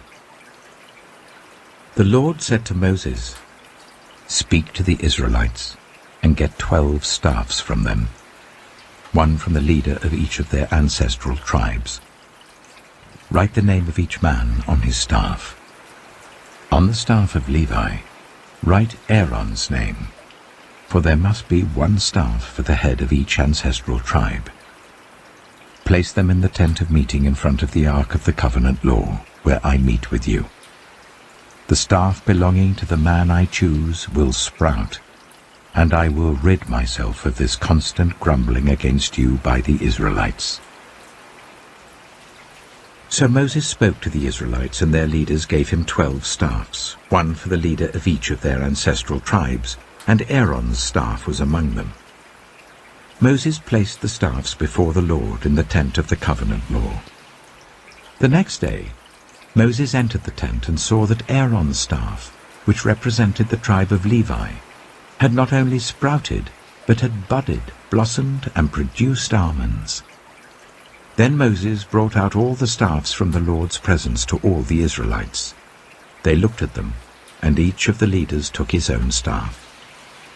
The Lord said to Moses, "Put back Aaron's staff in front of the ark of the covenant law, to be kept as a sign to the rebellious. This will put an end to their grumbling against me, so that they will not die." Moses did just as the Lord commanded him. The Israelites said to Moses, "We shall die. We are lost. We are all lost. Anyone who even comes near the tabernacle of the Lord will die. Are we all going to die?" Numbers chapter 18. The Lord said to Aaron, "You, your sons, and your family are to bear the responsibility for offenses connected with the sanctuary, and and you and your sons alone are to bear the responsibility for offenses connected with the priesthood.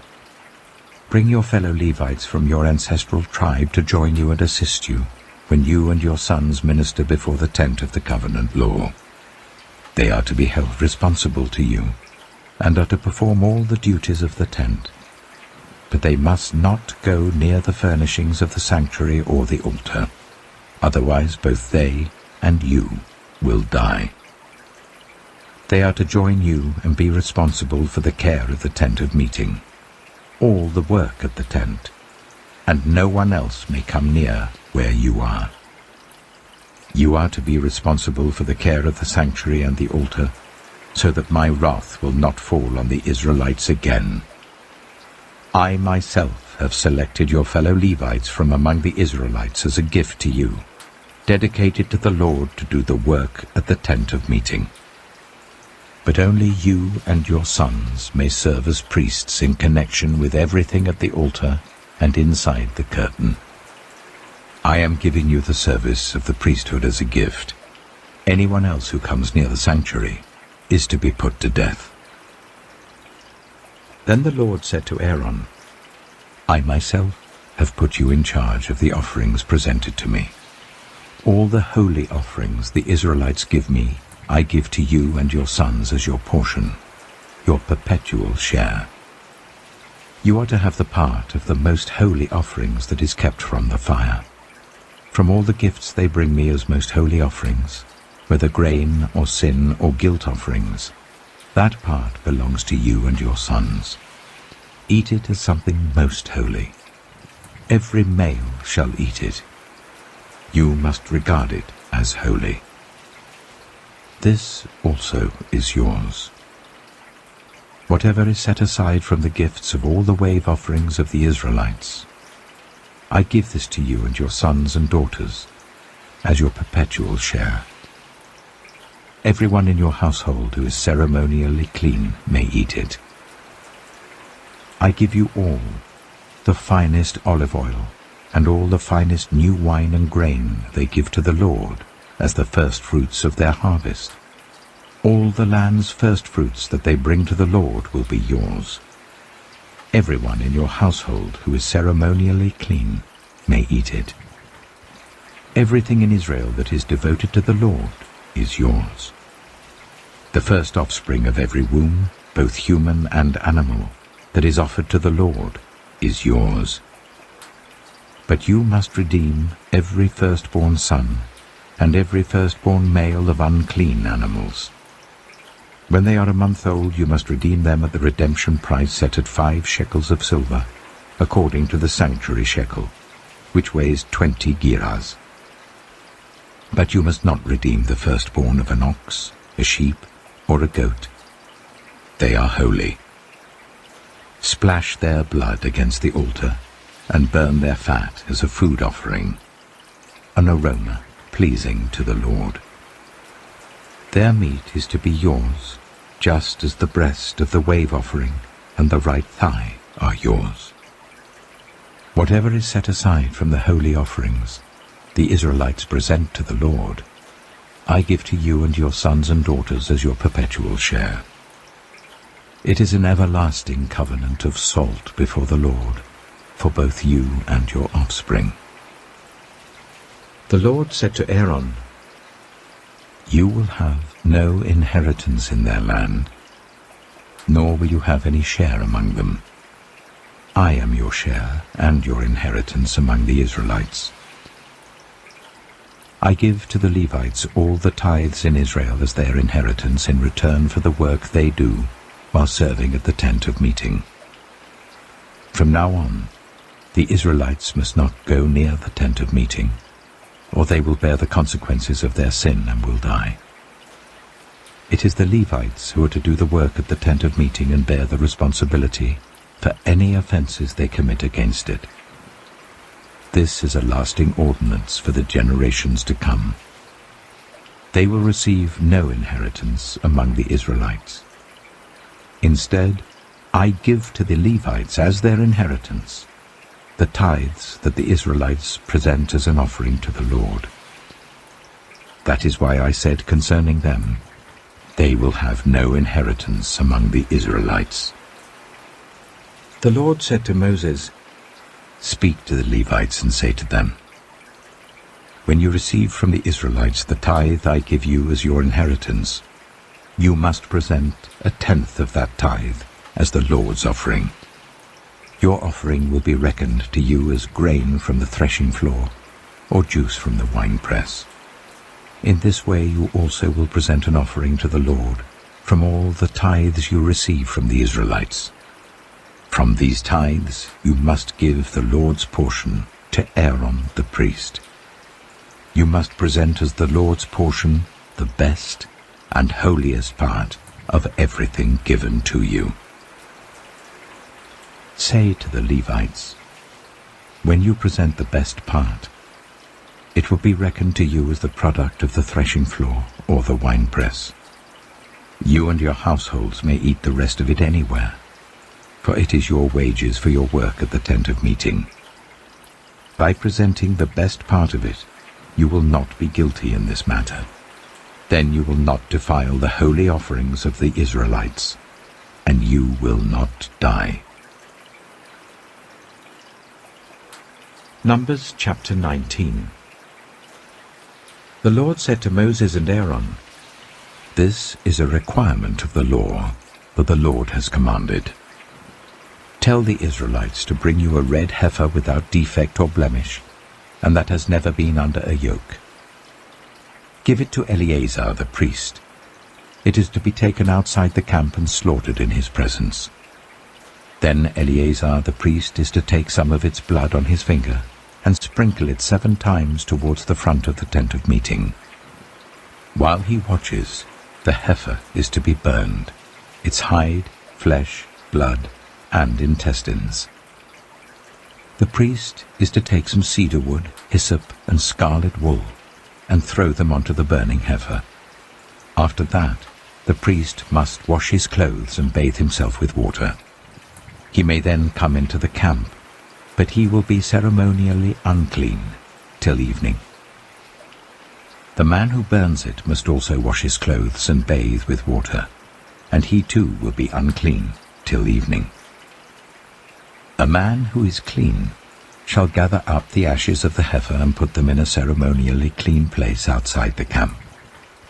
They are to be kept by the Israelite community for use in the water of cleansing. It is for purification from sin. The man who gathers up the ashes of the heifer must also wash his clothes, and he too will be unclean till evening. This will be a lasting ordinance both for the Israelites and for the foreigners residing among them. Whoever touches a human corpse will be unclean for 7 days. They must purify themselves with the water on the 3rd day and on the 7th day. Then they will be clean. But if they do not purify themselves on the 3rd and 7th day, they will not be clean. If they fail to purify themselves after touching a human corpse, they defile the Lord's tabernacle. They must be cut off from Israel. Because the water of cleansing has not been sprinkled on them, they are unclean. Their uncleanness remains on them. This is the law that applies when a person dies in a tent. Anyone who enters the tent, and anyone who is in it, will be unclean for 7 days. And every open container without a lid fastened on it will be unclean. Anyone out in the open who touches someone who has been killed with a sword, or someone who has died a natural death, or anyone who touches a human bone or a grave, will be unclean for 7 days. For the unclean person, put some ashes from the burned purification offering into a jar, and pour fresh water over them. Then a man who is ceremonially clean is to take some hyssop, dip it in the water and sprinkle the tent and all the furnishings and the people who were there. He must also sprinkle anyone who has touched a human bone or a grave, or anyone who has been killed, or anyone who has died a natural death. The man who is clean is to sprinkle those who are unclean on the 3rd and 7th days, and on the 7th day he is to purify them. Those who are being cleansed must wash their clothes and bathe with water, and that evening they will be clean. But if those who are unclean do not purify themselves, they must be cut off from the community, because they have defiled the sanctuary of the Lord. The water of cleansing has not been sprinkled on them, and they are unclean. This is a lasting ordinance for them. The man who sprinkles the water of cleansing must also wash his clothes, and anyone who touches the water of cleansing will be unclean till evening. Anything that an unclean person touches becomes unclean, and anyone who touches it becomes unclean till evening. Numbers chapter 20. In the first month, the whole Israelite community arrived at the desert of Zin, and they stayed at Kadesh. There Miriam died and was buried. Now there was no water for the community, and the people gathered in opposition to Moses and Aaron. They quarreled with Moses and said, "If only we had died when our brothers fell dead before the Lord. Why did you bring the Lord's community into this wilderness, that we and our livestock should die here? Why did you bring us up out of Egypt to this terrible place? It has no corn or figs, grapevines or pomegranates, and there is no water to drink." Moses and Aaron went from the assembly to the entrance to the tent of meeting and fell face down, and the glory of the Lord appeared to them. The Lord said to Moses, "Take the staff, and you and your brother Aaron gather the assembly together. Speak to that rock before their eyes, and it will pour out its water. You will bring water out of the rock for the community, so that they and their livestock can drink." So Moses took the staff from the Lord's presence, just as he commanded him. He and Aaron gathered the assembly together in front of the rock, and Moses said to them, "Listen, you rebels, must we bring you water out of this rock?" Then Moses raised his arm and struck the rock twice with his staff. Water gushed out, and the community and their livestock drank. But the Lord said to Moses and Aaron, "Because you did not trust in me enough to honor me as holy in the sight of the Israelites, you will not bring this community into the land I give them." These were the waters of Meribah, where the Israelites quarreled with the Lord, and where he was proved holy among them. Moses sent messengers from Kadesh to the king of Edom, saying, "This is what your brother Israel says. You know about all the hardships that have come on us. Our ancestors went down into Egypt, and we lived there many years. The Egyptians ill-treated us and our ancestors, but when we cried out to the Lord, he heard our cry, and sent an angel and brought us out of Egypt. Now we are here at Kadesh, a town on the edge of your territory. Please let us pass through your country. We will not go through any field or vineyard or drink water from any well. We will travel along the king's highway and not turn to the right or to the left until we have passed through your territory." But Edom answered, "You may not pass through here. If you try, we will march out and attack you with the sword." The Israelites replied, "We will go along the main road, and if we or our livestock drink any of your water, we will pay for it. We only want to pass through on foot, nothing else." Again they answered, "You may not pass through." Then Edom came out against them with a large and powerful army. Since Edom refused to let them go through their territory, Israel turned away from them. The whole Israelite community set out from Kadesh and came to Mount Hor. At Mount Hor, near the border of Edom, the Lord said to Moses and Aaron, "Aaron will be gathered to his people. He will not enter the land I give the Israelites, because both of you rebelled against my command at the waters of Meribah. Call Aaron and his son Eleazar, and take them up Mount Hor. Remove Aaron's garments and put them on his son Eleazar. For Aaron will be gathered to his people. He will die there." Moses did as the Lord commanded. They went up Mount Hor in the sight of the whole community. Moses removed Aaron's garments and put them on his son Eleazar, and Aaron died there on top of the mountain. Then Moses and Eleazar came down from the mountain, and when the whole community learned that Aaron had died, all the Israelites mourned for him 30 days. Numbers chapter 21. When the Canaanite king of Arad, who lived in the Negev, heard that Israel was coming along the road to Altharim, he attacked the Israelites and captured some of them. Then Israel made this vow to the Lord: "If you will deliver these people into our hands, we will totally destroy their cities." The Lord listened to Israel's plea and gave the Canaanites over to them. They completely destroyed them and their towns, so the place was named Hormah. They travelled from Mount Hor along the route to the Red Sea to go round Edom. But the people grew impatient on the way. They spoke against God and against Moses and said, "Why have you brought us up out of Egypt to die in the wilderness? There is no bread, there is no water, and we detest this miserable food." Then the Lord sent venomous snakes among them. They bit the people, and many Israelites died. The people came to Moses and said, "We sinned when we spoke against the Lord and against you. Pray that the Lord will take the snakes away from us." So Moses prayed for the people. The Lord said to Moses, "Make a snake and put it up on a pole. Anyone who is bitten can look at it and live."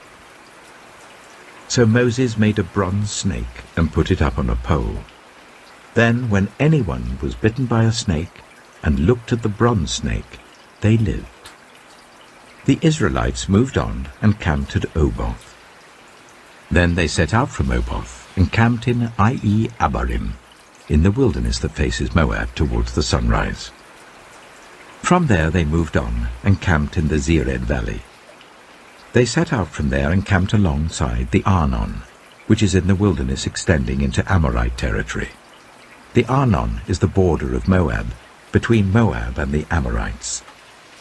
That is why the book of the wars of the Lord says, "Zahab in Zuphah and the ravines, the Arnon and the slopes of the ravines that lead to the settlement of Ar, and lie along the border of Moab."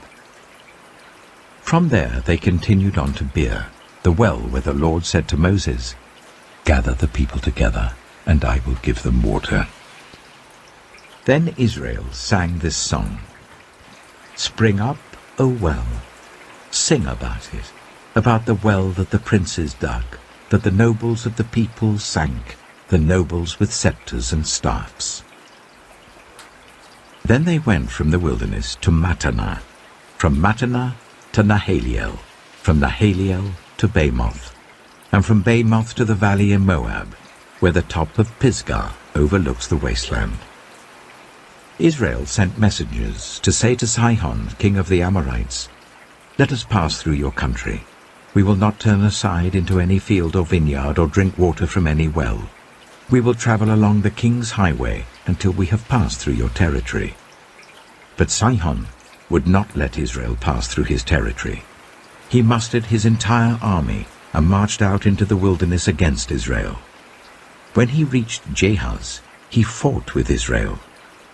Israel, however, put him to the sword and took over his land from the Arnon to the Jabbok, but only as far as the Ammonites, because their border was fortified. Israel captured all the cities of the Amorites and occupied them, including Heshbon and all its surrounding settlements.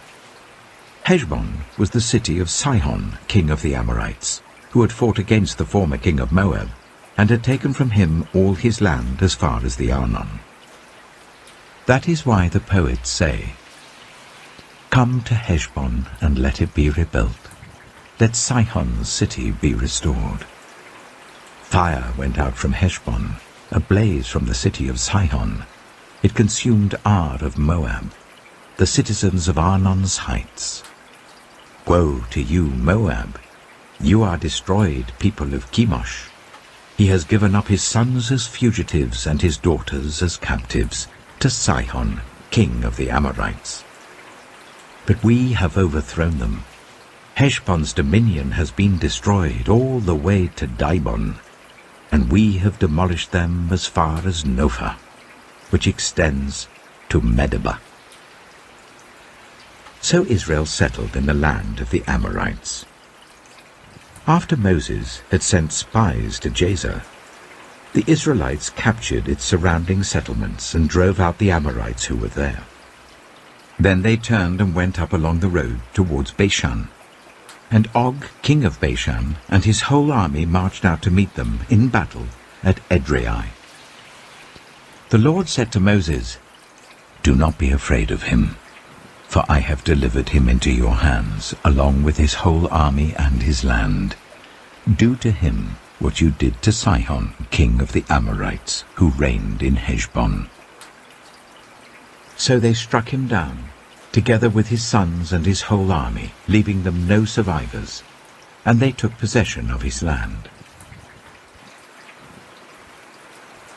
Numbers chapter 22. Then the Israelites traveled to the plains of Moab and camped along the Jordan opposite Jericho. Now Balak, son of Zippor, saw all that Israel had done to the Amorites, and Moab was terrified because there were so many people. Indeed, Moab was filled with dread because of the Israelites. The Moabites said to the elders of Midian, "This horde is going to lick up everything around us, as an ox licks up the grass of the field." So Balak, son of Zippor, who was king of Moab at that time, sent messengers to summon Balaam, son of Beor, who was at Pethor, near the river Euphrates, in his native land. Balak said, "A people has come out of Egypt. They cover the face of the land and have settled next to me. Now come and put a curse on these people, because they are too powerful for me. Perhaps then I will be able to defeat them and drive them out of the land. For I know that whoever you bless is blessed, and whoever you curse is cursed." The elders of Moab and Midian left, taking with them the fee for divination. When they came to Balaam, they told him what Balak had said. "Spend the night here," Balaam said to them, "and I will report back to you with the answer the Lord gives me." So the Moabite officials stayed with him. God came to Balaam and asked, "Who are these men with you?" Balaam said to God, "Balak, son of Zippor, king of Moab, sent me this message. A people that has come out of Egypt covers the face of the land. Now come and put a curse on them for me. Perhaps then I will be able to fight them and drive them away." But God said to Balaam, "Do not go with them. You must not put a curse on those people because they are blessed." The next morning Balaam got up and said to Balak's officials, "Go back to your own country, for the Lord has refused to let me go with you." So the Moabite officials returned to Balak and said, "Balaam refused to come with us." Then Balak sent other officials more numerous and more distinguished than the first. They came to Balaam and said, "This is what Balak son of Zippor says. Do not let anything keep you from coming to me, because I will reward you handsomely and do whatever you say. Come and put a curse on these people for me." But Balaam answered them, "Even if Balak gave me all the silver and gold in his palace, I could not do anything great or small to go beyond the command of the Lord my God. Now spend the night here so that I can find out what else the Lord will tell me." That night God came to Balaam and said, "Since these men have come to summon you, go with them, but do only what I tell you." Balaam got up in the morning, saddled his donkey, and went with the Moabite officials. But God was very angry when he went, and the angel of the Lord stood in the road to oppose him. Balaam was riding on his donkey, and his 2 servants were with him. When the donkey saw the angel of the Lord standing in the road with a drawn sword in his hand, It turned off the road into a field. Balaam beat it to get it back on the road. Then the angel of the Lord stood in a narrow path through the vineyards with walls on both sides. When the donkey saw the angel of the Lord, it pressed close to the wall, crushing Balaam's foot against it. So he beat the donkey again. Then the angel of the Lord moved on ahead and stood in a narrow place where there was no room to turn, either to the right or to the left. When the donkey saw the angel of the Lord, it lay down under Balaam, and he was angry and beat it with his staff. Then the Lord opened the donkey's mouth, and it said to Balaam, "What have I done to you to make you beat me these 3 times?" Balaam answered the donkey, "You have made a fool of me. If only I had a sword in my hand, I would kill you here and now." The donkey said to Balaam, "Am I not your own donkey, which you have always ridden to this day? Have I been in the habit of doing this to you?" "No," he said. Then the Lord opened Balaam's eyes, and he saw the angel of the Lord standing in the road with his sword drawn. So he bowed low and fell face down. The angel of the Lord asked him, "Why have you beaten your donkey these 3 times? I have come here to oppose you because your path is a reckless one before me. The donkey saw me and turned away from me these 3 times. If it had not turned away, I would certainly have killed you by now, but I would have spared it." Balaam said to the angel of the Lord, "I have sinned. I did not realize you were standing in the road to oppose me. Now, if you are displeased, I will go back." The angel of the Lord said to Balaam, "Go with the men, but speak only what I tell you." So Balaam went with Balak's officials. When Balak heard that Balaam was coming, he went out to meet him at the Moabite town on the Arnon border, at the edge of his territory. Balak said to Balaam, "Did I not send you an urgent summons? Why didn't you come to me? Am I really not able to reward you?" "Well, I've come to you now," Balaam replied, "but I can't say whatever I please. I must speak only what God puts in my mouth." Then Balaam went with Balak to Kiriath-Huzoth. Balak sacrificed cattle and sheep and gave some to Balaam and the officials who were with him. The next morning Balak took Balaam up to Bamoth Baal, and from there he could see the outskirts of the Israelite camp. Numbers chapter 23. Balaam said, "Build me 7 altars here, and prepare 7 bulls and 7 rams for me." Balak did as Balaam said, and the 2 of them offered a bull and a ram on each altar. Then Balaam said to Balak, "Stay here beside your offering while I go aside. Perhaps the Lord will come to meet with me. Whatever he reveals to me I will tell you." Then he went off to a barren height. God met with him, and Balaam said, "I have prepared 7 altars, and on each altar I have offered a bull and a ram." The Lord put a word in Balaam's mouth and said, "Go back to Balak and give him this word." So he went back to him and found him standing beside his offering with all the Moabite officials. Then Balaam spoke his message. "Balak brought me from Aram, the king of Moab from the eastern mountains. Come," he said, "curse Jacob for me. Come, denounce Israel." How can I curse those whom God has not cursed? How can I denounce those whom the Lord has not denounced? From the rocky peaks I see them. From the heights I view them. I see people who live apart and do not consider themselves one of the nations. Who can count the dust of Jacob, or number even a 1/4 of Israel? Let me die the death of the righteous, and may my final end be like theirs. Balak said to Balaam, "What have you done to me? I brought you to curse my enemies, but you have done nothing but bless them." He answered, "Must I not speak what the Lord puts in my mouth?" Then Balak said to him, "Come with me to another place where you can see them. You will not see them all, but only the outskirts of their camp, and from there curse them for me." So he took him to the field of Zophim on the top of Pisgah, and there he built 7 altars and offered a bull and a ram on each altar. Balaam said to Balak, "Stay here beside your offering, while I meet with him over there." The Lord met with Balaam and put a word in his mouth and said, "Go back to Balak and give him this word." So he went to him and found him standing beside his offering with the Moabite officials. Balak asked him, "What did the Lord say?" Then he spoke his message. "Arise, Balak, and listen. Hear me, son of Zippor. God is not human, that he should lie, not a human being, that he should change his mind. Does he speak and then not act? Does he promise and not fulfill?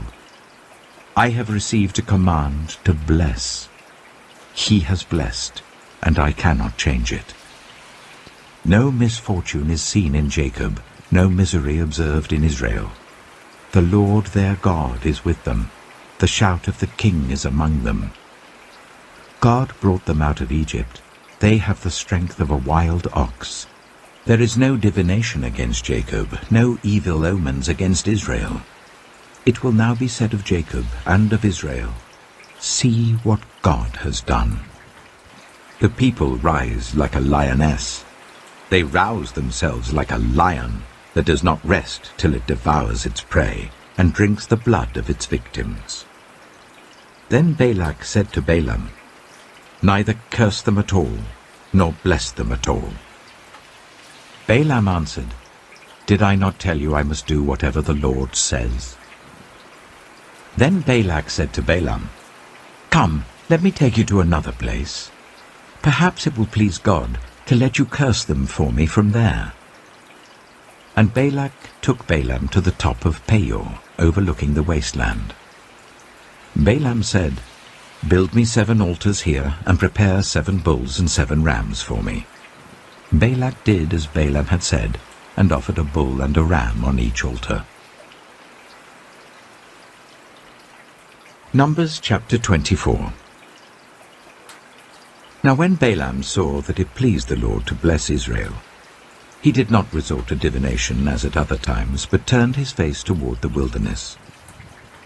When Balaam looked out and saw Israel encamped tribe by tribe, the Spirit of God came on him, and he spoke his message.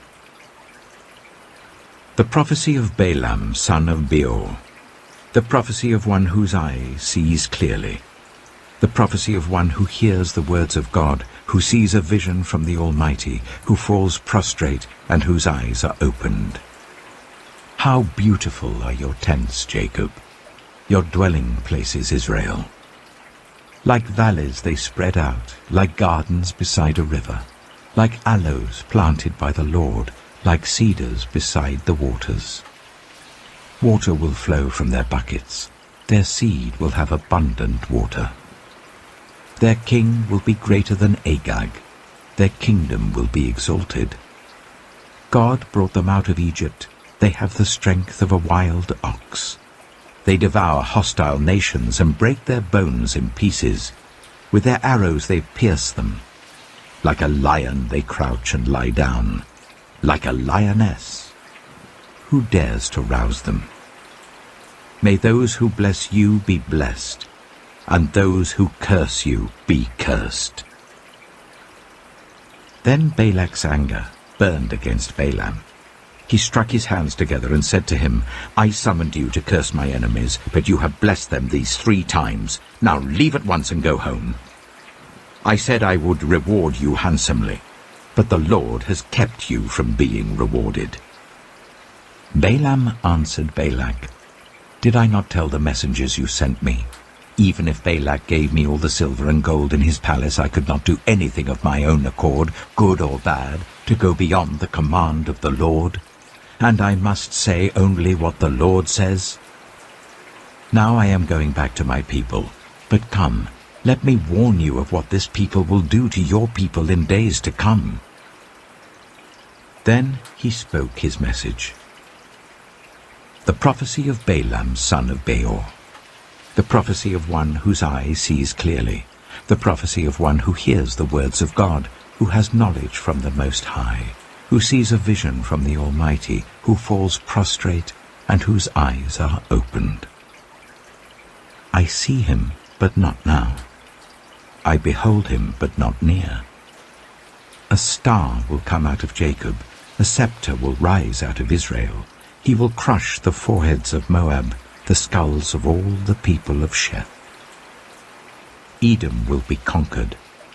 Seir, his enemy, will be conquered, but Israel will grow strong.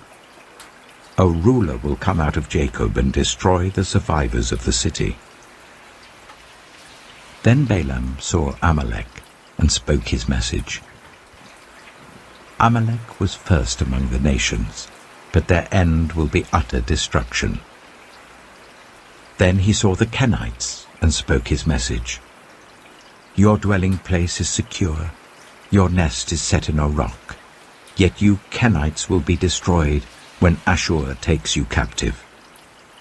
Then he spoke his message. Alas, who can live when God does this? Ships will come from the shores of Cyprus. They will subdue Ashur and Eber, but they too will come to ruin. Then Balaam got up and returned home, and Balak went his own way. Numbers chapter 25. While Israel was staying in Shittim, the men began to indulge in sexual immorality with Moabite women, who invited them to the sacrifices to their gods. The people ate the sacrificial meal and bowed down before these gods. So Israel yoked themselves to the Baal of Peor, and the Lord's anger burned against them. The Lord said to Moses, "Take all the leaders of these people, kill them, and expose them in broad daylight before the Lord, so that the Lord's fierce anger may turn away from Israel." So Moses said to Israel's judges, "Each of you must put to death those of your people who have yoked themselves to the Baal of Peor." Then an Israelite man brought into the camp a Midianite woman right before the eyes of Moses and the whole assembly of Israel, while they were weeping at the entrance to the tent of meeting. When Phinehas, son of Eleazar, the son of Aaron the priest, saw this, he left the assembly, took a spear in his hand, and followed the Israelite into the tent. He drove the spear into both of them, right through the Israelite man and into the woman's stomach. Then the plague against the Israelites was stopped. But those who died in the plague numbered 24,000. The Lord said to Moses, "Phinehas, son of Eleazar, the son of Aaron the priest, has turned my anger away from the Israelites. Since he was as zealous for my honor among them as I am, I did not put an end to them in my zeal. Therefore tell him, I am making my covenant of peace with him. He and his descendants will have a covenant of a lasting priesthood, because he was zealous for the honor of his God, and made atonement for the Israelites." The name of the Israelite who was killed with the Midianite woman was Zimri, son of Salu, the leader of a Simeonite family. And the name of the Midianite woman who was put to death was Cozbi, daughter of Zur, a tribal chief of a Midianite family. The Lord said to Moses, "Treat the Midianites as enemies and kill them. They treated you as enemies when they deceived you in the Peor incident involving their sister Cozbi, the daughter of a Midianite leader, the woman who was killed when the plague came as a result of that incident." Numbers chapter 26. After the plague, the Lord said to Moses and Eleazar, son of Aaron the priest, Take a census of the whole Israelite community by families, all those 20 years old or more who were able to serve in the army of Israel. So on the plains of Moab by the Jordan opposite Jericho, Moses and Eleazar the priest spoke with them and said, "Take a census of men 20 years old or more, as the Lord commanded Moses." These were the Israelites who came out of Egypt. The descendants of Reuben, the firstborn son of Israel, were, through Hanok, the Hanokite clan; through Palu, the Paluite clan; through Hezron, the Hezronite clan; through Carmi, the Carmite clan. These were the clans of Reuben. Those numbered were 43,730. The son of Palu was Eliab. The sons of Eliab were Nemuel, Dathan, and Abiram. The same Dathan and Abiram were the community officials who rebelled against Moses and Aaron, and were among Korah's followers when they rebelled against the Lord. The earth opened its mouth and swallowed them along with Korah, whose followers died when the fire devoured the 250 men, and they served as a warning sign. The line of Korah, however, did not die out. The descendants of Simeon by their clans were, through Nemuel, the Nemuelite clan; through Jamin, the Jaminite clan; through Jachin, the Jachinite clan; through Zerah, the Zerahite clan; through Sheol, the Sheolite clan. These were the clans of Simeon. Those numbered were 22,200. The descendants of Gad by their clans were, through Zephon, the Zephonite clan; through Haggai, the Haggite clan; through Shunai, the Shunite clan; through Ozni, the Oznite clan; through Eri, the Erite clan; through Arodai, the Arodite clan; through Areli, the Arelite clan. These were the clans of Gad. Those numbered were 40,500. And Onan were sons of Judah, but they died in Canaan. The descendants of Judah by their clans were, through Shelah, the Shelahite clan; through Perez, the Perezite clan; through Zerah, the Zerahite clan. The descendants of Perez were, through Hezron, the Hezronite clan; through Hamul, the Hamulite clan. These were the clans of Judah. Those numbered were 76,500. The descendants of Issachar by their clans were, through Tola, the Tolaite clan; through Puah, the Puahite clan; through Jashab, the Jashabite clan; through Shimron, the Shimronite clan. These were the clans of Issachar. Those numbered were 64,300. The descendants of Zebulun by their clans were, through Sered, the Seredite clan; through Elon, the Elonite clan; through Jaliel, the Jalielite clan. These were the clans of Zebulun. Those numbered were 60,500. The descendants of Joseph by their clans through Manasseh and Ephraim were, the descendants of Manasseh through Machir, the Machirite clan. Machir was the father of Gilead. Through Gilead, the Gileadite clan. These were the descendants of Gilead. Through Iezer, the Iezerite clan; through Helek, the Helekite clan; through Asriel, the Asrielite clan; through Shechem, the Shechemite clan; through Shemida, the Shemidite clan; through Hepher, the Hepherite clan.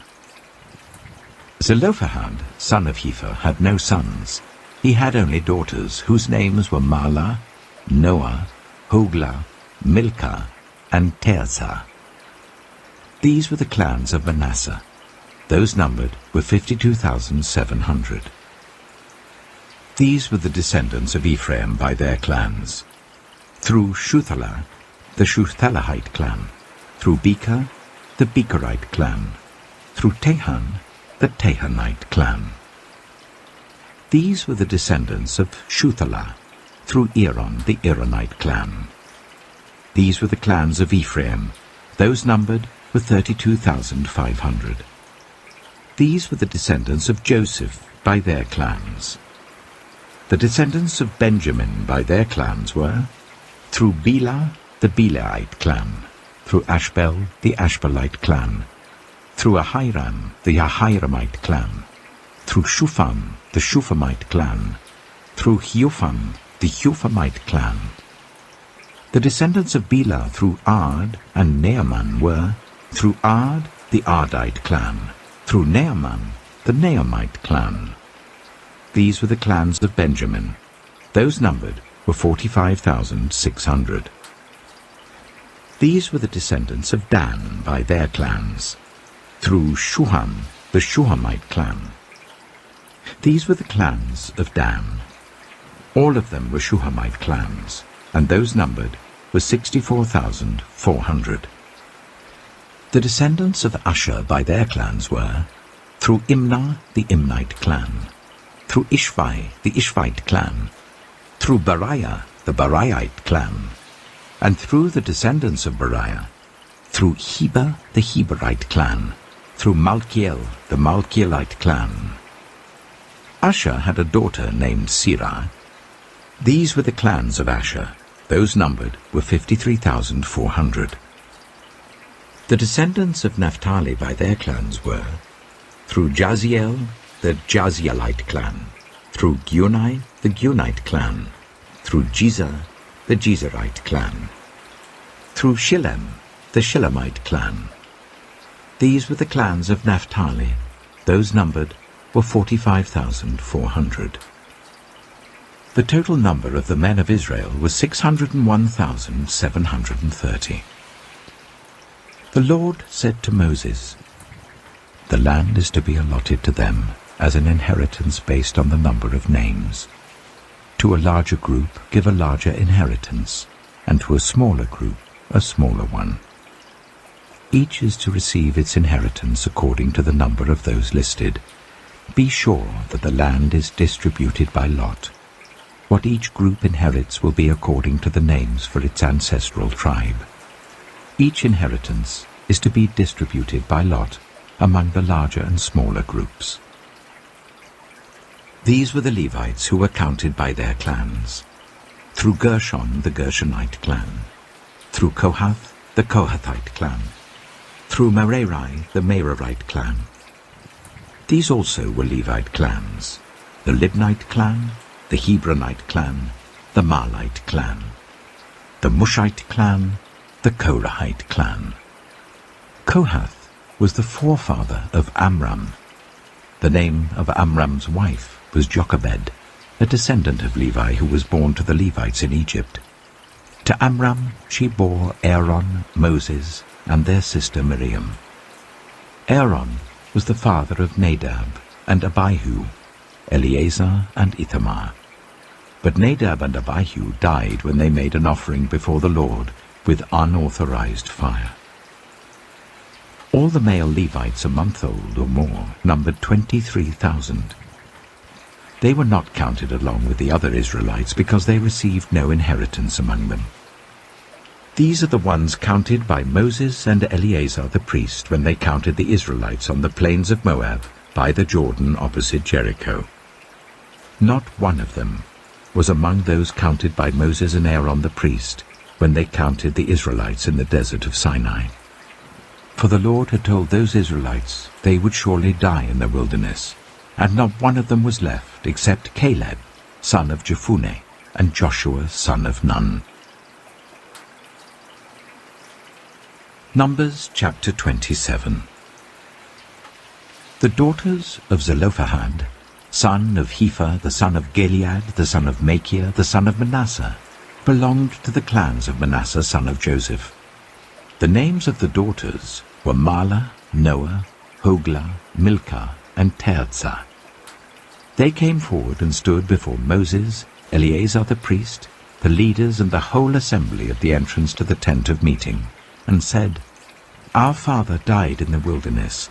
He was not among Korah's followers who banded together against the Lord, but he died for his own sin and left no sons. Why should our father's name disappear from his clan, because he had no son? Give us property among our father's relatives." So Moses brought their case before the Lord, and the Lord said to him, "What Zelophehad's daughters are saying is right.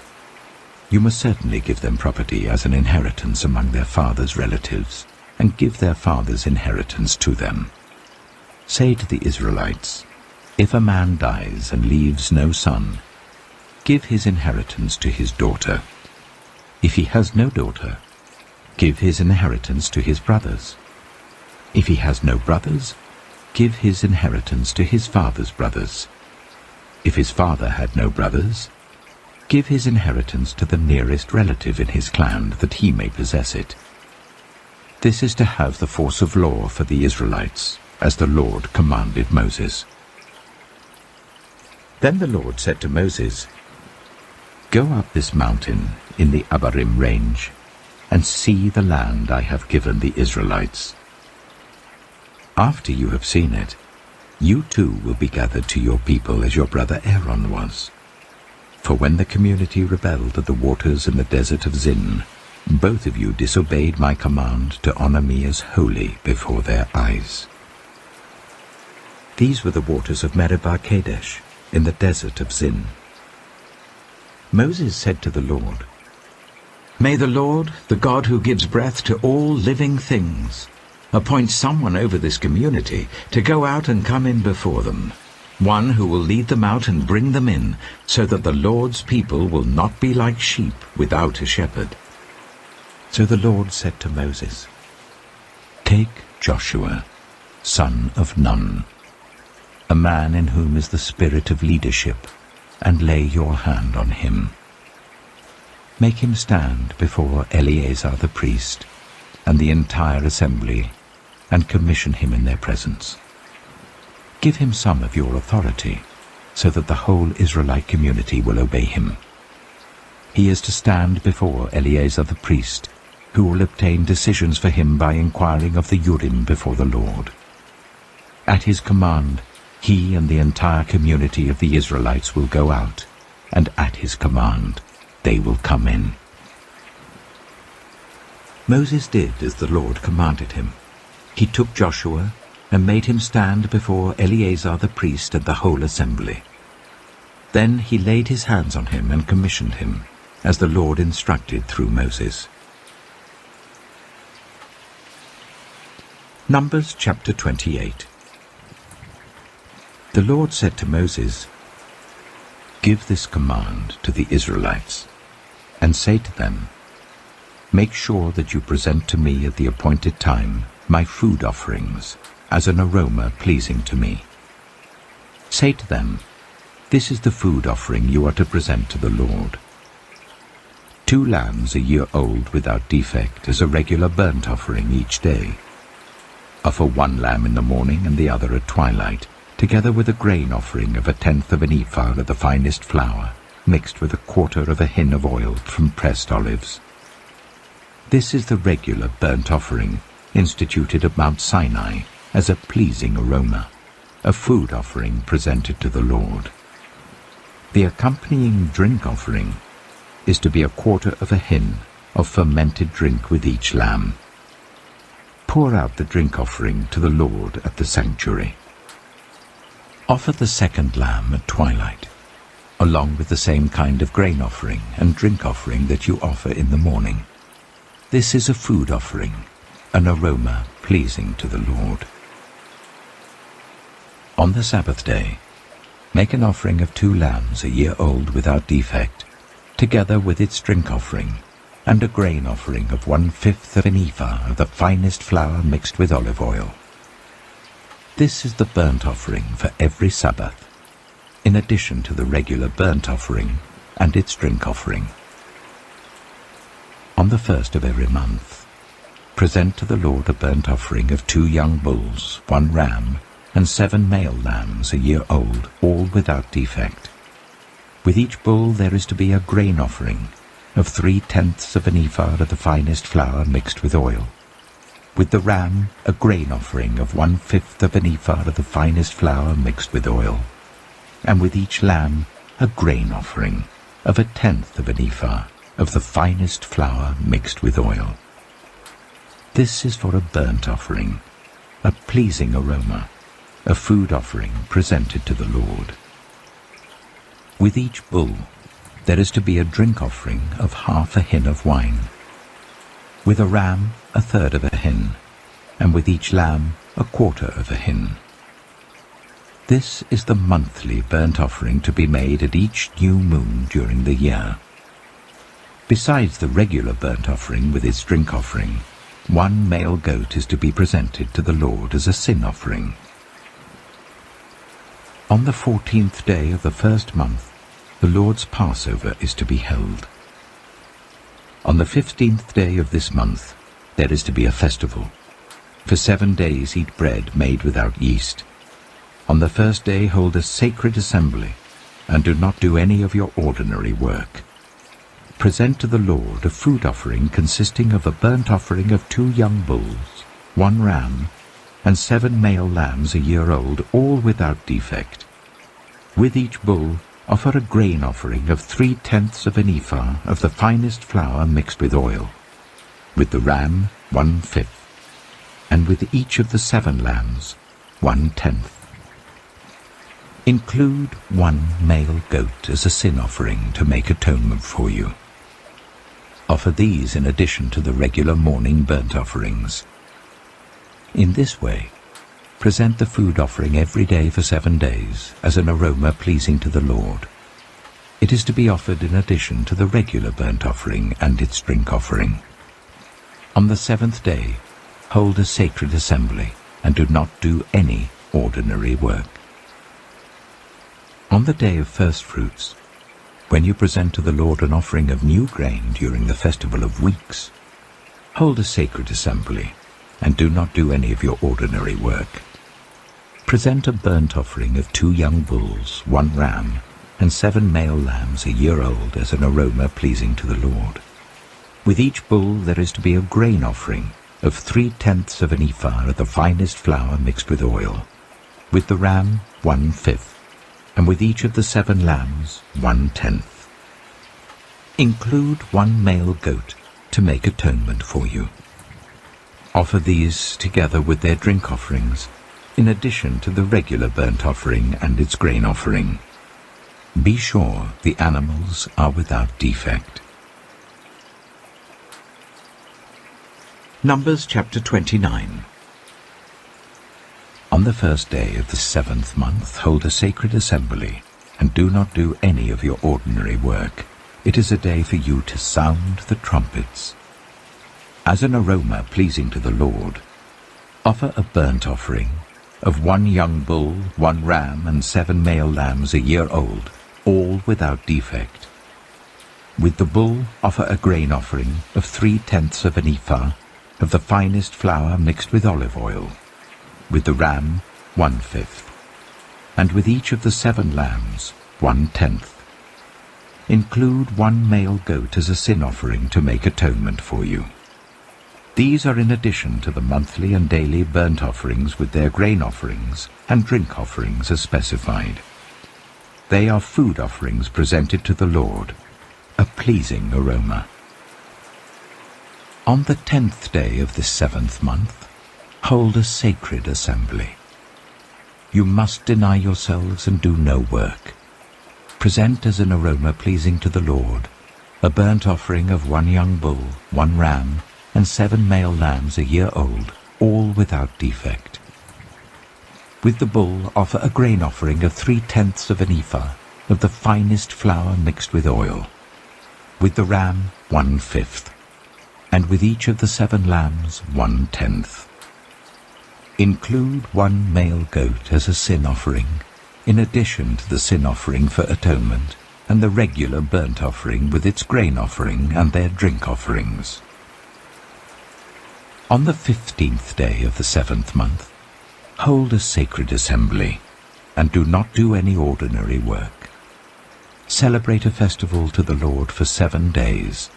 Present as an aroma pleasing to the Lord a food offering consisting of a burnt offering of 13 young bulls, 2 rams, and 14 male lambs a year old, all without defect. With each of the 13 bulls, offer a grain offering of 3/10 of an ephah of the finest flour mixed with oil. With each of the 2 rams, 1/5, and with each of the 14 lambs, 1/10. Include 1 male goat as a sin offering, in addition to the regular burnt offering with its grain offering and drink offering. On the 2nd day, offer 12 young bulls, 2 rams and 14 male lambs a year old, all without defect. With the bulls, rams, and lambs, offer their grain offerings and drink offerings according to the number specified. Include 1 male goat as a sin offering, in addition to the regular burnt offering with its grain offering and their drink offerings. On the 3rd day, offer 11 bulls, 2 rams, and 14 male lambs a year old, all without defect. With the bulls, rams, and lambs, offer their grain offerings and drink offerings according to the number specified. Include 1 male goat as a sin offering, in addition to the regular burnt offering with its grain offering and drink offering. On the 4th day, offer 10 bulls, 2 rams, and 14 male lambs a year old, all without defect. With the bulls, rams, and lambs, offer their grain offerings and drink offerings according to the number specified. Include 1 male goat as a sin offering, in addition to the regular burnt offering with its grain offering and drink offering. On the 5th day, offer 9 bulls, 2 rams, and 14 male lambs a year old, all without defect. With the bulls, rams, and lambs, offer their grain offerings and drink offerings according to the number specified. Include 1 male goat as a sin offering, in addition to the regular burnt offering with its grain offering and drink offering. On the 6th day, offer 8 bulls, 2 rams, and 14 male lambs a year old, all without defect. With the bulls, rams, and lambs, offer their grain offerings and drink offerings according to the number specified. Include 1 male goat as a sin offering, in addition to the regular burnt offering with its grain offering and drink offering. On the 7th day, offer 7 bulls, 2 rams, and 14 male lambs a year old, all without defect. With the bulls, rams, and lambs, offer their grain offerings and drink offerings according to the number specified. Include 1 male goat as a sin offering, in addition to the regular burnt offering with its grain offering and drink offering. On the 8th day, hold a closing special assembly, and do not do any of your ordinary work. Present as an aroma pleasing to the Lord a food offering consisting of a burnt offering of 1 bull, 1 ram, and 7 male lambs a year old, all without defect. With the bull, the ram, and the lambs, offer their grain offerings and drink offerings according to the number specified.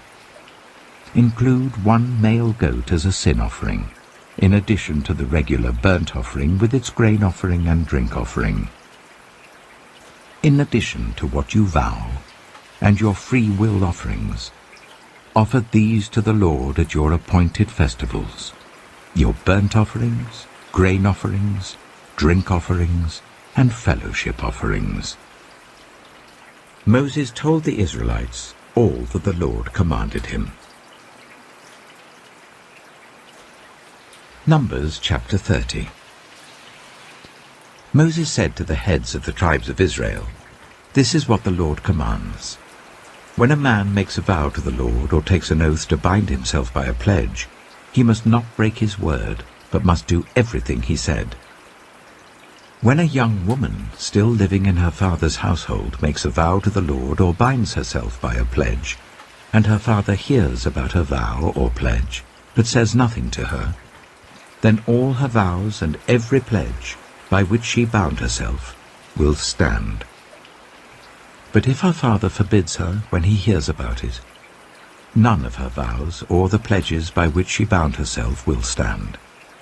The Lord will release her because her father has forbidden her."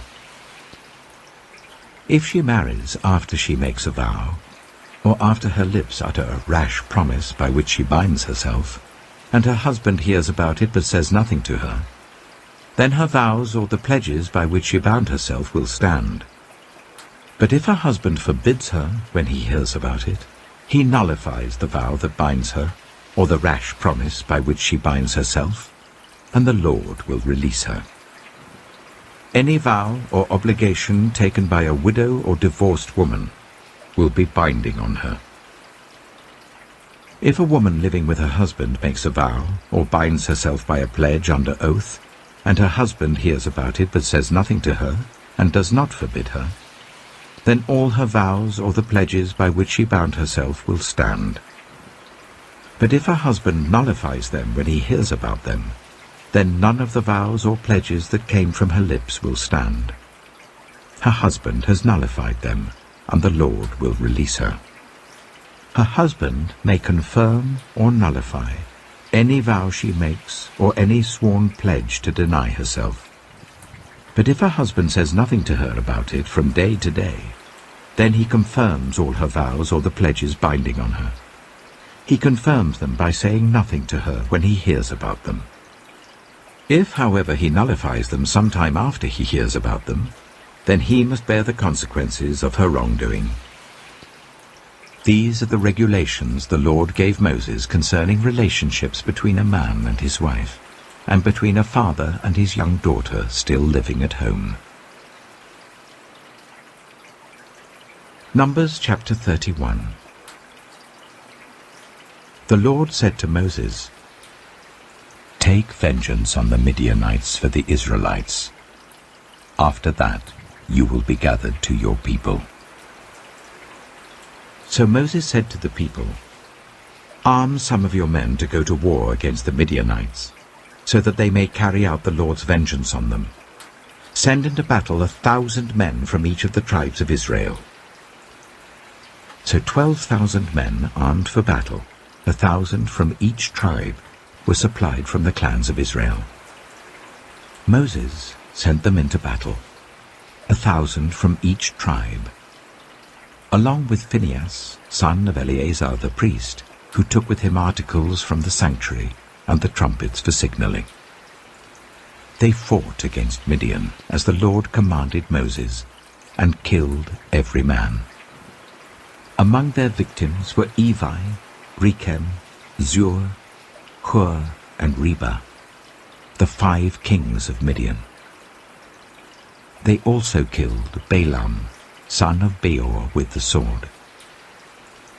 The Israelites captured the Midianite women and children, and took all the Midianite herds, flocks, and goods as plunder. They burned all the towns where the Midianites had settled, as well as all their camps. They took all the plunder and spoils, including the people and animals, and brought the captives, spoils, and plunder to Moses and Eleazar the priest, and the Israelite assembly at their camp on the plains of Moab, by the Jordan opposite Jericho. Moses, Eleazar the priest, and all the leaders of the community went to meet them outside the camp. Moses was angry with the officers of the army, the commanders of thousands and commanders of hundreds, who returned from the battle. "Have you allowed all the women to live?" he asked them. They were the ones who followed Balaam's advice and enticed the Israelites to be unfaithful to the Lord in the Peor incident, so that a plague struck the Lord's people. Now kill all the boys, and kill every woman who has slept with a man, but save for yourselves every girl who has never slept with a man. Anyone who has killed someone, or touched someone who was killed, must stay outside the camp 7 days.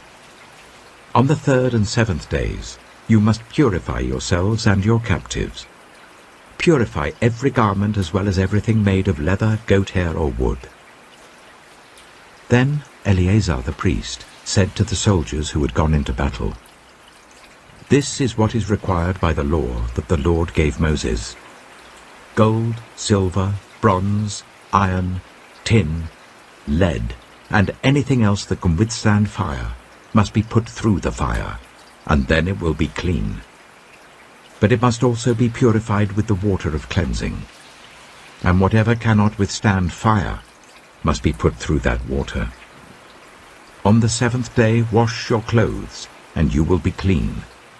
Then you may come into the camp.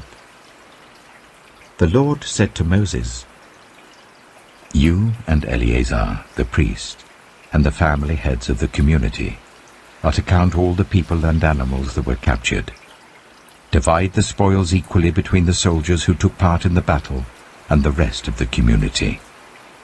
From the soldiers who fought in the battle, set apart as tribute for the Lord 1 out of every 500, whether people, cattle, donkeys, or sheep.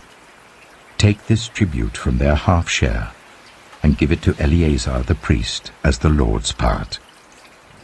From the Israelites' half, select 1 out of every 50, whether people, cattle, donkeys, sheep, or other animals.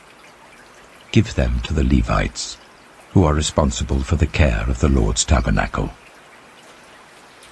So Moses and Eleazar the priest did as the Lord commanded Moses.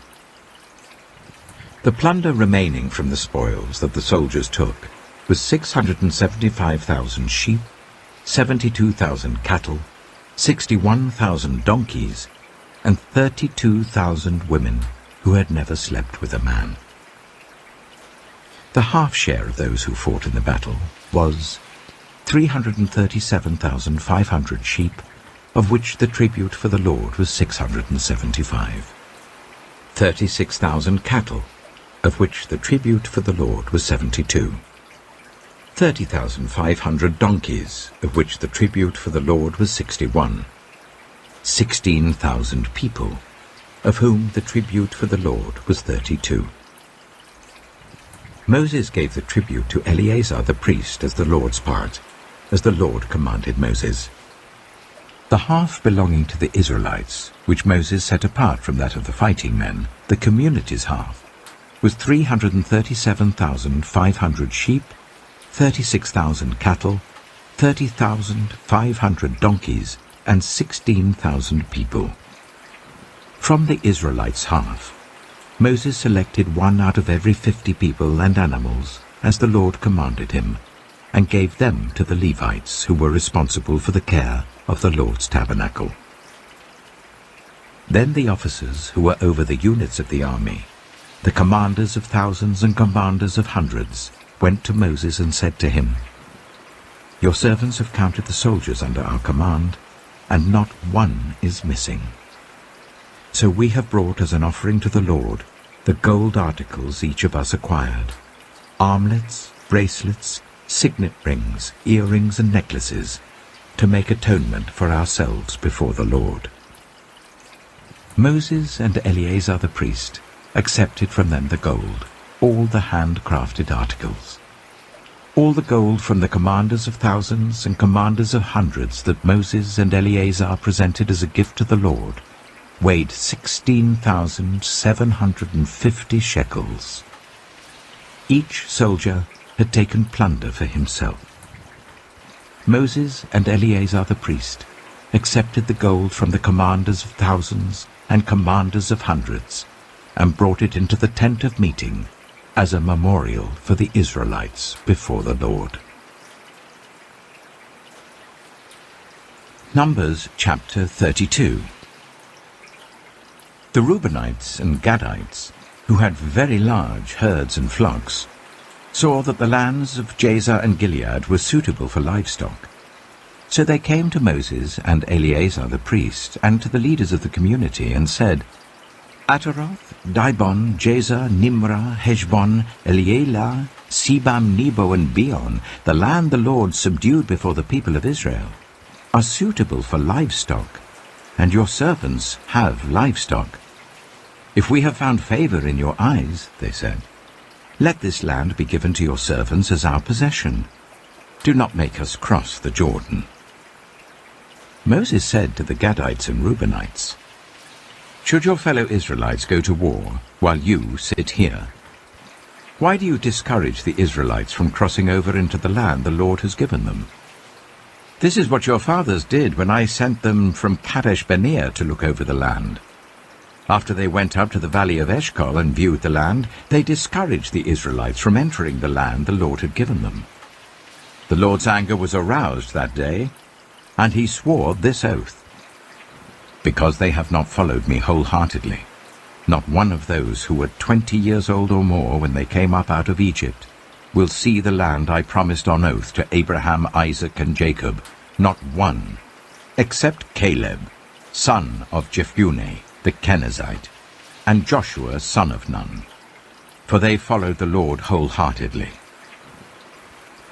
The Lord's anger burned against Israel, and he made them wander in the wilderness for 40 years until the whole generation of those who had done evil in his sight was gone. And here you are, a brood of sinners, standing in the place of your fathers and making the Lord even more angry with Israel. If you turn away from following him, he will again leave all this people in the wilderness, and you will be the cause of their destruction. Then they came up to him and said, "We would like to build pens here for our livestock and cities for our women and children. But we will arm ourselves for battle and go ahead of the Israelites until we have brought them to their place. Meanwhile, our women and children will live in fortified cities for protection from the inhabitants of the land. We will not return to our homes until each of the Israelites has received their inheritance. We will not receive any inheritance with them on the other side of the Jordan, because our inheritance has come to us on the east side of the Jordan." Then Moses said to them, "If you will do this, if you will arm yourselves before the Lord for battle, and if all of you who are armed cross over the Jordan before the Lord until he has driven his enemies out before him, then when the land is subdued before the Lord, you may return and be free from your obligation to the Lord and to Israel, and this land will be your possession before the Lord. But if you fail to do this, you will be sinning against the Lord, and you may be sure that your sin will find you out. Build cities for your women and children, and pens for your flocks, but do what you have promised." The Gadites and Reubenites said to Moses, "We, your servants, will do as our Lord commands. Our children and wives, our flocks and herds, will remain here in the cities of Gilead.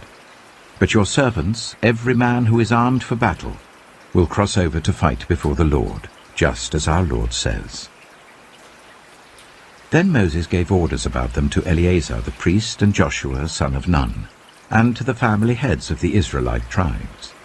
He said to them, "If the Gadites and Reubenites, every man armed for battle, cross over the Jordan with you before the Lord, then when the land is subdued before you, you must give them the land of Gilead as their possession. But if they do not cross over with you armed, they must accept their possession with you in Canaan." The Gadites and Reubenites answered, "Your servants will do what the Lord has said. We will cross over before the Lord into Canaan armed, but the property we inherit will be on this side of the Jordan."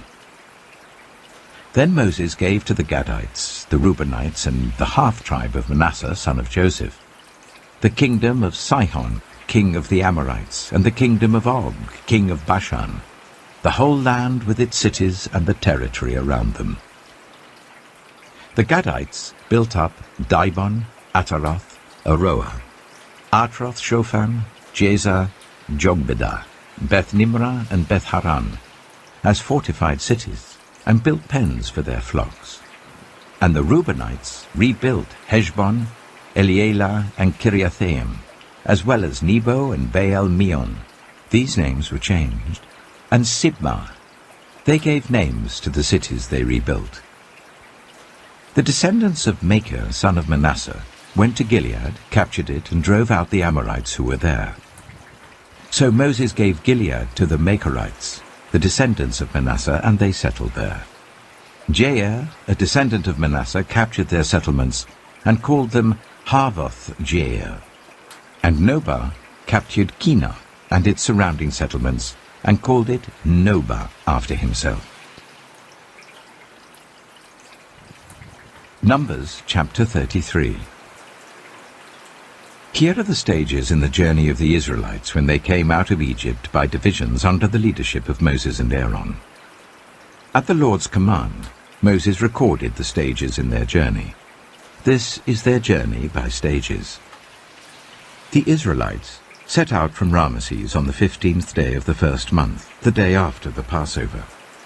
They marched out defiantly in full view of all the Egyptians, who were burying all their firstborn, whom the Lord had struck down among them, for the Lord had brought judgment on their gods. The Israelites left Ramesses and camped at Succoth. They left Succoth and camped at Etham, on the edge of the desert. They left Etham and turned back to Pi-hahiroth, to the east of Baal-zephon, and camped near Migdol. They left Pi-hahiroth and passed through the sea into the desert, and when they had travelled for 3 days in the desert of Etham, they camped at Marah. They left Marah and went to Elim, where there were 12 springs and 70 palm trees, and they camped there. They left Elim and camped by the Red Sea. They left the Red Sea and camped in the desert of Sin. They left the desert of Sin and camped at Dophkah. They left Dophkah and camped at Ailush. They left Ailush and camped at Rephidim, where there was no water for the people to drink. They left Rephidim and camped in the desert of Sinai. They left the desert of Sinai and camped at Kibroth Hattaavah. They left Kibroth Hattaavah and camped at Hazeroth. They left Hazeroth and camped at Rithmah. They left Rithmah and camped at Rimmon-Perez. They left Rimmon-Perez and camped at Libnah. They left Libnah and camped at Rissah. They left Rissah and camped at Kehalath. They left Kehalath and camped at Mount Shepher. They left Mount Shepher and camped at Haredah. They left Haredah and camped at Makheloth. They left Makheloth and camped at Teath.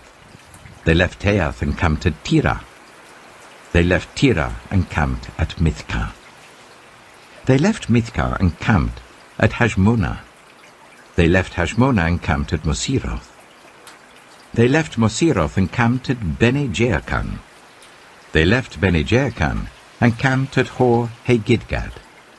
They left Hor-Haggidgad and camped at Jothbathah. They left Jothbathah and camped at Abronah. They left Abronah and camped at Ezion-Geber. They left Ezion-Geber and camped at Kadesh in the desert of Zin. They left Kadesh and camped at Mount Hor, on the border of Edom. At the Lord's command, Aaron the priest went up Mount Hor, where he died on the first day of the 5th month of the 40th year, after the Israelites came out of Egypt. Aaron was 123 years old when he died on Mount Hor. The Canaanite king of Arad, who lived in Negev of Canaan, heard that the Israelites were coming. They left Mount Hor and camped at Zalmonah. They left Zalmonah and camped at Punon. They left Punon and camped at Oboth. They left Oboth and camped at Layabarim, on the border of Moab. They left Layabarim and camped at Dibon-Gad. They left Dibon-Gad and camped at Almon-Diblathaim. They left Almon-Diblathaim and camped in the mountains of Abarim, near Nebo. They left the mountains of Abarim and camped on the plains of Moab by the Jordan opposite Jericho. There, on the plains of Moab, they camped along the Jordan from Beth-Jeshimoth to Abel-Shittim. On the plains of Moab by the Jordan opposite Jericho, the Lord said to Moses, "Speak to the Israelites and say to them, when you cross the Jordan into Canaan, drive out all the inhabitants of the land before you. Destroy all their carved images and their cast idols, and demolish all their high places. Take possession of the land and settle in it, for I have given you the land to possess. Distribute the land by lot according to your clans. To a larger group give a larger inheritance, and to a smaller group a smaller one.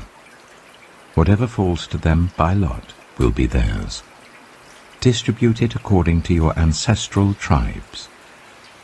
But if you do not drive out the inhabitants of the land, Those you allow to remain will become barbs in your eyes and thorns in your sides. They will give you trouble in the land where you live, and then I will do to you what I plan to do to them. Numbers chapter 34. The Lord said to Moses, "Command the Israelites and say to them, when you enter Canaan, the land that will be allotted to you as an inheritance is to have these boundaries. Your southern side will include some of the desert of Zin along the border of Edom. Your southern boundary will start in the east from the southern end of the Dead Sea, cross south of Scorpion Pass, continue on to Zin, and go south of Kadesh Barnea.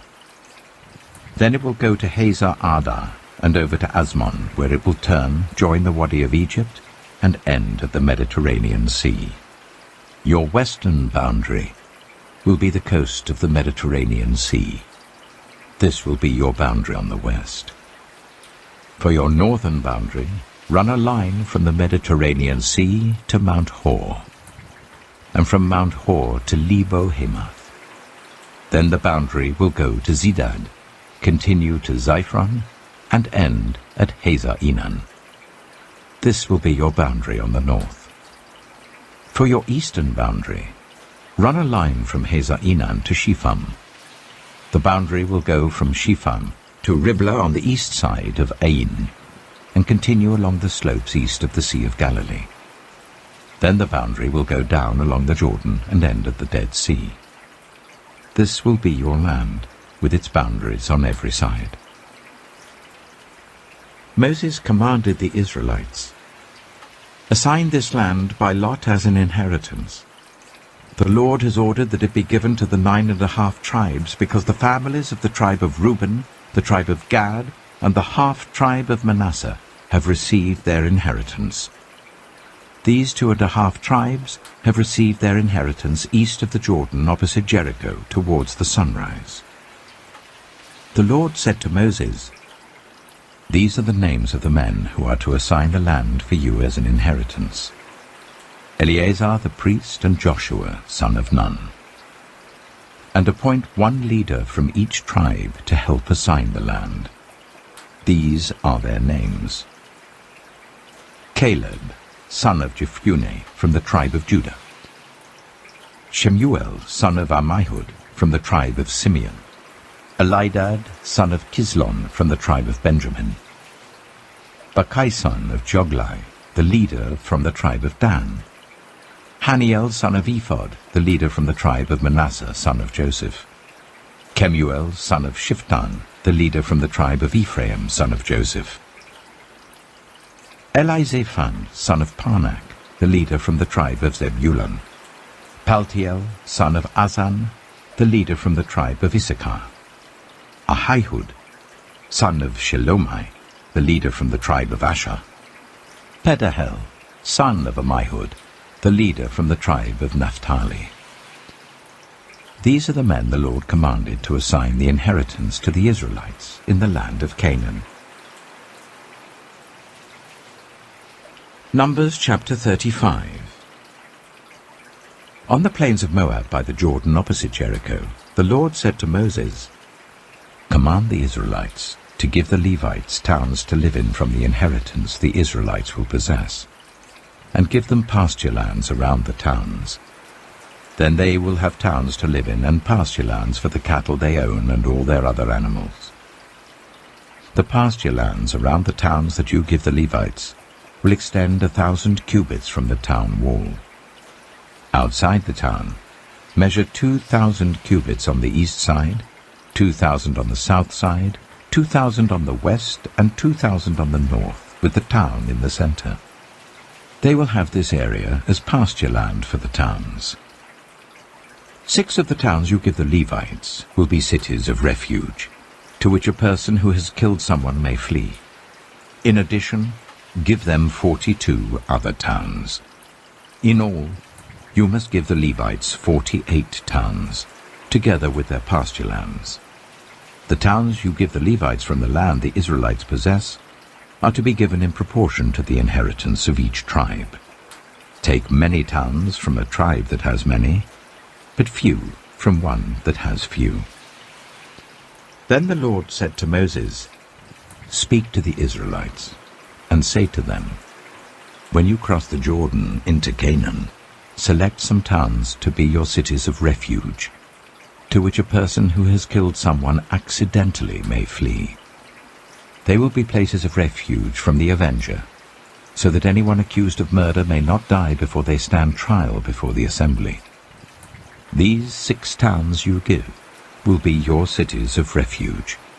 Give 3 on this side of the Jordan, and 3 in Canaan as cities of refuge.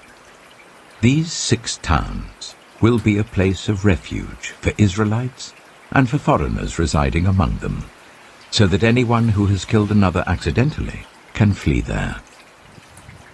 If anyone strikes someone a fatal blow with an iron object, that person is a murderer. The murderer is to be put to death. Or if anyone is holding a stone and strikes someone a fatal blow with it, that person is a murderer. The murderer is to be put to death. Or if anyone is holding a wooden object and strikes someone a fatal blow with it, that person is a murderer. The murderer is to be put to death. The avenger of blood shall put the murderer to death. When the avenger comes upon the murderer, the avenger shall put the murderer to death. If anyone with malice aforethought pushes another, or throws something at them intentionally so that they die, or if out of enmity one person hits another with their fist so that the other dies, that person is to be put to death. That person is a murderer. The avenger of blood shall put the murderer to death when they meet. But if, without enmity, someone suddenly pushes another, or throws something at them unintentionally, or without seeing them, drops on them a stone heavy enough to kill them and they die, then since that other person was not an enemy and no harm was intended, the assembly must judge between the accused and the avenger of blood according to these regulations. The assembly must protect the one accused of murder from the avenger of blood, and send the accused back to the city of refuge to which they fled. The accused must stay there until the death of the high priest, who was anointed with holy oil. But if the accused ever goes outside the limits of the city of refuge to which they fled, and the avenger of blood finds them outside the city, the avenger of blood may kill the accused without being guilty of murder. The accused must stay in the city of refuge until the death of the high priest. Only after the death of the high priest may they return to their own property. This is to have the force of law for you throughout the generations to come, wherever you live. Anyone who kills a person is to be put to death as a murderer only on the testimony of witnesses, but no one is to be put to death on the testimony of only one witness. Do not accept a ransom for the life of a murderer who deserves to die. They are to be put to death. Do not accept a ransom for anyone who has fled to a city of refuge and so allow them to go back and live on their own land before the death of the high priest. Do not pollute the land where you are. Bloodshed pollutes the land, and atonement cannot be made for the land on which blood has been shed, except by the blood of the one who shed it. Do not defile the land where you live and where I dwell, for I, the Lord, dwell among the Israelites. Numbers chapter 36. The family heads of the clan of Gilead, son of Machir, the son of Manasseh, who were from the clans of the descendants of Joseph, came and spoke before Moses and the leaders, the heads of the Israelite families. They said, "When the Lord commanded my Lord to give the land as an inheritance to the Israelites by lot, he ordered you to give the inheritance of our brother Zelophehad to his daughters. Now suppose they marry men from other Israelite tribes, then their inheritance will be taken from our ancestral inheritance and added to that of the tribe they marry into. And so part of the inheritance allotted to us will be taken away. When the year of Jubilee for the Israelites comes, their inheritance will be added to that of the tribe into which they marry, and their property will be taken from the tribal inheritance of our ancestors." Then at the Lord's command, Moses gave this order to the Israelites. What the tribe of the descendants of Joseph is saying is right. This is what the Lord commands for Zelophehad's daughters. They may marry anyone they please, as long as they marry within their father's tribal clan. No inheritance in Israel is to pass from one tribe to another, for every Israelite shall keep the tribal inheritance of their ancestors. Every daughter who inherits the land in any Israelite tribe must marry someone in her father's tribal clan, so that every Israelite will possess the inheritance of their ancestors. No inheritance may pass from one tribe to another, for each Israelite tribe is to keep the land it inherits. So Zelophehad's daughters did as the Lord commanded Moses. Zelophehad's daughters, Mahlah, Tirzah, Hoglah, Milcah, and Noah, married their cousins on their father's side. They married within the clans of the descendants of Manasseh son of Joseph, and their inheritance remained in their father's tribe and clan. These are the commands and regulations the Lord gave through Moses to the Israelites on the plains of Moab, by the Jordan, opposite Jericho.